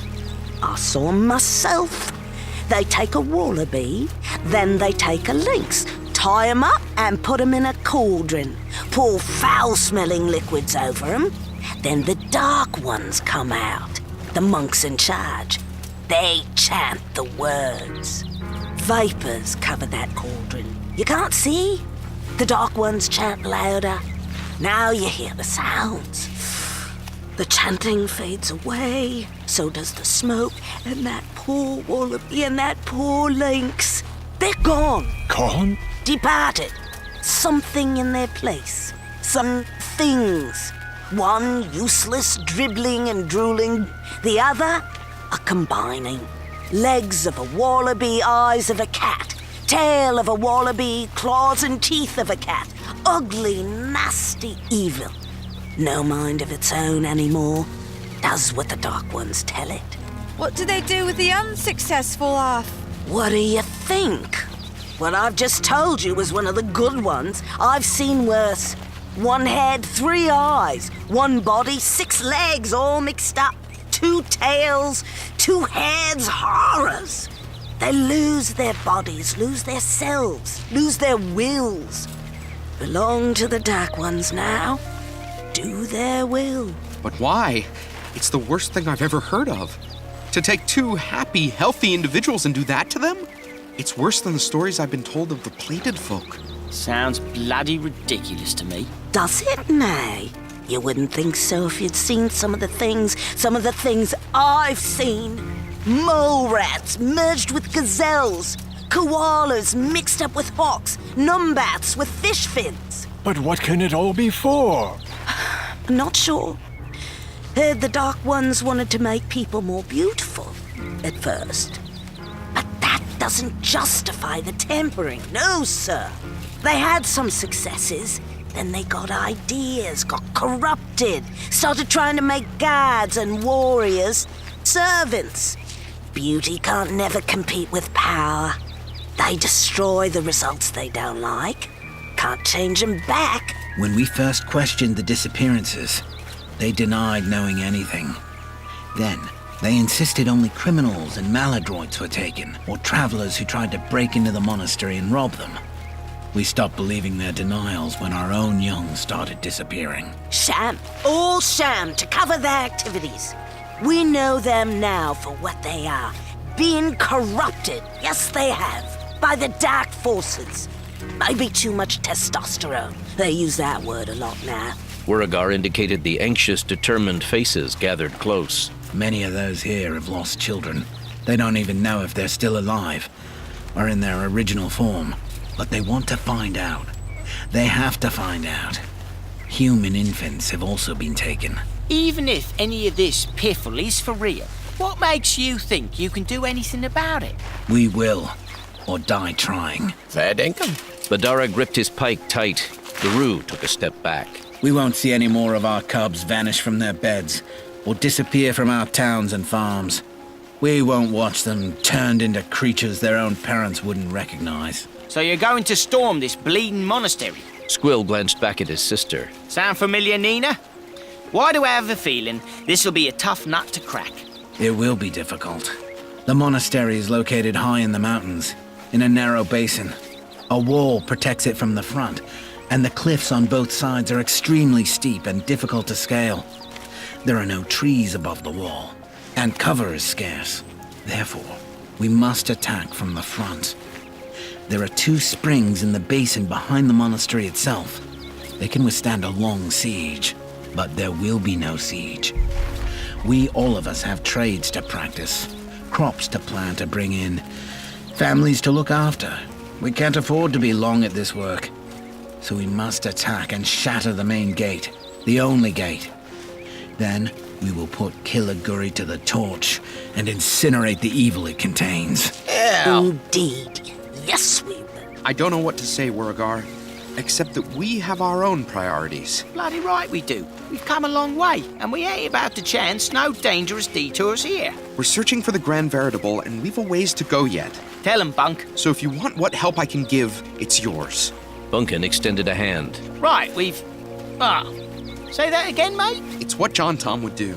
Well, It bloody well ain't what Mudge would do. The Roo ignored the fuming otter as he shook Bunkin's hand. We can use every extra fist, mate. I'm sorry we misinterpreted your presence here at first. No, you didn't misinterpret anything. Squill waved wildly, looking to his companions for support. Nina gave a little shrug and smiled beatifically. What about the rest of you? Beauregard let his gaze rove over the travelers. The workings of the Dark Ones threaten you as much as us. If they are not stopped in our country, who knows how far their scourge might spread? Maybe even beyond the Thomas. I mean, I could do with a good fight. I don't remember too much of the last one I participated in. Same here. Viz and Moara exchanged acknowledgments by simultaneously dipping their beaks. Grogalouth? Squill's observations are like a battered barrel. It leaks, but still holds truth. We should be on our way. I know, but there's greater truth in these folks' misery. We could maybe make a difference here. Bunkin indicated the three now abashed kookaburras. I don't see how we can deny them our help. Ask me. I'll show you. Nina? Tis an awful lot you're asking, Bunkles. Do you really think Mudge would have ridden on by? Don't you want to be better than that? Don't you want to live? We survived Hygria. We survived the Sprylashoon. We survived the Four Winds. What does that tell you, Squill? That we're tempting fate, mate. Are we Spellsingers or not? You sure got John Tom's talent. Why'd you have to go and get his sense of duty as well? I'm not going to argue with you anymore. You don't have to come. Cool. What we're supposed to do? Go on by ourselves then? Without him? She pointed at the reluctant merchant. He's the only one who knows the way. We three need to stick together, we do. We can't make magic without you, and you can't make it without us. I can still use my sword. You? A swordsman? I don't like the circumstances either, Nina. But part of the reason I'm here is to participate in worthy adventures like this. Is it now? Then why'd we have to come all this blinking way? You could have got yourself killed right back home. There's plenty of them in Lynchpenny would do the job for free. As I told you, I'm a blacksmith by trade, not a soldier. None of us are. Oh, me heart bleeds for you. All eyes watched him silently. Oh, right then. Go on, bury me in guilt. Dump it on copiously. I loves it. I'm a glutton for it. He reached back to his empty quiver. Blacksmith, you think you can make me some more arrows? We've plenty with us. You can have your pick, so long as you promise to stick them where they'll do the most good. Friar Duncombe, or whatever the hell you said.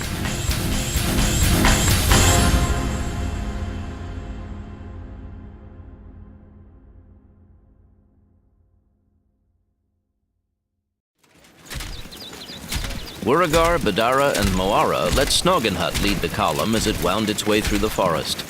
The path led steadily upward. Unfamiliar evergreens began to appear more and more frequently as they ascended. Their branches and needles so evenly spaced, one would have thought them fashioned by hand instead of grown. Higher up, they could make out the first bare rock faces, naked granite devoid of any vegetation. We're not afraid of the monks, only the revolting creations that do their bidding. Some are more formidable than others. We have Moara's description of a numbat crossed with a thylacine. I wouldn't care to meet something like that on a black night. If you and your people can handle the fighting, maybe my friends and I can come up with a spell song to counteract their sorcery. Based on our experiences, I think the best thing to do would be to confront them directly. That means slipping us inside. Moara's the only one of us who knows the monastery's interior. But she's a flyer. What about it, Moara? Hard to get out.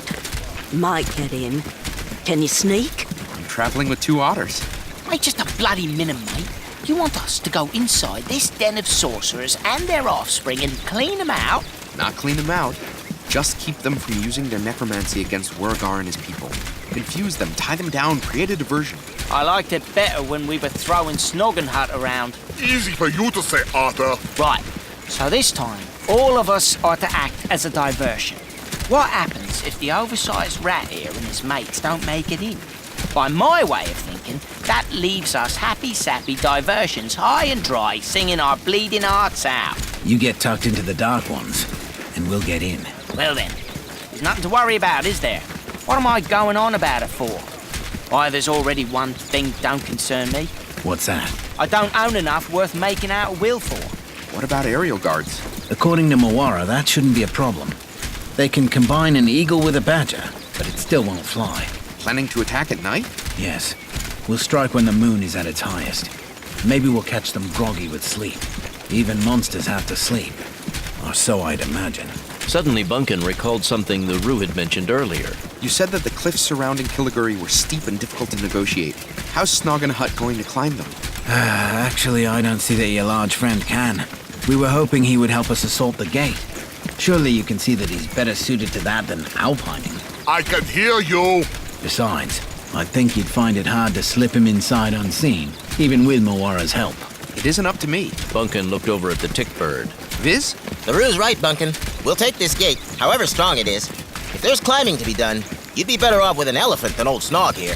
The rhino did not object to the conclusion. I too should remain with our newfound friends. My tribe is not designed for speed. I would not want to delay you at a critical moment. Marvellous.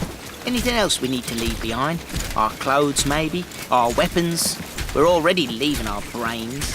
What brains? Squill turned on his sister as they embarked on their favorite pastime of trading insults and scuffling. How much farther? Another day's march. Are you still ready and willing? We're willing, anyway. You won't surprise them. They're bound to see a troop this size coming. We know. Our hope is that when we just encamp outside the wall and don't attack, they'll think we're settling in for an extended siege. Then, we'll get to them when they're in bed. You've obviously had experience in these matters. What's your opinion? Good a strategy as any. Don't let's drown in optimism or anything. Don't it trouble anyone else that this whole enterprise depends on the wiles of a senile pink parrot? The monastery of Killiguri was an impressive pile of moss-covered cut masonry, situated behind a massive wall of huge square-cut stones, each as big as a good-sized boulder. The wall sealed off the basin containing the monastery buildings as thoroughly as a dam. A trickle of water ran from a pair of drainage pipes set in the base of the wall. Heavy iron grates prevented entrance to the pipes, and Bunkin had no doubt they were watched at all times. That obvious way in was closed to them. He was not disappointed.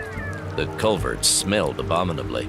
The trail they followed continued past the main gate and ended at an impassable waterfall. Trees had been cleared in front of the wall, leaving anyone approaching instantly visible to those within.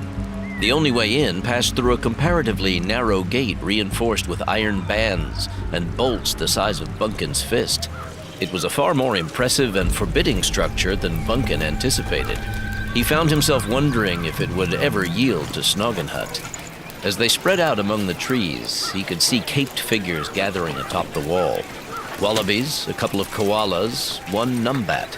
By the light of the torches they carried, he could see that regardless of species, the fur had been shaved from the crown of each head. Cryptic markings decorated each naked skull. Hermetic tattoos. Badara stood close to Bunkin. We don't understand them. Occasionally, the monks and acolytes atop the rampart paused to converse with one another. More torches were brought and set in empty holders, until the entire wall and the open ground below were thoroughly illuminated. Certainly there was enough light for those within the monastery to watch as the core of common folk busied themselves setting up camp. None of Wuragar's people had challenged those inside, nor had the silent shapes on the wall tried to hail those among the trees. Maybe they think we are pilgrims and await the first supplicants to present themselves at the gate. We'll present ourselves all right. Bunkin studied the steep slope where the mountain met the wall. But it won't be at the gate. This way. Mawara would vanish into the darkness, then dart back to chivvy them onward. It's not bad. It's not. Our second nocturnal sortie. Bunkin dared not look down. Nearby, he could hear the agile but short-legged otters cursing steadily. The idea was to climb until they were high above the well-guarded point where the wall met the mountain, scramble forward, then slink downslope until they were within the monastery proper. A large scaling party would doubtless have been spotted, but just the four of them creeping slowly along might escape the notice of those within, whose attention was sure to be focused on the rowdy mob of angry farmers and townsfolk who were busily establishing camp in the woods. We're high enough. Mawara fluttered inches from Bunkin's face, pivoting in midair to gesture downward with a wingtip. Quietly now. Trailing in the avian's wake, they began working their way toward the shadowy structures below. Most were dark, but lights beckoned in a few high, narrow windows. To Bunkin's relief, the slope leading to the monastery was much gentler than the one they had scaled outside. There was no sign of any guards. He hoped the monastery's entire defense would be concentrated on the wall. I can't believe no one's even looked up here. Squill tried to tiptoe around loose scree. We're pushing our luck, we are. Not luck. No, not luck. Moara dipped and darted above their heads. They have so much confidence in their sorcery and in everyone else's lack of imagination. They think they're the only ones who can think they do. Stuff them, the bungy sods. Keep in mind that we don't have wings, Moara. No worries, mate. She'll be right, she will. She left them to scout on ahead. A reassuring distance off to their right, they could see the inside of the wall. Brawny forms, dire of aspect, were beginning to join the monks on the parapet. Bunkin was inordinately glad he could not see their faces. He glanced skyward. They had until first light to do what damage they could before Wuragar's people attacked. That assault would take place whether the infiltrating spell-singing trio succeeded or not. The country folk had come too far to turn back now. We'd better do something. They'll never breach that wall without help, not even with Snoggenhut leading the charge. But what can we do? Improvise, John Tom had always told him. When in doubt, improvise. Almost as if in anticipation, the doer chafed and bumped against his back. He found himself wishing he had the knowledge to grasp the meaning behind the dark monk's mysterious invocations. Softly now, ground-bound friends. Moara settled gently on Bunkin's shoulder. Around this corner, your first glimpse. You can decide if what is measures up to what I've said. Bunkin stepped through the open doorway and peered down the lamplit corridor. Moara's descriptions had prepared them, but words could only do so much. Standing guard at the nearest intersection, they saw a creature with legs of a wallaby and the squat body of a wombat. Its profile revealed the face of a dingo in the last stages of some grisly degenerative affliction. Abortive dull green wings protruded like diseased eruptions from its shoulders. It carried a blade the size of an executioner's sword. How do we get past that freak? Leave it to me. I'll dazzle it with me charms, and the rest of you can sneak up behind it. She marched toward the creature. Hey, wait! Shit, get ready. Nina halted right in front of the guard, who gaped at her. Hello, gorgeous. Yellow bloodshot eyes narrowed as they focused on her. Kill. It swung the oversized blade in a great descending arc. It cracked the floor where Nina had been standing an instant earlier. How come you're stuck in here when all the action's out front? Kill. So much for stunning it with her irresistible beauty. Sword drawn, Squill raced down the hallway. Bunkin and Moara had no choice but to follow.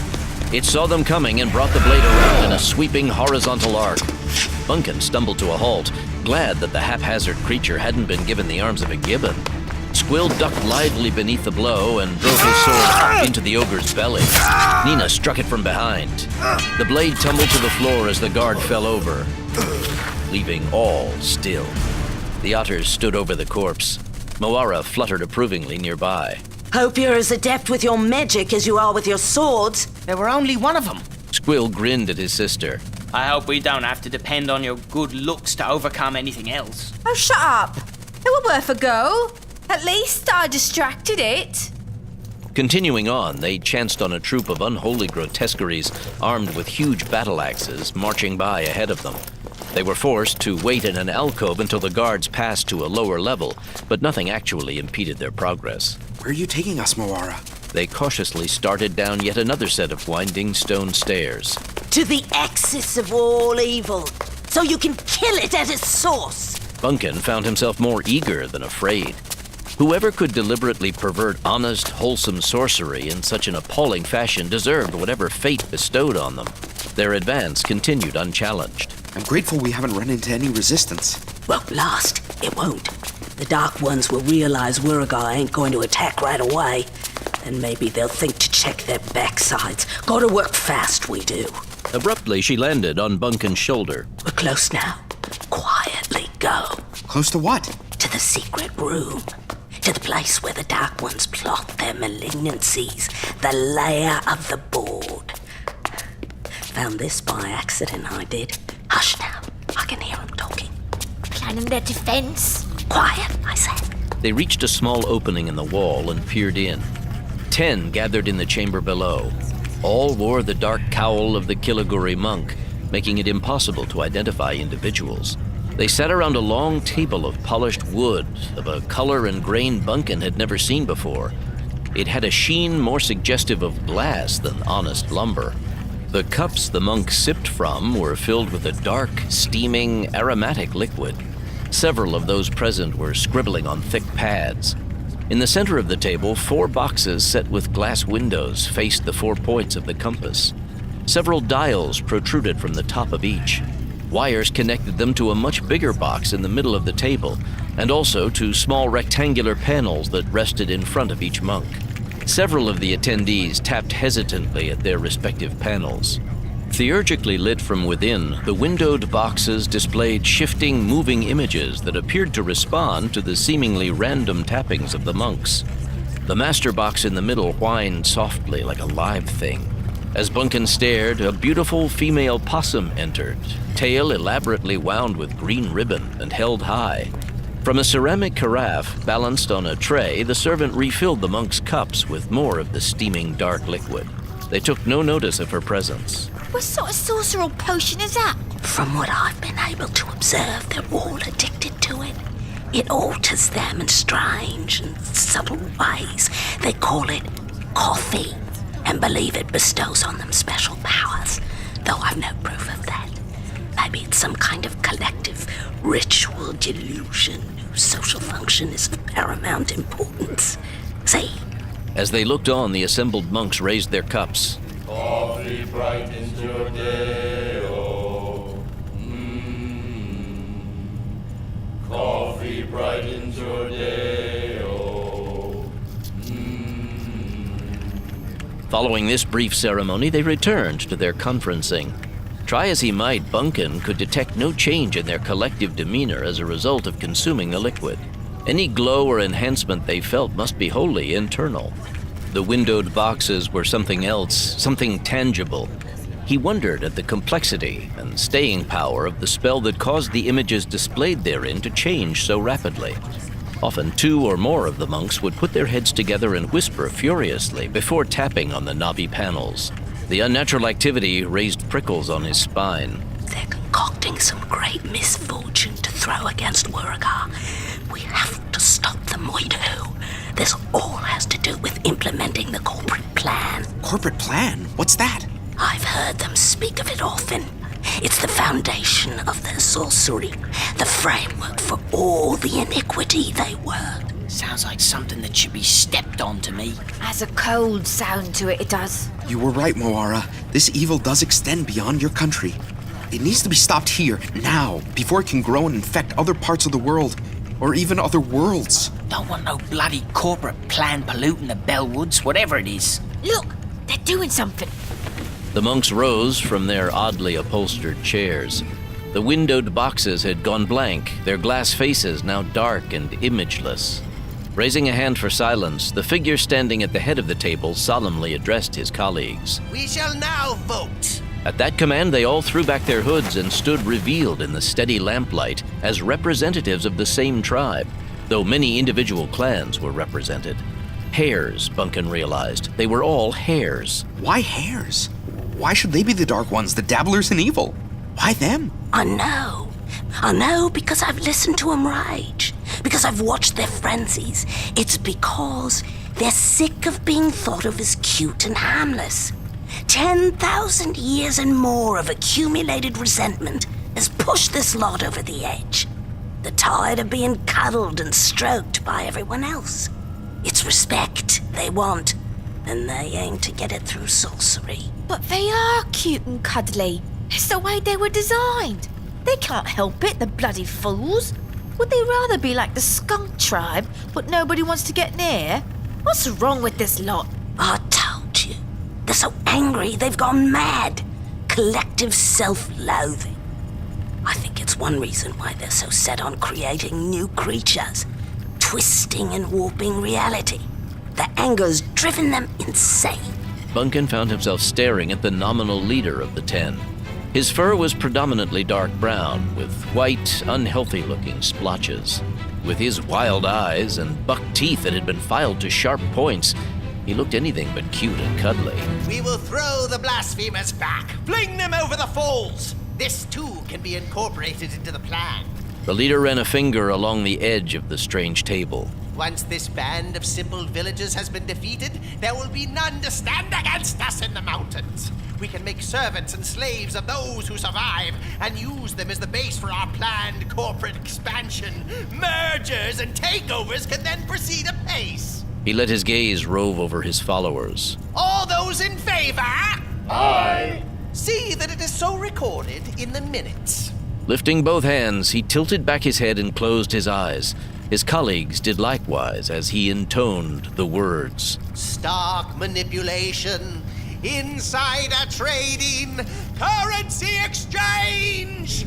The room grew dark, save for a singular greenish glow which seemed to emanate from the ceiling. They've certainly tapped into something. Some kind of gloom-laden power I've never encountered before.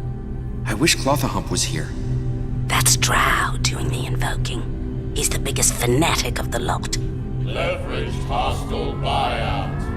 Leveraged hostile buyout. Leveraged hostile buyout. The clan disappeared in a bilious cloud of green smoke. Whoa, that's very impressive. Where have they got to? Not far. Not far, if experience is an indicator. To the vault is my guess to prepare some special poison. Come, and we'll find him. Moara fluttered off, back up the corridor. They had to avoid a single, pitiful guard. A transformed sugar glider whose wings hung about her in tatters.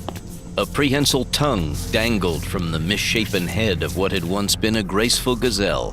The sight turned Bunkin's stomach. Moara settled once more onto his shoulder. Tread softly here. This is the kitchen where decay is prepared. The corridor opened onto a vast chamber dominated by a lofty bowl-shaped ceiling. Lamps glowed in holders set high on stone walls. They stood on an upper floor, looking down into a circular pit containing slab-like tables and numerous cages.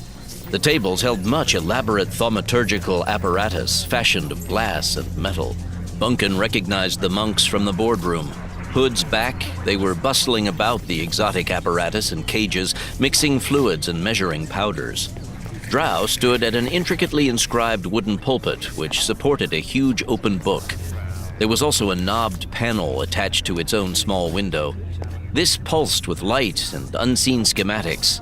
The leader of the Killiguri monks gripped the sides of the podium while watching his faithful at work. There in the back, by the Black River itself. Nina pointed at the last row of stacked cages. These held not deformed monstrosities, not unfortunate travelers, but cubs, the young of numerous tribes. It was a panorama of collective misery, heartbreaking to see, and for the first time Bunkin was glad as well as proud to have offered his help to Wuragar's band. The collection included 2 human children crammed into a cage too small for them to stand up in. An angry knot formed in Bunkin's stomach. At that moment, the wizard Drow and his fellow hares did not look in the least bit cute or cuddly. What you doing here? Whirling, Bunkin saw exactly the sort of brute he feared. Except for the protruding black-tipped snout, it had the face and arms of a young human, but the remainder of the body was wholly Rue. Enormous oversized feet, stout lower body tapering to a narrower chest, powerful tail, high leathery ears, all reminded him more of Wuragar than his own tribe. The creature regarded them belligerently, a large club easily balanced in both hands, light chainmail hanging from the smooth shoulders. Get him! Squill and Nina were on top of the creature instantly. Bunkin was right behind them as Moara darted back and forth overhead. Bunkin wrenched the club out of the creature's grasp while avoiding a kick that, if it had connected, would have taken his head off. The Rue man fought back as best it could, but it was no match for the combination of Bunkin's strength and the otter's agility. In moments, they had it pinned on its side. Nina's face burned where she'd caught a glancing blow from the muscular, madly flailing tail, but otherwise they were all 3 unharmed. Straddling the prone neck, Squill raised his sword. Go ahead, kill me. Frowning, Bunkin raised a hand to block the otter's blow. Wait. Wait! What the hell do you mean, wait? Who gave the alarm? The trapped creature gazed up out of limpid blue eyes. Please, just kill me. I won't die. To everyone's astonishment, the grotesque entity began to cry. Now even the notoriously unempathetic Squill found himself hesitating. Go on. What are you waiting for? Finish. The ugly blighter's trying some sort of trick, he is. I don't think so. Rising, Bunkin eased Squill gently but firmly aside. The otter backed off reluctantly. Given the chance to rise and flee, the Roo man didn't move. It just lay there, bawling softly like any abandoned kid. Make fast before dark ones see what's happening. Bunkin looked toward the busy pit, then back to their captive. They can't see over here. We won't let them hurt you. Can't prevent. Who you people anyway? He met first Squill's gaze, then Nina's. You not from around here? No, we're not. Bunkin retreated a step, giving the creature some room. We come from a land far to the southeast. Gingerly, the Roo man sat up. Why? What you do here? He gestured at Moara. Your kind I know. You from here. Damn right I am, mate. What we do here is gonna put an end to these monks and their monkeying once and for all. Cannot do. Cannot challenge the Dark Ones. Will destroy you. They draw strength from other worlds. Too powerful now. He looked around anxiously. You go now, before they see. I not tell, not. We saw them at work. They're powerful, but it's only sorcery. Only sorcery? The Roo man rose, and Squill immediately pressed the point of his sword against the poor creature's ribs. It gazed at him sorrowfully. I not tell. The otter glanced at Bunkin, who nodded slowly. Squill backed off, but not far. His sister hung close on the other side. We're Spellsingers. We've come with Moara here, the warrior Wuragar, and many others to try and put a stop to what these Dark Ones have been doing. The Roo man studied each of them in turn, still unwilling or unable to believe. You sorcerers too? You fight Dark Ones? That's right. Must do this! The creature's vehemence surprised the little band. Must stop them now, or they take over a whole world. Every place and everyone and everything. Stop them now! That's what we aim to do, mate. Moara fluffed her feathers. Their style of sorcery is new to us, but it is only sorcery. As the great wizard Clothahump has said, any magic which can be propounded can be countered. Nina gave him a sideways glance, and he looked slightly embarrassed. The Roo man's human fingers worked nervously against one another while the thick tails switched back and forth. Been here a long time. Sometimes I listen, learn things, not so dumb. Drow first went to make hateful breakthrough and learn words of corruption. First makes plan, then recruits others. Starts small with bugs. Puts wings of one on body of other. Fish next. I remember when both my turn. Originally 2 me, now 1. Other thrown away. Not sure which is me. Not sure which throw away. Me lucky. Many times both throw away. Sometimes make things hard, even for Dark Ones to look at. Much screaming. He sat silent for a moment. Called me success. Must serve Dark Ones all my life. Rather be dead. Not so easy to be dead. Forget things. What's your name? Name dead too. Well then, what do they call you? Kilm. Maybe original name of other me. Maybe not. Matters not. Kill me now? We're not going to kill you. I can't do it. Oh hell, I can't do it neither. That's a first. You're not responsible for what you are. We don't want to hurt you or any of your friends. Have no friends. None here friend to another. Each our own private horrors. Then help us. I'm asking you to be our friend. Help us to make an end to this. Dark Ones have so much power. You ain't heard our power, Gov. Wait till you hear what we can do. Will you help us? Not sure. No. You not see what Dark Ones do to any who dare fight back. You not want to see. We could take care of ourselves. Nina assured him with a confidence she didn't entirely feel. Kilm help. But only if you promise one thing. What's that? If we losing, you kill me. Bunkin swallowed hard. This was very different from his expectations of adventure. There was no glory to be had, only something that needed to be done. He felt no exhilaration, no feeling of anticipation, only a grim sense of determination.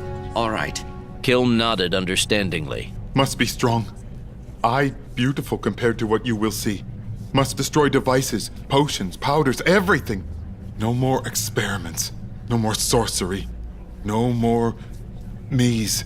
Bunkin peered down into the pit. We have friends outside, a small army. They're going to attack Killiguri just before daybreak. When they hit the wall, that's when we should make our move.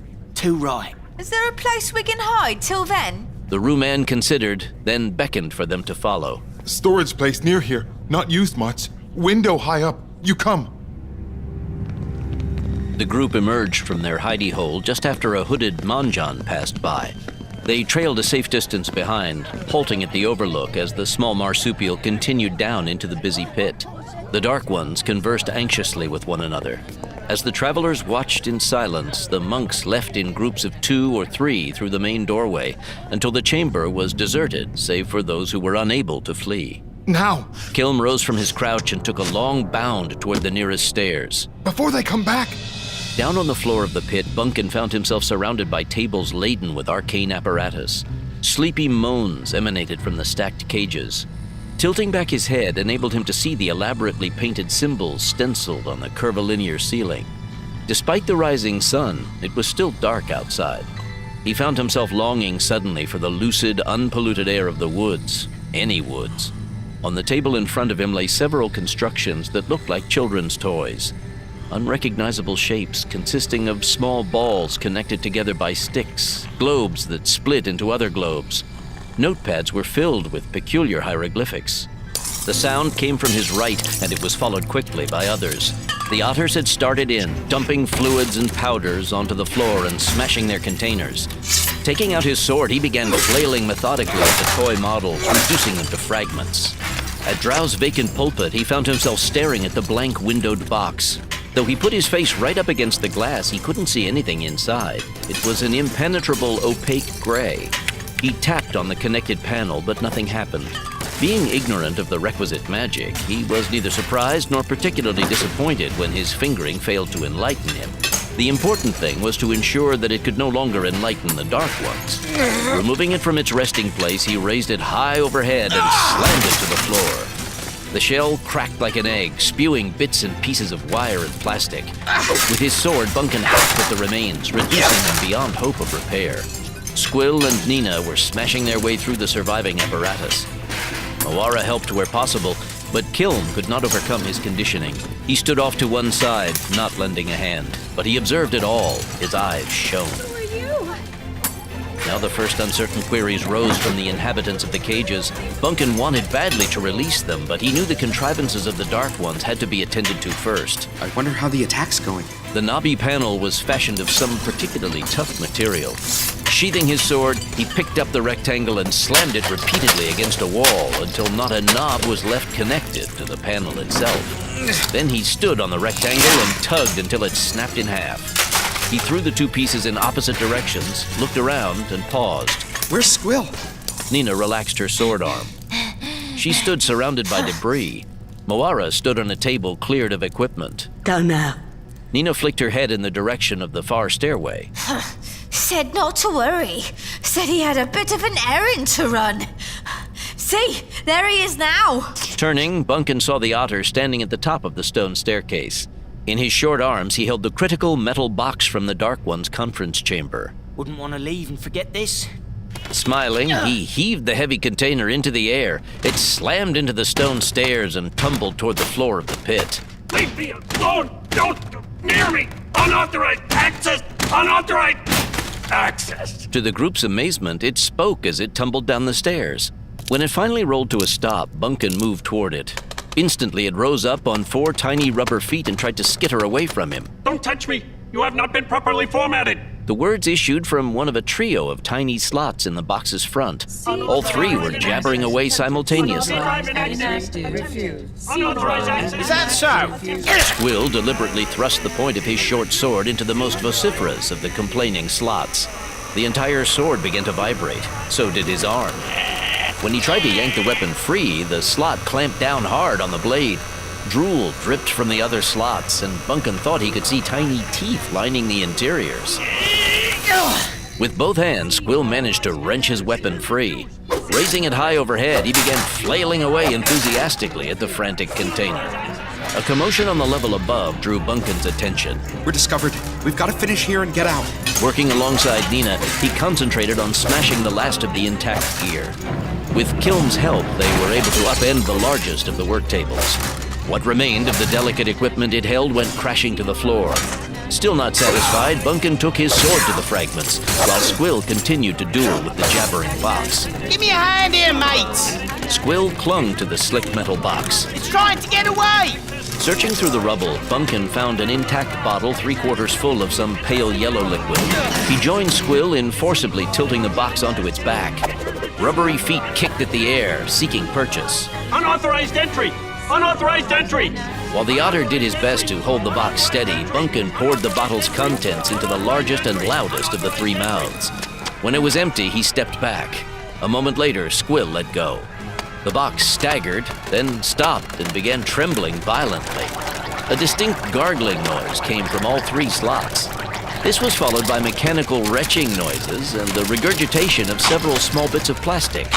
One mouth gasped feebly. Blind! I'm blind! Where's the seat prompt? I can't find the seat prompt! Maledictions on you all! Abort! Re-entry! Fail! Abort! Re-entry! Fail! With a final shudder, it seemed to settle down on its tiny feet. Then it rolled over onto the stone floor to lie silent and unmoving. Standing alongside, the wary Squill nudged it with a foot and glanced over at Bunkin. I think it's dead, mate. Bunkin nodded. Someone's coming. Moara? The Gala flew toward the ceiling. They come! The Dark Ones come! Beware and be ready! A hand touched Bunkin's arm and he forced himself not to pull away from its tormented owner. Remember, promise. I'm not killing anyone. Not yet. Sheathing his sword, Bunkin brought the doer around in front of him. Squill! Nina! The 3 of them put their heads together and in low tones began to rehearse possible defenses.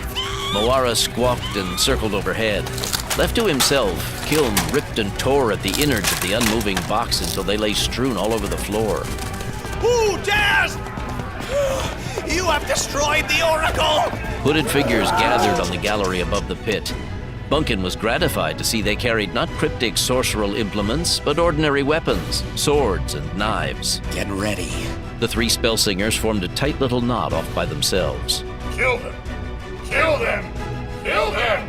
Kill them! The tallest of the hooded ones stepped to the edge of the stairs and shoved back his cowl. Eyes burning, ears twitching, Drow glowered ferociously down at them. You will be most agonizingly dismembered, and then I will have the pleasure of transmuting your genes. By the power of the all-splicing mage, by the haploid dissolution, by the fecundity of my kind and the fevered twists of their DNA, I call upon the great master of selective breeding to make an example most hideous of these blasphemers. He raised his hands toward the ceiling. DNA.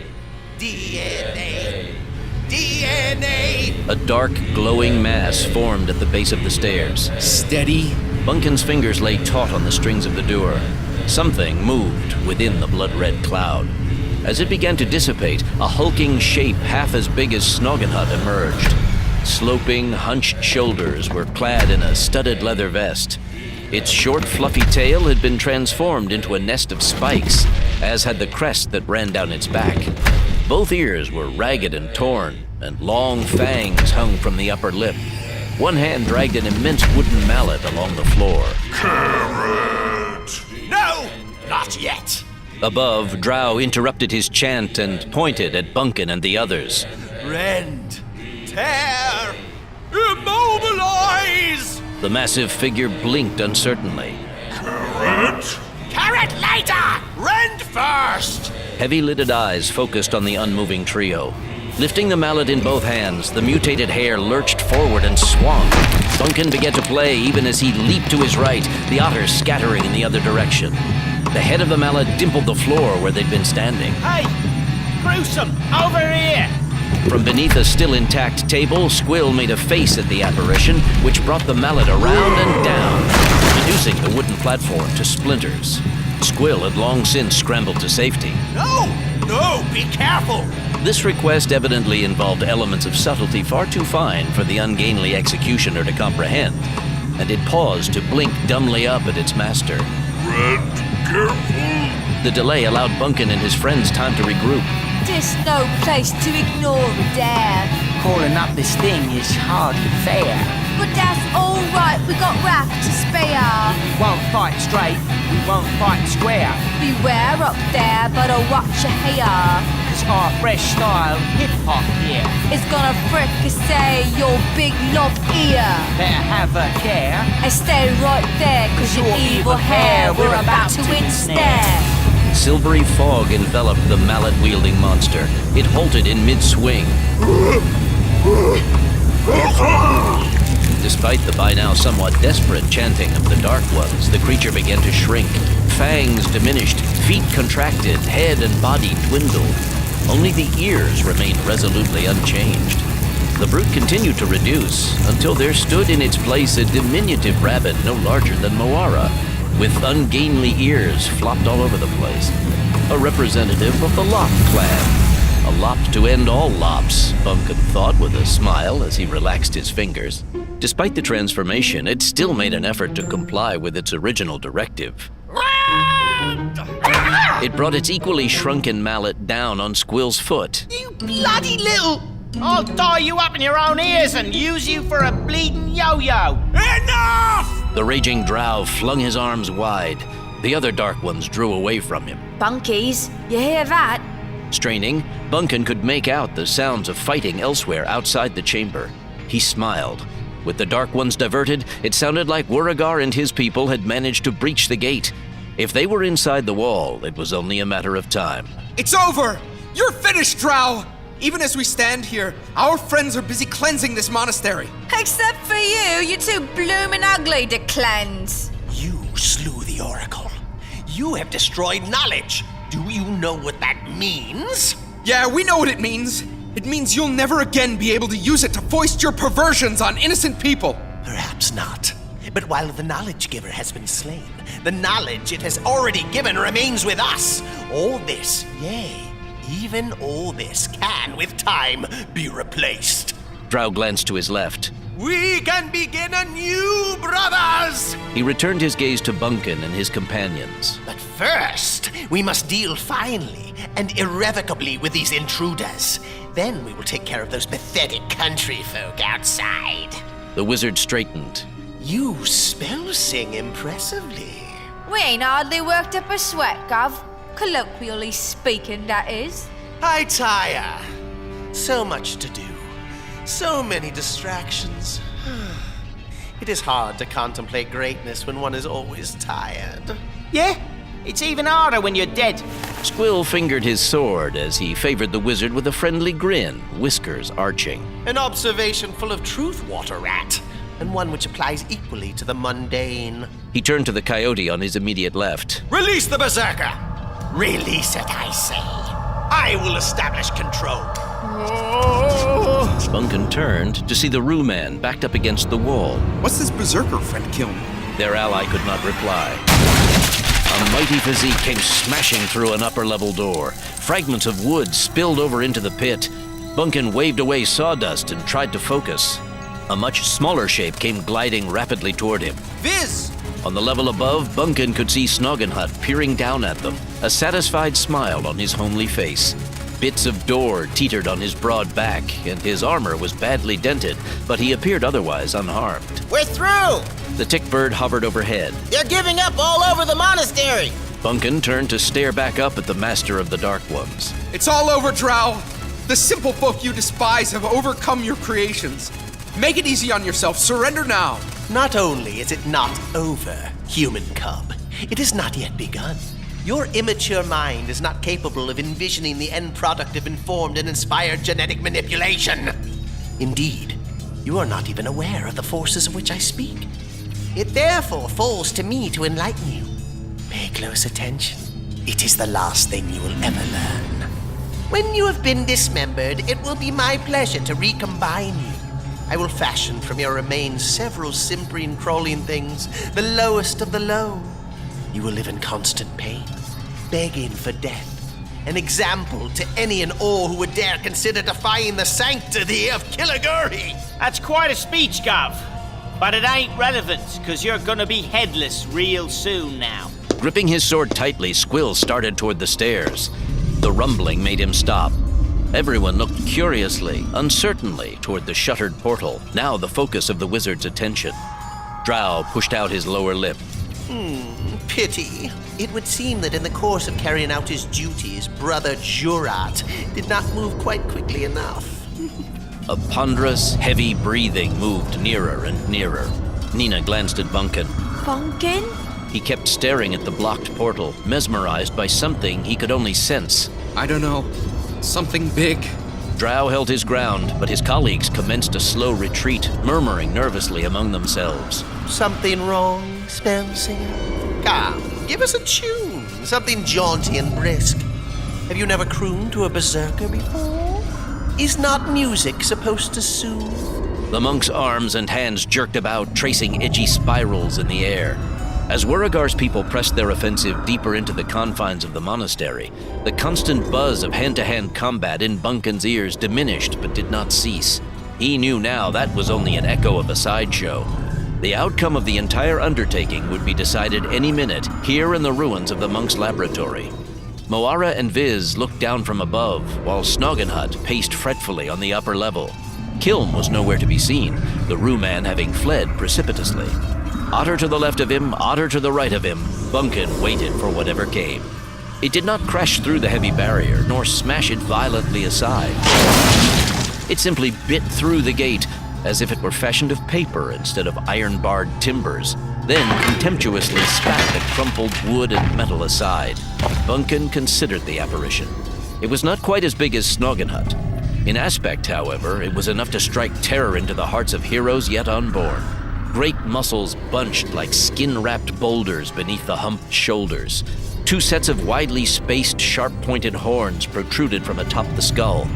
One facing forward, the other inclined forward and up as if standing ready to reinforce the murderous effects of the other pair. Except for its excessive muscularity, the rest of the body had an umber-hued, short-haired coat, tufted tail, and 4 legs terminating in cloven hooves.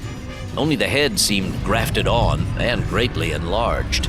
It was that of a highly specialized canine grown to obscene proportions. Docked to those massive shoulders, it appeared neckless. Bulging red eyes, sweating damp murder sought quarry, while the powerful jaws worked spittle from thick lips. From the hidden throat came an abysmal, squalid gurgling, as if the creature were masticating a cud, consisting of the tormented remnants of previously consumed souls. The pit bull shook its head and spat out a sticky iron bolt. Then it glanced up, searching, until it fastened on the long-eared figure of Drow.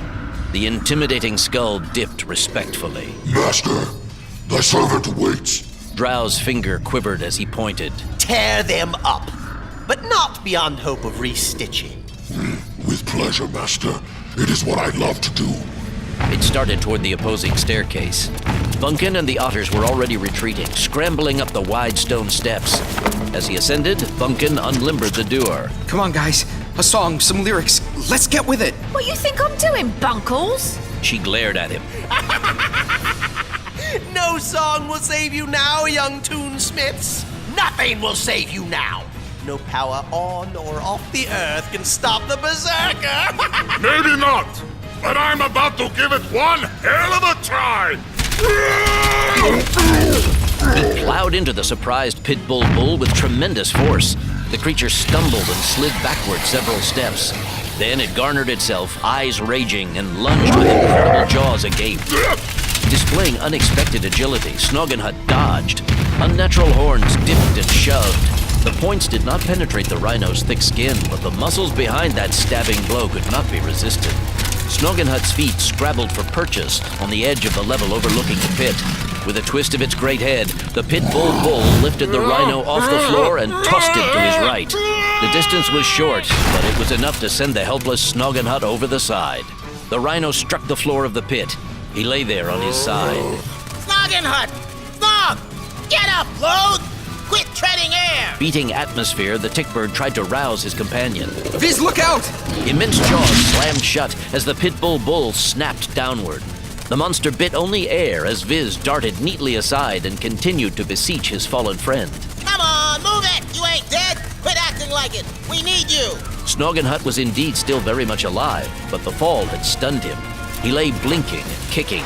It would be necessary for him to recover his senses before he could recover his feet. The mutant pit bull sought other prey. Advancing deliberately, it tried to trap Bunkin in the nearest corner. Let's go. Words! I need words! Push him back, push him back. Way back. Back in the hole where he can't be seen. Over the line, back through the wall.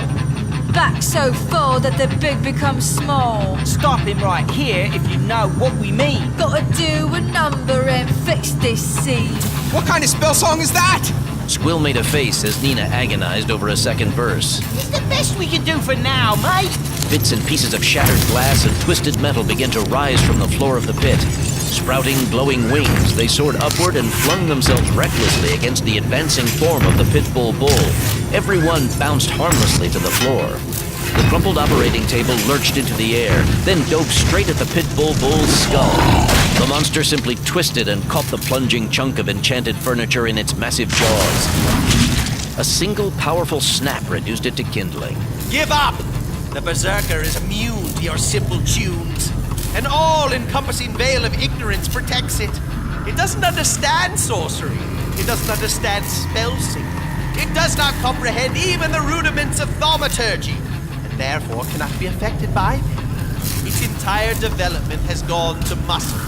Only the sound of my voice penetrates its thick skull to reach the brain beneath. Exhaustion crept up Bunkin's legs. His fingers were growing numb, and he knew that the otters' throats had to be raw from rapping at the tops of their lungs. Nothing they tried had any effect on the relentless specter. One snap of those preposterous jaws, one diffident bite, and he and his friends would be reduced to soggy pulp. He brightened as lyrics flashed on him.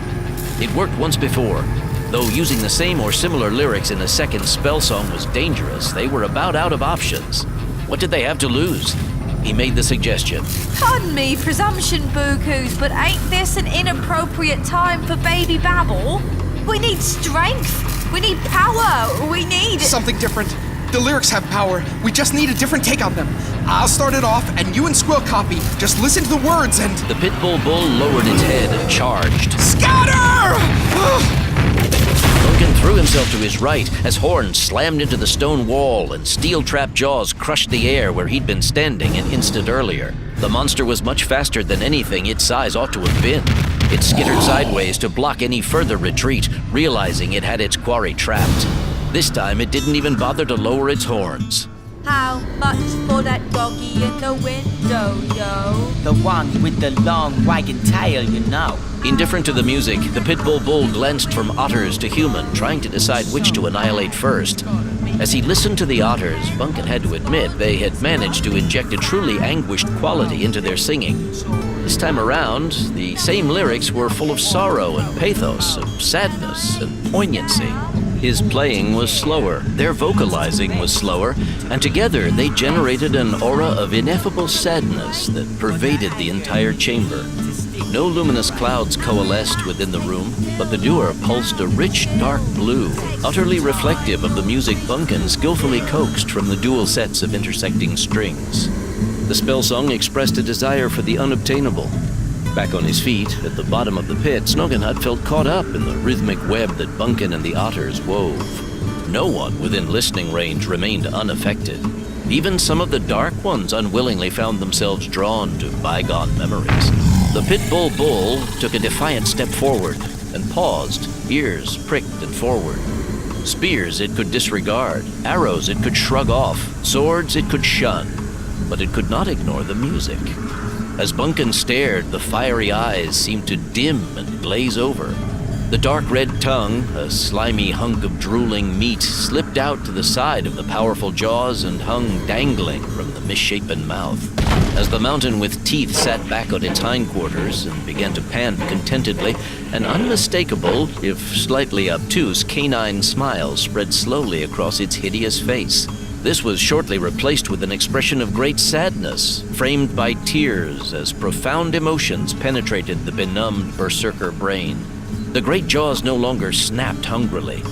Eyes half shut, swaying slowly in time to the music, it continued to listen and absorb and be affected. Amazing the results thoughtful modifications to a simple tune can have. Finally, the great creature lay on its belly, eyes closed, that nightmare skull resting peacefully on crossed forehooves. For the first time in its tormented existence, it lay at peace. Exhausted but quietly exultant, the otters terminated their most recent and final refrain. Bunkin's fingers plucked conclusively at the door. Enraged and frustrated beyond reason, Drow wrenched a saber from one of his startled acolytes and rushed around the rim of the pit to confront Bunkin. His door secured, Bunkin stood his ground, awaiting the charge with his own sword drawn. The sorcerer made a pretense of swinging his weapon, then leaped into the air and struck out with both enormous feet.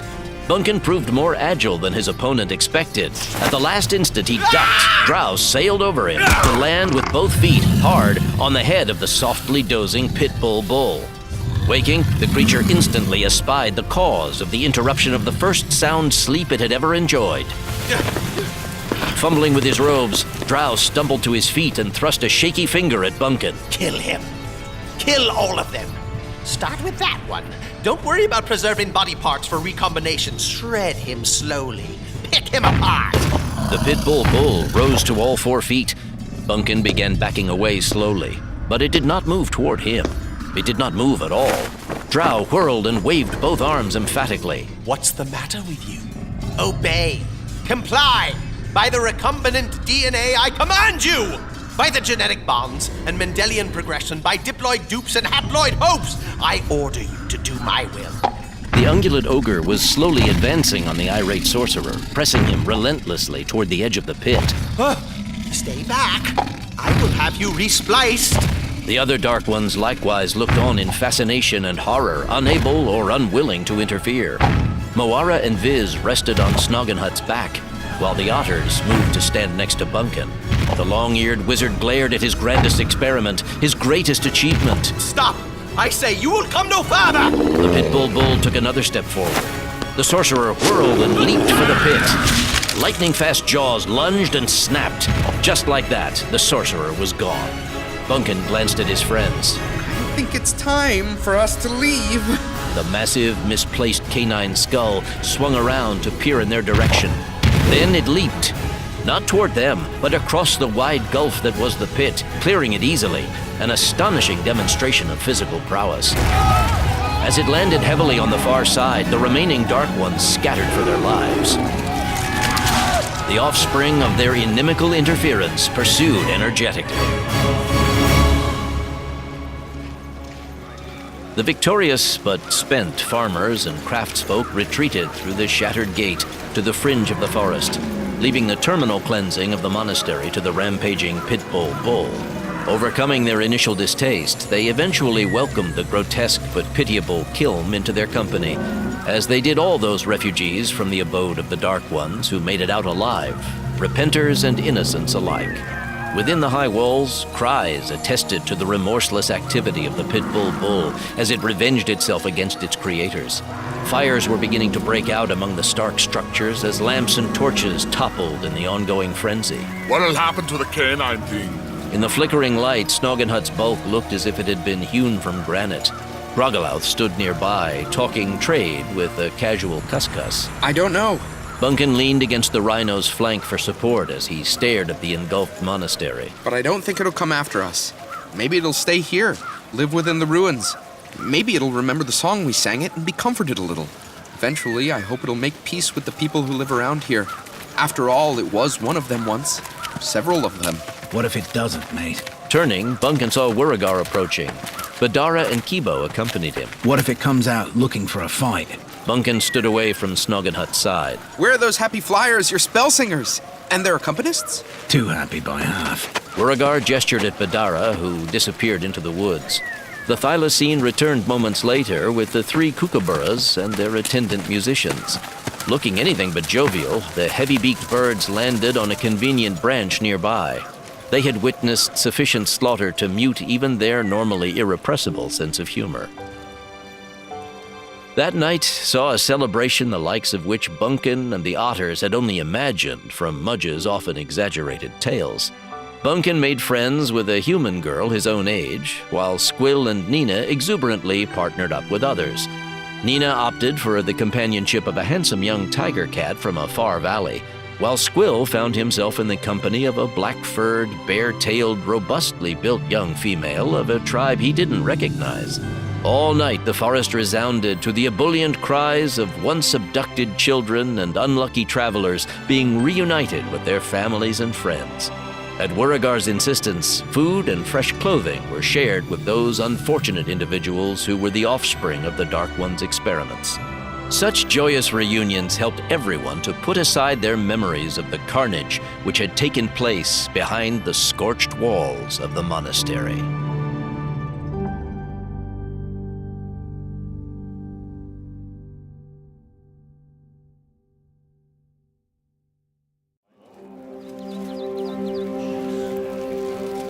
The following morning, the travelers gathered around a hastily erected stone fire pit whose blackened contents still smoldered from the revelry of the night before. Seated on a log on the other side, Wurigar and Badara listened respectfully to their newfound friend's exotic tale of travel and tribulation. Around them, the woods bustled with farmers and tradesfolk readying themselves for the long march back to their homes.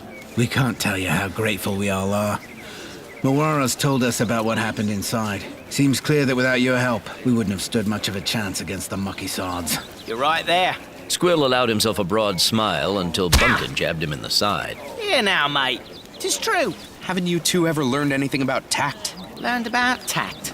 From Mudge. I see your point. Bunkin turned back to their hosts. We were glad we could be of help. As the offspring of great adventurers, we had no other choice. I seem to remember that we Perhaps in your gratefulness, you might do us a good turn? Anything within our power to grant is yours. We owe you more than our lives. As you know, we seek an undefined, uncertain something which may or may not actually exist. It is known as the Grand Veritable. Yes, I remember you mentioning it before. Go on. I think we are closing in on it, but we still have a ways to go to the northwest. We must go higher still into these mountains. While supplies would be welcomed, a guide would be more useful still.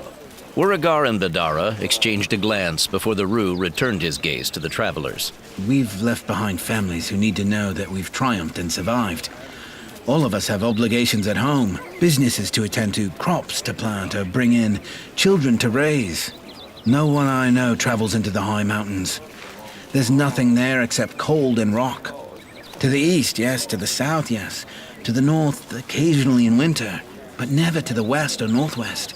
That may change now that the Dark Ones are defeated, or it may not. The high mountains are home to many shadows, which we simple country folk are not inclined to pursue. There, you see. Proves nothing, Gov. A disinterested Squill lay on his back, picking his teeth with a sharpened twig as Badara leaned in. There are stories of some who choose to explore that country. They go in search of jewels or precious metals. They never return. Badara's right. Nothing good has ever come out of those mountains. I prefer not to think of you, our good new friends, going up that way. Nevertheless, that is our goal. We will give you all we can in the way of supplies, but you won't find anyone who'll go with you. We're not adventurers or great sorcerers like you. I myself have a farm to tend to. Sorry, mates. We shall simply have to proceed on our own then, as best we can. Now, how did I know you were going to say that? A noisy, heartfelt parting sent the seekers off into the mountain heights. I wonder what finally happened to that pitbull bull. Died in the fires. Snoggenhut climbed slowly, carefully. Pitiful creature, but a hell of a fighter. Maybe it got away, found itself a cave or something. Maybe. If it did, we could run into it again. Let's hope not, Bickies. I ain't sure I could sing any more verses of that bloody cub song of yours, no matter how strong its magic. As the days passed and the climb continued, Bunkin began to wonder if they would cross the top of the world and start down the other side. Snoggenhut swerved to go around a large dark brown bush when the growth, with unexpected alacrity, rose up on two legs, extended an absurdly small head on the end of a long curved neck, and stepped out of their way. The travelers regarded it with astonishment. What are you? Bright blue eyes blinked. An enormous feathered body balanced deftly on the pillar-like legs. Clawed, splayed feet looked strong enough to rip the guts out of any presumptuous attacker. For such a formidable body to terminate in so tiny a head was unavoidably comical. The creature was all out of balance, Bunkin thought. It looked like a runaway adjective. What the hell are you? I'm a Moa. Who are you? Not many visitors up this way. Your kind is new to us. Not in all my travels have I ever seen anything quite like you, though you are clearly kin to the tribe of Ostrich. There are not a lot of us. No mower, huh? Sorry, Bunkles, couldn't resist. You should learn to. I'm used to jokes. All of us who survive up here are. The world has left us behind. A huge wingtip indicated the surrounding snow-clad peaks. This is the country of the recently forgotten. As opposed to the land of the often overlooked. I have traveled that region, but not this one. Here dwell creatures who have surrendered the future to others, myself included. I didn't mean to make fun of you. Well, actually, I did, but right now, I wish I hadn't. That's all right. I expect to be extinct any day now, anyway. In the meantime, it's nice to meet others. Any others. I haven't seen another Moa for nearly a year. No, not many of us left. For all I know, I may be the last of my kind. There are lots of lasts up here living out their tribal heritage, and before long, only our memories will be left. Well, ain't this the cheery interlude? I don't suppose that you have in your considerable wanderings heard anything of a grand veritable? Oh, that old thing. Yes, I know of it. I even know where it is. Well, what is it? What is it like? What does it do? I wouldn't know about that. When you're facing imminent extinction, you don't really have much interest in peripherals. You'd have to ask the Guardian. What's this Guardian like? Not too big? Willing, perhaps, to let us have a look? I wouldn't think so. He's very testy. Is he also one of the recently forgotten? Personally, I'd like to see him become one of the completely forgotten. Him and all his tribe. Feathers riffled as the bird gave a visible shudder. Oh, he's bad company. You don't want to provoke him. If we were foolish enough to want to, how might we go about it? Continue on your present course. Before long, you will come to a branching of this stream. Follow the branch, though it appears to run straight into sheer mountainside. Track it upward. The veritable is housed in a cave that is also home to the Guardian. You can confront him if you wish, but I wouldn't try it. He'd probably eat me. Eat you? The Guardian is one of the cold-blooded? Oh, no. He's as intelligent as you or I. But we of the recently forgotten retain ancient instincts and habits that have been largely abandoned by the rest of the world. Oh, he'll think about it before he eats you. Maybe even have a moment of regret, but he's not called the Guardian for nothing.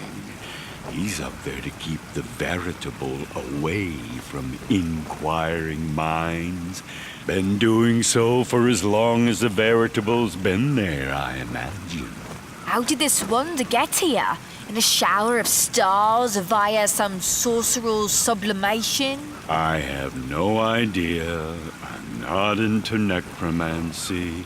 Some say it arrived on a pillar of blue flame. Others that it was delivered in the beak of the Maker herself. The story I personally give the most credence to says that it just fell out of a stormy sky one day and bounced a couple of times before it came to rest in a puddle of muddy water. when some wise ones who shall go unnamed found out what it could do, they stuck it in the cave and assigned a guardian to it. Successive guardians have kept watch over it ever since. Like I said, it doesn't much interest me. When you're on the verge of extinction, little things like guardians don't bother you. Obviously, you feel otherwise. I wish you luck. We wish you luck as well. And I know what it is to be alone and abandoned. Not by nature, you don't. The moa turned and strode off downstream. They watched until it disappeared. Shame. A handsome creature, if a bit oddly proportioned. Did you note the blue of its eyes and how the sun reddened its plumage? Maybe he'll find another moa, and they'll have lots of little moas. They followed the cheerful little tributary up into a dense thicket of low scrub, Snoggenhut plowing easily through the tightly interwoven branches and trunks. Much of the vegetation they now encountered looked unfamiliar even to the widely traveled Bragalau. Topping yet another in a seemingly endless series of natural granite steps, they found themselves standing on a small flat plateau. Cliffs rose steeply to left and right. Ahead, additional steps led onward and upward, but the stream did not tumble down them. Instead, it curved leftward against a raised shoulder of rock and terminated at the base of a narrow waterfall. A small, clear pool shimmered at the rocky intersection of stream and cascade. To the right lay a dark, yawning void in the cliff face, a black blot on the otherwise unmarred granite. Dismounting from Snoggenhut to give him maximum room to maneuver, they approached the cave with caution. A thick, musky smell emanated from within. Let him come! I am ready for anything! Sure you are. Just don't get carried away. We may be up against something more powerful here than even the crazed horrors of the monastery. You watch your butt. I'll watch mine. Bunkin peered hard but saw nothing. The depths of the cave veiled its secrets in blackness. He took courage from the fact that the opening wasn't very large and that it was unlikely any inhabitant would be larger than its egress. Hello in there? We're travelers from a far land. We've come a long way to see if there really is such a thing as the Grand Veritable, and we were told you had charge of it. Listen, all we want at this point is a look to see if the damn thing's real. Squill sauntered right up to the entrance. Me, I always said there were never any such contrivance. 'Tis all piffle, and so's any bleeding guardian. I am not piffle. Nice going. The otters huddled together against Snoggenhut's bulk. Bunkin too had retreated, but not as far. He swung the doer around in front of him. We must have a look. We've come too far and endured too much to just walk away now. At least grant us proof of the Veritable's existence. Go away. I'm in a foul mood today. Provoke me and I'll come out there. 'Tis all a bluff. I've heard about these horrible guardian things all my life. Monsters that are supposed to watch over secrets and treasures and the like. If they ain't just gossip, they're always overstated. Why do you think this one ain't showed himself? Because there ain't much to him, that's why. They all rely on their reputations, they do. I don't know. Bunkin turned back to the cave. Just a look! That's all we want! Blood of my liver, you want to steal it? Frankly, that'd be all right with me. I'm sick of this job. But my job it is, and I'm bound, like all who preceded me, to perform it to the best of my ability. So do not make my day any more difficult. Just leave. I'm sorry, but for the reasons I've already mentioned, we can't do that. Can you describe the Grand Veritable to us without coming out? Yeah, give us a hint. Is it animal, vegetable, or mineral? So be it upon your heads. Don't say you were not warned. As Bunkin stumbled frantically backward, blazing green eyes centered on something huge and tawny exploded toward him. It wasn't as big as the pit bull, but it looked quite capable of butchering each and every one of them, including the massive Snoggenhut, without pausing to take a breath. Its headlong charge carried it well past the diving Bunkin. Gravel and dust flew from beneath its clawed feet as it landed and spun, gathering itself for a second better timed attack. Because of its color and general shape, Bunkin at first thought it a lion. But there was no mane. The skull was longer and decidedly flattened, the ears positioned differently, and the forelegs were more muscular at the shoulder. More startling still, it walked on 4 legs instead of 2 and wore no clothing or decoration of any kind, both hallmarks of the civilized. Certainly a throwback, yet one capable of speech and rational thought. Bunkin found himself mesmerized by the pair of incredible backward-curved canines protruding downward from the roof of the Guardian's mouth. Each was fully half the length of the otter's short swords and looked just as sharp.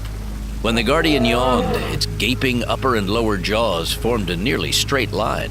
Among all the other creatures Bunkin knew of or had ever encountered, only the thylacine Badara could duplicate the feat, and his admittedly impressive teeth were no match for the ivory scimitars of this brute. You brought this upon yourselves. Who will be the first to die? Actually, none of us are in any particular hurry. Bunkin's fingers pressed, tense, on the doer. He could see Nina and Squill ready to rap, but could they sing fast enough to save themselves? The creature's initial charge took only seconds, and it was infinitely more agile than the Pitbull Bull. He'd been lucky to dodge it once. He doubted he could do it again. What do you call yourself? Of what tribe are you? We've already spoken with one who calls this the country of the recently forgotten. Oh, that's right. Remind me. The Guardian pawed at the gravel, his head weaving from side to side. I haven't made it in nearly a year, and that doesn't make me any less irritable. I know how you feel. I am a guardian of the tribe of the Saber-Tooths, since you're unable to puzzle out that simple fact, and I warned you about bringing me forth. It raised one paw. In there lie the bones of those who came before you and lingered to disturb my rest. They are well gnawed. It will be good to have a fresh supply to crack. Surely you cannot seriously be thinking of eating us. That would be uncivilized in the extreme. I lay no claim to civilization. Do I look like a vegetarian to you? I eat whatever comes my way, whether it's capable of intelligent conversation or not. I don't discriminate between idiots and geniuses. They all taste the same going down. Suddenly the Guardian winced, eyes squinting tight, throwing back its head. Some sort of pre-attack ritual chant, probably. Unexpectedly, Groggalouth started forward, hands extended. Have you gone mad, merchant? Get back here before your fish meal. Oh, let the silly twit sacrifice himself if he wants. Maybe he'll give the toothy blighter a bellyache. The sloth glanced over a shoulder. I am not about to sacrifice myself, and I am quite frightened out of my wits. It is only that when you travel as widely as I do, and see as much as I have, you acquire all manner of odd information. While observing our assailant just now, I imagined I saw something specific. Groggalouth halted just out of immediate claw reach. Your pardon, Father of All Fangs, but prior to your consuming me, might I have a closer look at something? A final favor, if you will. The saber-tooth's expression narrowed, which, given his already low, sloping forehead, gave him the look of a peaked executioner. Oh, look at what? I've already told you that you can't see the grand veritable. I'm guarding it. Oh, not that. Something more personal. Just now, when you had your head back singing, I thought I noticed something. The great carnivore eyed the sloth warily. Just what is it you want to see? Groggalouth raised both hands over his head. I am unarmed. You will be shortly. I mean that I have no weapons. These others are here at my instigation. I thank you in advance for supplying so large and diverse a meal. Having come this far in search of a dream, I cannot turn and run. I cannot back down without an answer. Do you understand? I understand that you'll tickle going down my gullet. Could you not have shaved first? All I wish is to have a look inside your mouth. You'll see that soon enough. Pardon, I have not made myself understood. It is one small portion that intrigues me. The merchant had moved closer. Bunkin saw that no matter how effective a spell song he and the others might mount, it would not be in time to save the merchant. A peculiar last request. Peculiar enough to be granted. All right, indulge yourself. I'll let you know before I bite. The saber-tooth stretched its incredible jaws wide. Thank you. Groggalouth stuck his head forward and down, twisting to one side, to stare at the Guardian's upper palate. Bunkin and the others held their breaths. Ah, there. Just there. That must hurt something terrible. It is no wonder your disposition is so befouled. He withdrew. Instead of lunging forward, jaws agape for the fatal bite, the saber-tooth eyed the squat sloth uncertainly. What can you know about it? I can see it. Upper left canine. It goes right down into the socket. How long has that tooth been bothering you? What makes you think it bothers me? As I said, one acquires many odd bits of knowledge in one's travels. It is bothering you, is it not? Did it not just cause you shooting, throbbing pain? Don't speak of it. Yes, it hurts. The pain is like a running fire in my brain. For how long? Soon after I ate a pair of exotic dancers who had lost themselves in these mountains. A human and a cat they were. They tasted harmless at the time. Ah, one must take care not to consume too many sugary tarts. The pain comes and goes, but each time it returns, it's worse. I thought as much. Unable to overhear the conversation clearly, Squill raised his own voice. Hey, Greybottom, what's the story? He has a cavity, a hole in one front tooth. No wonder he's in such a bad mood. Having a chopper like that, you can imagine the toothache it would give. I'd rather not try. And I can't. Bunkin moved to join Grogolov. I'm sorry to hear about your problem. What if we could fix it for you? You can't fix it for me. No one can fix it for me. As Grogolov took a well-considered step backward, a huge paw reached out to land on his left foot, preventing him from retreating any farther. The murderous skull drew close, and green eyes blazed into the merchant's own. No one. Not wishing at this point in time to incite you any further, I must still point out that my friends may be able to do something for you. Though young, they are purveyors of exquisite necromancy. Spellsingers. Spellsingers. The restraining paw did not move, but the eyes rose to peer past the trapped sloth. They settled on Bunkin. Is what this furry snack says true? It's true. How do you think we got this far if not with the help of powerful sorcery? I don't know. Blind stupidity. He lifted his paw, releasing Grogolov's tingling foot. At least let them try. If they fail, you can still run us down one by one. Spell singing. I don't know. What if they make it worse? Bunkin took another couple of steps forward. Is that possible? Grogolov was once more bending to peer into the Guardian's gaping mouth. It appears to be eating into the root. If you do not have it taken care of very soon, you will lose the entire saber. I suspect you will not grow another. You look rather humorous with only one of those skewers hanging out of your trap. The Guardian threw the taunting otter a murderous glare. Fresh pain shot through his upper jaw. When he finally spoke again, he was much subdued. Can you really help me? We can't make any promises. Sometimes the magic doesn't work, and often it takes paths we didn't envision. Furthermore, most of our spell singing has been defensive in nature. We've never attempted anything quite so constructive. We've only tried to do what was right without hurting anyone or anything. The Guardian nodded his understanding. I will let you try. No tricks, I warn you. I am nearly as quick of mind as I am of limb, and I won't hesitate to shred the first one I suspect of something sly. But if you can mute the pain even a little, if you can help me, I would be eternally grateful. If we can fix the problem permanently, will you let us see the Grand Veritable? The saber-tooth's green gaze shifted back to the merchant. If you can fix this so it doesn't hurt anymore, ever, I'll give you the damn thing. The merchant's face broke out into a wholly uncharacteristic wide smile. Right, let's do it. Bunkin nodded to his companions. The rhythm coaxed rather than challenged, soothed instead of confronting. Ain't no gain without no pain. But the pain in the main Sings a tiresome refrain. The bane of your entire existence. Is that a fact? Do we make sense? Take the pain and As chuck they it played out and now. sang, a small silvery cloud, a miniature of those which formed so often when they spell sang, drifted from the doer's nexus to the Guardian's mouth. An expression wondrous to behold slipped over the saber-tooth's face like a cleansing wrap. An expression not seen there since it had been a cub.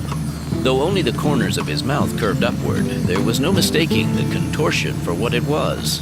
A smile. As the silver radiance faded, the heavy paw which had temporarily pinned Grogolov rose to feel gingerly of the area around the left saber. The merchant dared to inspect the sensitive region yet again. The dark gap. appears to be gone. Groggelouth stepped back. The pain is gone. The Guardian leaped into the air, turned a complete somersault, and landed effortlessly on all fours. The light in his eyes burned as brightly as before, only the motivation had changed. I'll keep my word. It's just inside. Don't want to trip over it in the dark. On second thought, wait. You've done so much for me. I'll bring it out to you. Springing from the rock on which he'd been sitting, he loped into the cave. Bunkin waited. They all waited. Even Groggelouth, who had to restrain himself from following the Guardian into his lair. Can't be very big. Not if the cat can drag it out all by himself. Maybe 'tis a pink diamond the size of his head. Or a wand. Bunkin recalled the odd mixture of disdain and apprehension with which Clothahump treated the subject. No matter how innocent or harmless it looks, we need to be careful with it. Hell, you worry too much, mate. Whatever it is, it ain't hurt this here kitty cat none. I'd say he's had plenty of time to play with it, and if it couldn't cure his toothache, then I say there can't be much power in it. Perhaps it is possessed of a different sort of power. All speculation aside, there wasn't one among them who wasn't surprised when the saber-tooth finally re-emerged with the object held firmly, but respectfully, in his mouth. Well, I'll be orificed. Nina sat down right where she'd been standing. A puzzled Snoggenhut simply smiled and shook his great head. What's that? The Guardian carefully placed the object on a smooth-surfaced boulder. The Grand Veritable. That's what you wanted, isn't it? What you traveled all this way to find? Righty-ho, but what is it? What do it do? Do? Well, it doesn't do anything. It just is. Truth, that is. The Grand Veritable is truth, just as its name implies. That's what the ancient ones who set my kind to watch over it said. Solipsisms. All this way come, all this distance traversed, great dangers and perils overcome. For that. Don't underestimate it. Truth is the most valuable of all commodities, and the most dangerous. Groggelouth put one hand to his forehead. What good is truth to me? I'm a merchant, a trader. You can't sell truth. Why not? I thought the stuff was always in short supply. The sloth looked up at her. Truth's an intangible. I do not deal in intangibles. She knelt next to the object. Looks kinda broken. I assure you it's not. Bright green eyes studied Groggelouth. I owe you much. Had I eaten you, there's no telling how long I'd have continued to suffer. So you are a merchant in tangible things. I know about merchants. I've had several for dinner. There exists a base for the Grand Veritable. Maybe you'd find it of more interest than the Veritable itself. I do not understand. Come and have a look-see. The saber-tooth started toward the cave. So despondent was Groggelouth that he followed without thinking.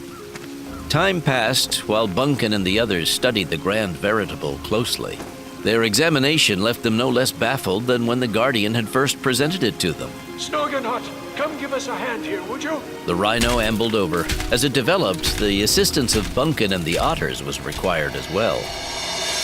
Deeply graven with cryptic inscriptions, the ancient pedestal was as tall as Nina.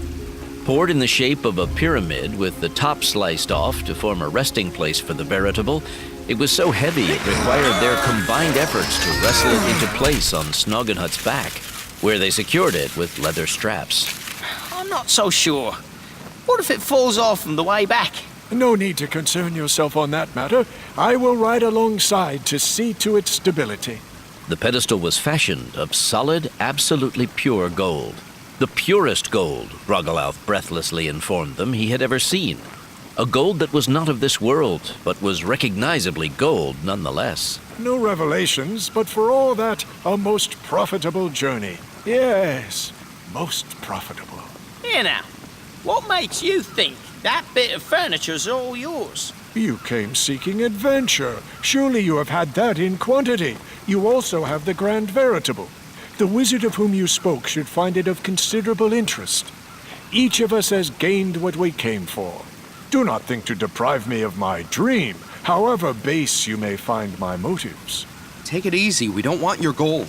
We don't? Groggelouth's right. We've gained more from this journey than mere gold could buy. But maybe just a little mere gold. Bunkin turned back to the veritable. I still don't see how this thing embodies or represents truth. It don't embody nothing but garbage, Bunkin.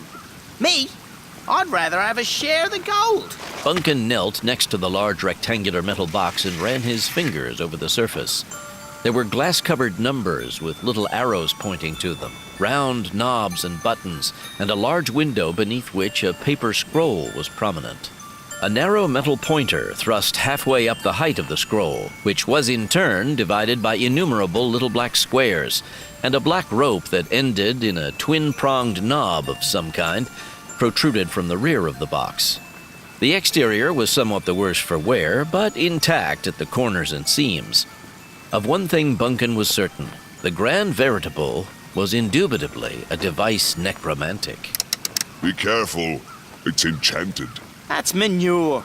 Squill leaned over Duncan's shoulder, glaring at the bruised and scratched box. Go on then, show us something. Some source of ultimate power. Smidgen overrated, wouldn't you say?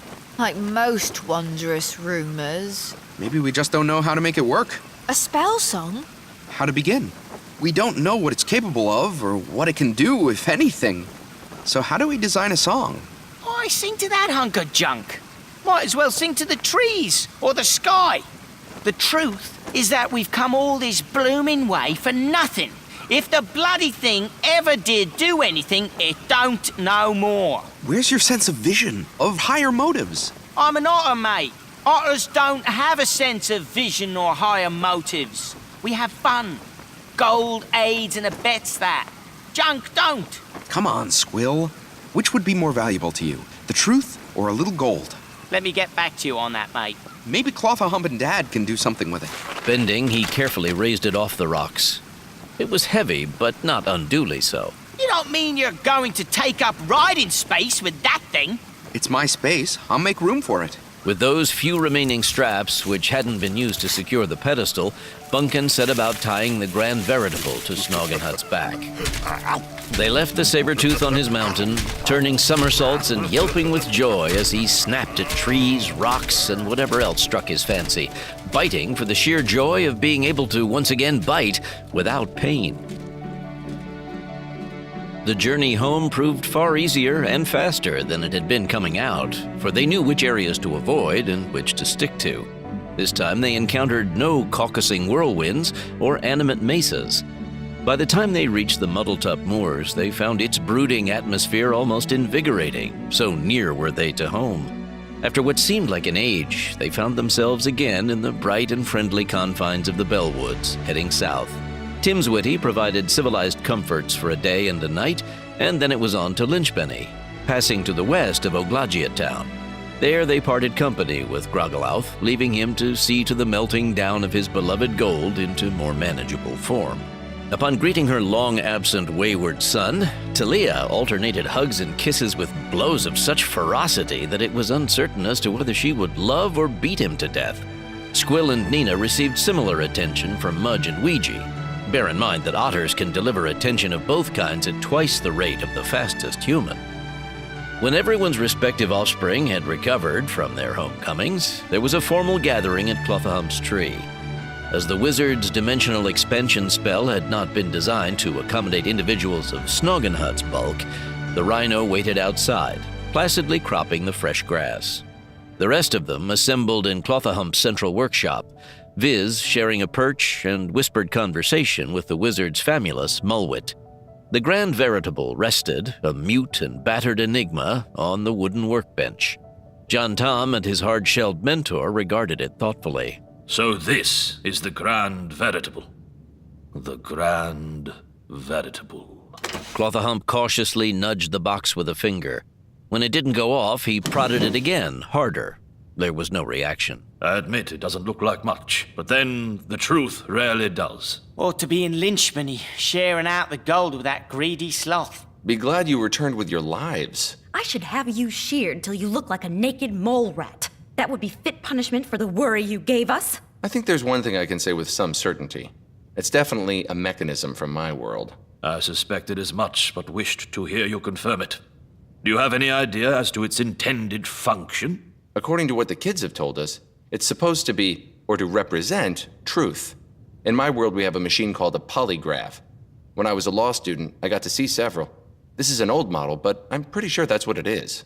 Though I suppose it could be a seismograph or some other kind of graph. It's pretty beat up. The Guardian said it was enchanted. Enchanted or not, the ones I'm familiar with are far from perfect.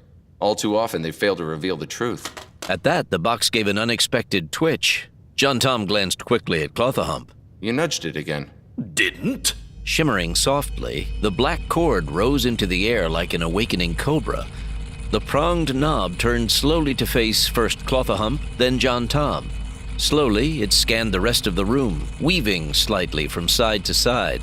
The guts of the machine were now pulsating, a soft, luminous yellow, as though something vital had sparked to life within. I always tell the truth. The cord sprouted from a tiny grid inset next to the glass-protected scroll. Bunkin could see the long metal needle, or pointer, was quivering. Then you are some kind of polygraph? The knob, which Bunkin later learned was called a plug, but which still looked like a snake's head to him, pivoted to face the senior Spellsinger. I am the Grand Veritable. I am the truth, and I never lie. You're a damn sight more voluble than any polygraph I ever saw. How'd you come to be here? I don't know. Truth travels everywhere. I remember a great storm, being studied and inspected, being transformed, enhanced, and enchanted, and finally ending up on a high place inside a cave. There I slept for some time until your offspring brought me hither. What is your purpose? To relate the truth, the whole truth, and nothing but the truth. Ha! This may turn out to be a bit of all right after all. If only that merchant knew what he'd passed on in favor of a pile of gold. It wouldn't matter. He's quite content. The Veritable's plug swung around to confront the startled otter. He wouldn't know what to do with me. He is a merchant, after all. I know what to do with you. The plug turned to him. No, you don't. That's a lie.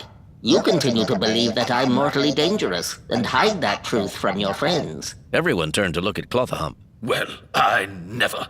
Why, you? Why haven't you spoken before now? No one addressed me. No one questioned me. The plug darted sharply in the Spellsinger's direction. But you insulted me, and I felt I had to defend myself.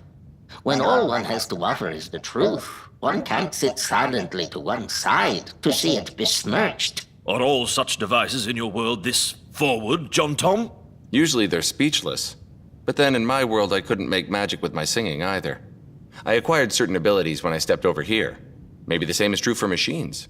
Seems to be for this one, anyway. He eyed the machine closely. Unless it's lying, of course. I never lie. The plug drooped. Sometimes I wish that I could. There are so many floating about, unexposed. Lies, that is. Never enough time to deal with them all. If you're telling the truth. Could we try it out? On each other? I do not know if that is such a good idea. As I have been trying to point out all along, the truth can be a dangerous thing. And that's no lie.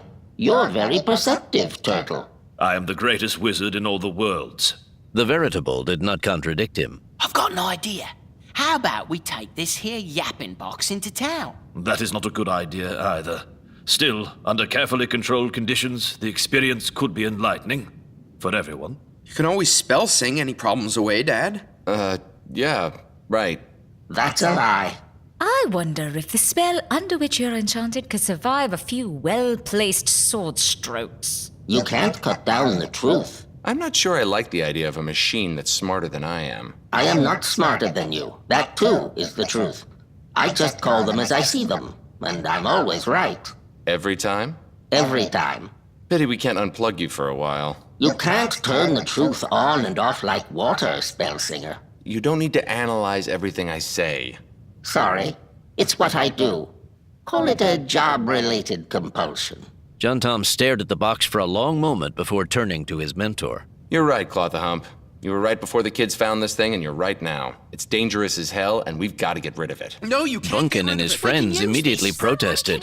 They found an ally in Mudge. Here now, mate. Let's not be hasty. It strikes me that something which can tell truth from fiction and never lie itself ought to be worth a bit of money. A fortune.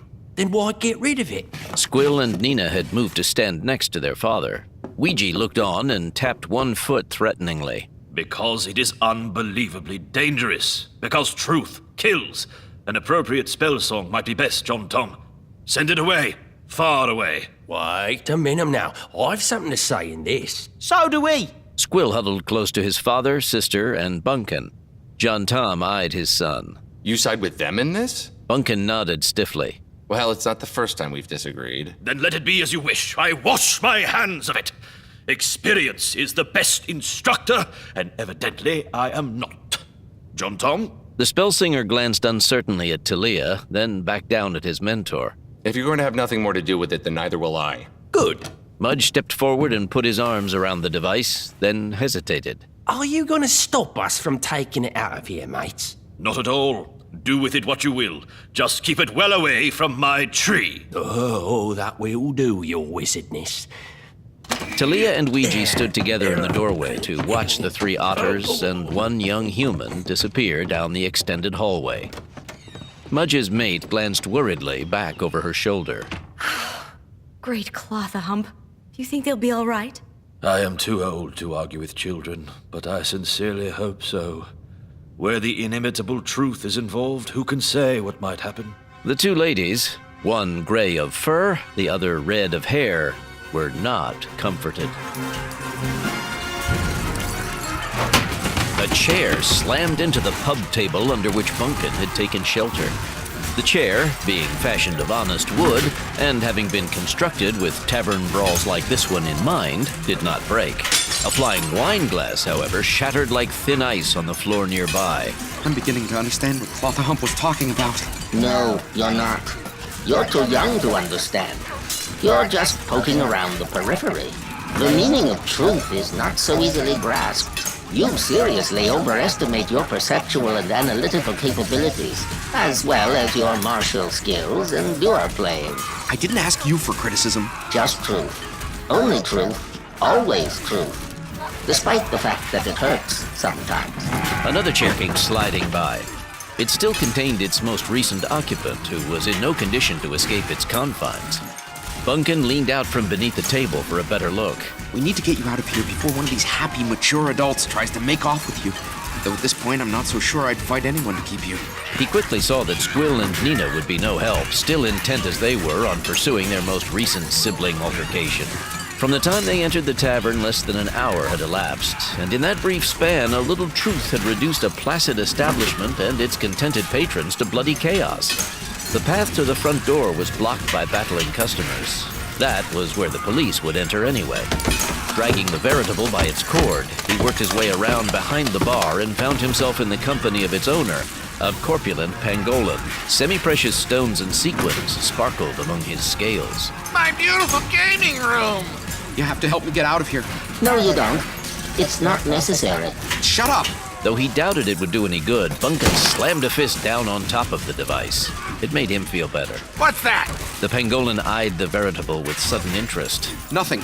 A toy. The pangolin looked uncertain. I can't imagine what started this. He did. He and his friends. 3 otters. So, you're the offspring of that tree-dwelling Spellsinger, are you not? Wonderful. I can sue for damages. The Wizard's Guild shall hear of this. Watch yourself. You can't sue a Spellsinger. Of course you can. Bunkin gave it a swift, hard kick. It rolled over and came to rest right side up. The radiance within was as strong and implacable as ever. You can't get rid of the truth that easily, my young human friend. How about if I dump you in the deepest part of the river? Won't work. The truth has a tendency to cling. Truth, eh? Then I can sue a Spellsinger for damages? Yes, but you wouldn't want to. Why not? Because you've been running a crooked house here all along. I? Crooked? What are you saying? All those decorative mirrors in the walls, in the ceiling. Some are made of one-way glass. You have agents in the crawl spaces above them spying on the games below. They report to your own plants among the players who adjust their games accordingly. A large portion of their illegal winnings goes to the house, to you. They skim just enough off the legitimate games so that none of your patrons become suspicious. Fiend in a box! Accursed furniture of the nether regions! The enraged owner searched wildly for a weapon. It's easy to curse the truth. Bunkin hefted the box in his arms and rushed toward the back of the tavern in hopes of finding an exit. Hard to deal with it. A large bottle of amber liquid exploded against the wall as he dumped the veritable into a garbage chute and dove through behind it. It deposited both of them atop a fetid mound of quite indescribable foulness in the alley behind the establishment. Struggling to his feet, he stumbled free of the rancid hillock and gathered the veritable in his arms. Which is the safest way to go? He glanced wildly to left and right, scanning both ends of the alley. To your left. Bunkin staggered off in the indicated direction. You're sure it's safe? Yes. No, I mean really safe. Really safe insofar as I am able to judge the truth of the situation. They reached the street where an inquisitive crowd had gathered outside the tavern. They evaporated wordlessly when a wagon full of uniformed skunks, civet cats, and zorillas arrived. The police would quickly put an end to the conflict, Bunkin knew. Among the hastily retreating spectators, one face stood out. He ran toward her, waving feebly. Mariana! She didn't slow until he caught up to her behind a general store. One didn't want to be anywhere in the vicinity when the police began their work. Her expression fully conveyed her reaction to his appearance. Bunkin? What happened to you? She nodded in the direction of the tavern. What's going on in there? I don't know. A lie. Ignoring the observation, she peered curiously at the machine. What's that? Never mind. Have you got any transportation? My riding lizard, but... Can I borrow it? Just for a short while. He glanced nervously back toward the tavern. I have to get out of town fast. This is something the great Clothahump and my father need to deal with. She wrinkled her nose and took a step back from him. My lizard's not with me. I walked into town. That's a falsehood. It's close by. Her pretty face twisted as she glared at the box. Are you calling me a liar? Of course. It's my job. She continued to back away. What is this, Bunkin? Some kind of depraved necromancy propounded by your father and that ridiculous turtle he works with? No, it's nothing like that. It's something I found. Squill and Nina and I. Those otters. No wonder. Maybe you're not responsible then. I guess I could do something. You've got to help me, Mariana. You know how deeply I feel about you. A lie. It's not! Mariana's a good friend. Another lie. You just want to get into her pants. You've been dreaming of it for years. Mariana gaped at the veritable, then up at Bunkin. You bastard! I thought you loved me. And here I've been saving myself for you. A lie many times over. You've already slept with more of this young human's friends than he could imagine. Mariana, is that true? Of course it's true. I just said it was, didn't I? Damn you! Bunkin raised the machine over his head, intending to smash it to the pavement. But when he looked to Mariana for approval, she was already gone, lost in the crowded streets. Slowly, he brought the box back down. Then he started running, grim-faced, through the throng and toward the edge of town. As he ran, the Grand Veritable provided a running commentary, as it were. That one there, the large man, has a vial of poison in his pocket that he intends for his mate's lover. And that one next to him... Be silent! Bunkin slapped a hand over the grid. Sorry, but I'm starting to feel really good, warmed up. There are so many suppressed truths around that need telling. I don't want to hear them! That's a lie. Yes, you do. Please have some pity. There is no pity in truth. Like most people, you fear it. And with good reason. He made it, somehow, to the familiar, tranquil glade around Clothahump's tree. John Tom and Clothahump weren't present, but a perplexed Mulwit let him in and made him comfortable until they arrived. I tried to warn you, but you would not listen to me. Hardly anyone under 100 ever listens to me. Mudge never listened to anyone, me included. John Tom peered anxiously into his exhausted son's sweat-streaked, grime-laden face. Behind them, the Grand Veritable once again reposed quietly on the workshop bench, a picture of mechanical innocence. I never realized how dangerous the truth could be. Civilization is not founded on absolute truths, but only on those the majority of people can deal with, and those are precious few. Isn't that the truth? Nobody asked you. Bunkin kept a watchful eye on the device, as though at any moment the twin metal prongs on the plug might metamorphose into actual dripping fangs. What are we going to do with it? Clothahump considered the temporarily quiescent device. Try to magic it away, I suppose. I will make an attempt. Should that fail, perhaps a spell song would be in order. Yeah! Bunkin sat up quickly. I could... He went silent at the look on his father's face. Clothahump's magic shook and twisted the tree and drew curious storm clouds overhead. Lightning and thunder failed to impress the veritable, which sat unmoving atop the workbench. When the turtle eventually admitted defeat, John Tom drew upon his memory for his most powerful spell songs. These likewise had no effect. Finally, he let his wayward son have a go at the dewar, while he sang in place of the absent otters, all to no avail. The veritable waited until it was clear they'd finally thrown in the thaumaturgical towel. You cannot wish away the truth. Not all your spells or sorcery can make it disappear. Nor is it so easy to dump in a river. We must get rid of it somehow. The wizard looked sternly at Bunkin, who sat appropriately contrite. I tried to warn you about bringing it back. Most people already have all the truth they can stand. More, in fact. That is so. It induces the ill-equipped, which is to say most folk, to fight among themselves. It destroys families, whole communities. It starts wars. That is not my fault. I do not make truths. I only report on them. You can't blame me if people prefer comfortable prevarications. Why, if everyone told the truth, I'd be out of a job. And damn glad of it. John Tom looked beaten, but no more so than his mentor. What do we do now? Leave it here. Isolate it within this tree. Keep it away from everyone else. I have lived several hundred years and can handle the truth better than most. We must all do our best to ignore it. You cannot isolate the truth, and you cannot ignore it. Eyes glittering, Clothahump approached the mechanism. Beneath that wizened, unexpectedly energetic gaze, the plug drew back. Maybe the truth couldn't be eliminated, but it could occasionally be cowed. We can but try. The wizard beckoned to John Tom. Come, my friend. We will consult the texts and see what can be done. If anything more can be done.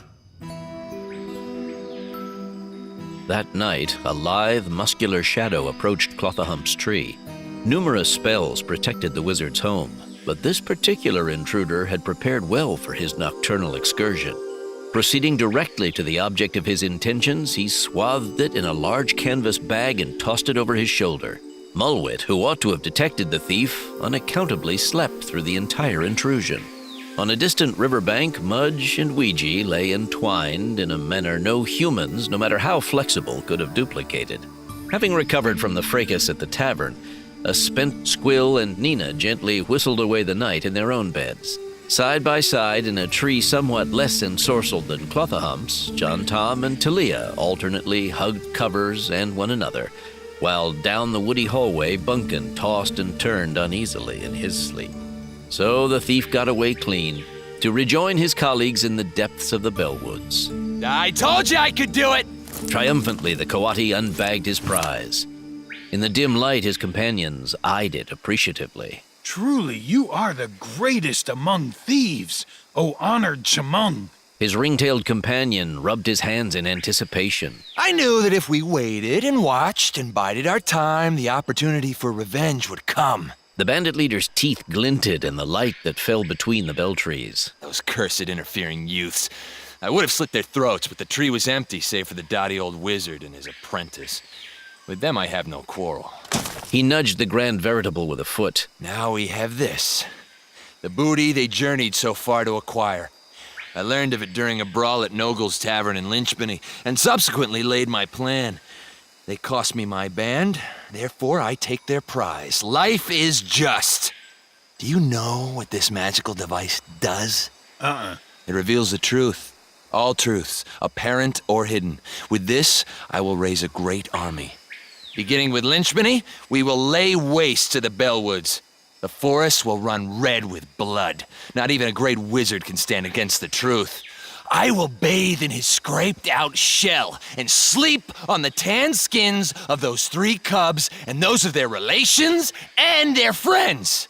In payment for the humiliation I have suffered, their skulls will be impaled on the gables of my home. Come, my loyal companions. It is time to begin. They moved into deeper forest, heading toward town. I will share my victory with you as we have always shared our spoils. That is a statement which contains several blatant untruths. No one queried you, Box. When he looked up, it was to find that his two remaining warriors eyed him speculatively. Not too many days later, a thrashed, defeated figure limped into the distant town of Mulderpot, having been chased away from one town after another. His clothes were in rags, one ear and several teeth were missing, and his formerly resplendent tail had been singed down to the bare skin. He shut the shop door against the steady rain.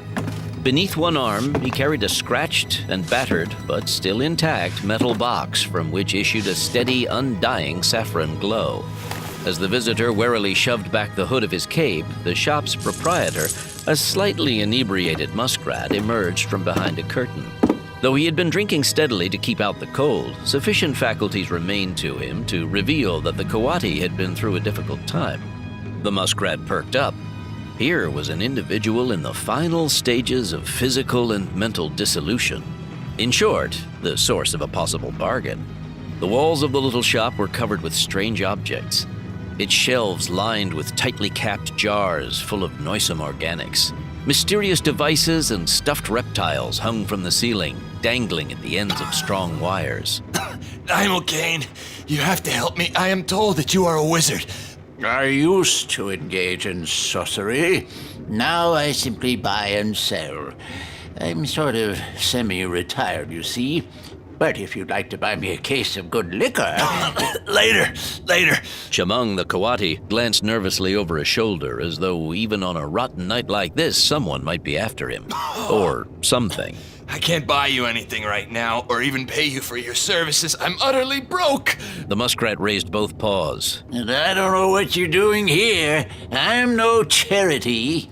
Oh, please. The coati all but collapsed on the narrow countertop. You've got to help me. If you don't, I will surely die. Or go mad. That's the truth. The voice spoke from the box beneath the coati's ill-kempt arm. Intrigued, the muskrat stood on his tiptoes and leaned forward. No, what have you there, traveler? Oh, for old tale's sake, don't listen to it. Don't pay any attention to it. Pretend it's not there. The coati's expression verged on mania, the muskrat thought. You can't do that. You can't ignore the truth. The truth? The muskrat was sobering fast. What does it mean, the truth? It detects lies and gives the truth, always. Whether you ask the truth of it or not. Water ran down his long snout and dripped from his black nose. Oh, that's all it does.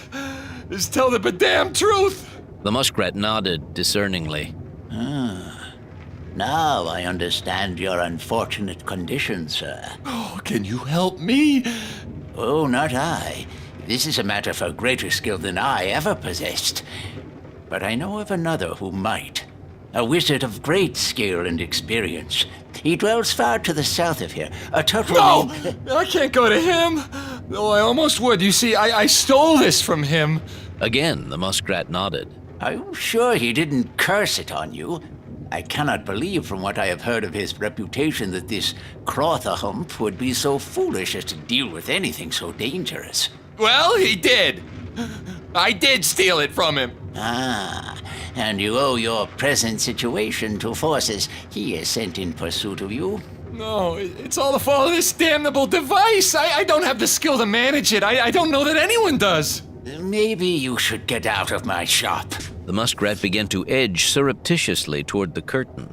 If the great Crothahump was so afeard of this thing that he allowed it to be stolen, then it is far beyond my civil skills to master. Oh, you're my last hope. I can't go on. I've tried abandoning it, leaving it behind, even throwing it into a deep ravine. It follows me wherever I go, sleeping, eating, everything. Once you get attached to the truth, you can't just walk away from it. You see to what pitiful state I, the great Chamung, king of thieves, am reduced. Certainly in a bad way. The muskrat interrupted his retreat. Truth. There may, just maybe, one way. The shop owner considered the veritable thoughtfully. A flicker of life brightened in Chamung's eyes. Anything. I'll do anything. There are tales of a passage, a means of travel between our world and another. Rumors, gossips, hearsay. If you could enter that passage and leave this infernal apparatus on the other side. Yes, yes. It is true that you cannot abandon the truth, but it is sometimes possible to give it away. Well, does the small fat one speak the truth? He does. Upon a promise of a lifetime of devoted servitude, which covenant the muskrat thoughtfully had the veritable verify, the small wizard, semi-retired, mounted and led an expedition far to the south of the river Tailorome, beyond the lake region and the Morgul swamps. There, after a long, most arduous journey, they succeeded in abandoning the grand veritable in the far reaches of a certain cave. Much time passed in retracing their difficult route until the Coati grew convinced the curse of truth had been lifted from him, and true to his promise, he remained in the service of the shop owner until the day he died of an excessive imbibulation of a certain high-proof booze. In the lightless, pitch-black recesses of that singular cavern, the grand veritable languished, barely active, until one day a pair of children, much younger than Squill, Nina, or Bunkin, stumbled upon it. They wore old blue jeans and carried waterproof flashlights, for the cave was often full of water at that time of year. Being well-trained children, they did not touch the box, but instead brought their grandfather to see it. He was accompanied by their guide, who promptly pushed his hard hat with its carbide lamp back on his head and scratched at his receding hairline. Don't recall ever seeing that in here before. Damn teenagers is always dumping their trash around. The old man tilted his head back, blinking as drip water splashed in his eye. Must have fallen down through a sinkhole or natural pipe. The other man played his light over the device's metal exterior. I wonder what it is. Can't tell for sure. The grandkids ask if it doesn't belong to you, if we could have it. He looked at their guide. Well, I don't know. Looks like junk to me. I'd be beholden to you if you'd get rid of it for me. The visitor nodded and bent to examine the battered machine more closely. Looks like some kind of measuring device. See here? He wiped grime from the large glass plate. Hey, you know what? This is an old polygraph. Something I sure don't need in my business. Looks like it's broke anyway. Dumped here like this in this wet and dark. But it's almost an antique. Spruced up, it might be kind of fun to put in the office. Sure to get a few laughs from the staff. He was a big man, even for a Texan, and with the guide's assistance, he was able to wrestle the device over to the main trail and back to the cavern's entrance.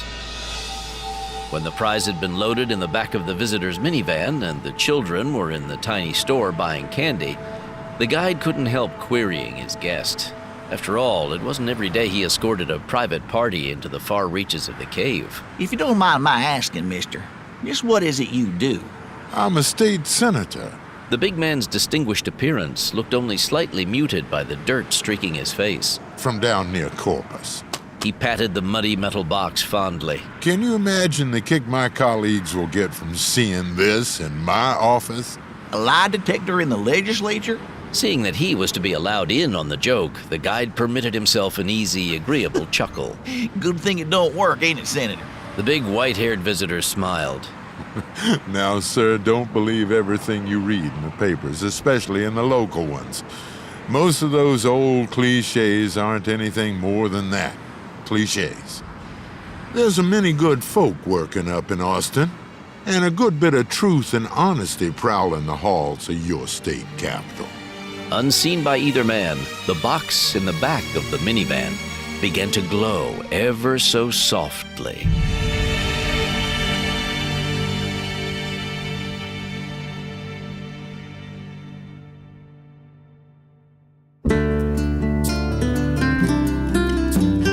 Spellsinger, Book 7, Son of Spellsinger is a graphic audio production.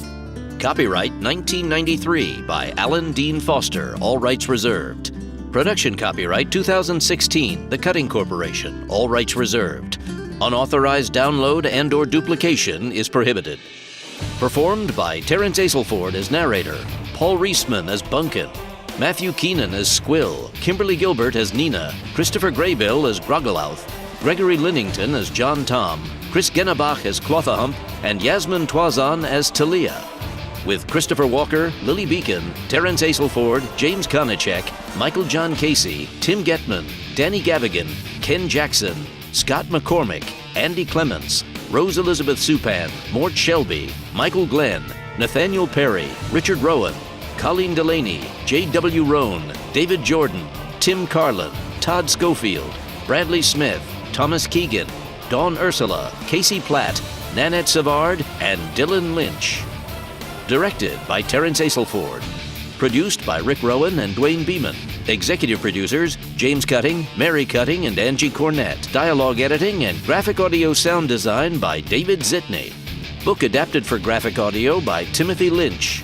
With original music by David Zitney.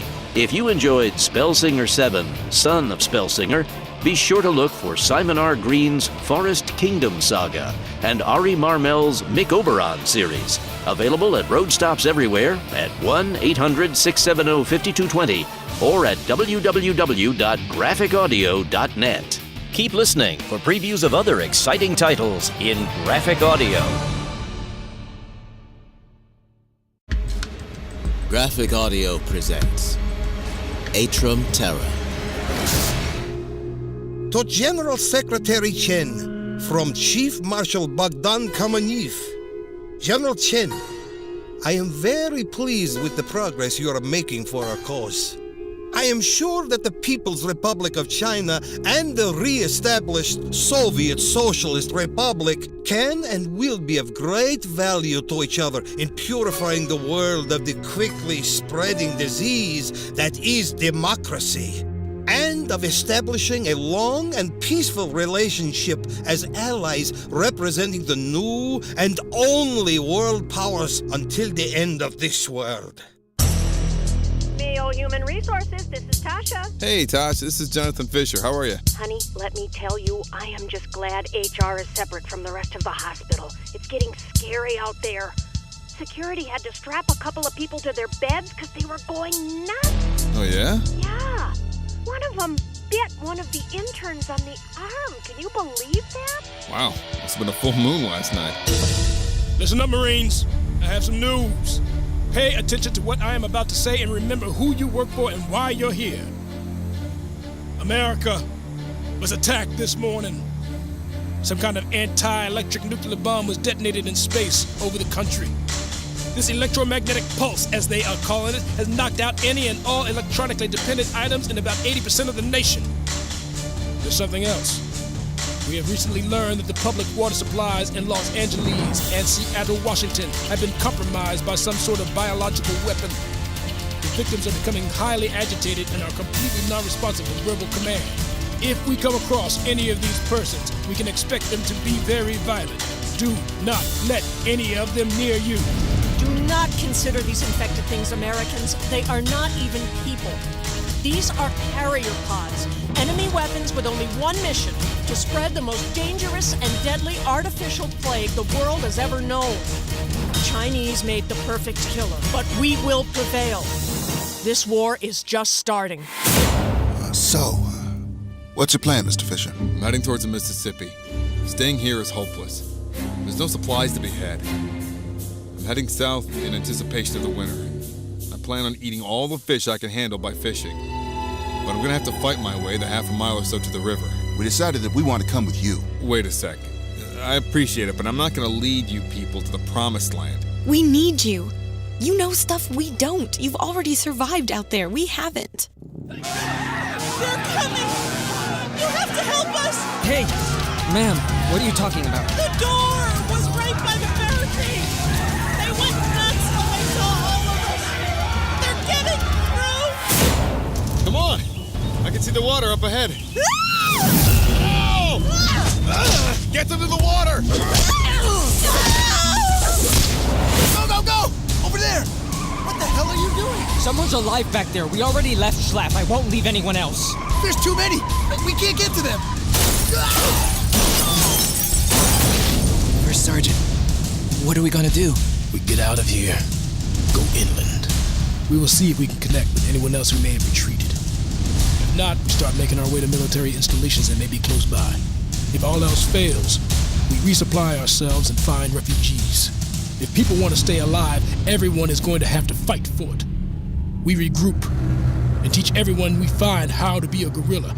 I, for one, am not going out without a fight. Available now in graphic audio.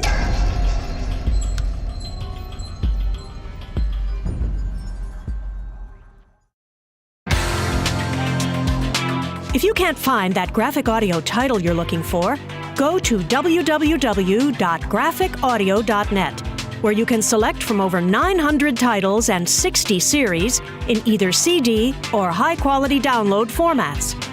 If you would like to listen to an entire series, you can conveniently purchase the whole sets on CD or USB flash drive from graphicaudio.net. At graphicaudio.net, you can now earn loyalty rewards points, redeemable toward future online purchases. You can also get full mobile downloads directly to your phone or tablet with our new Graphic Audio Access app, available on all Android and Apple devices, so you can listen on the go, anytime, anywhere. Call 1-800-670-5220 or visit www.graphicaudio.net. Be sure to sign up for our email newsletter, like us on Facebook, or follow us on Twitter.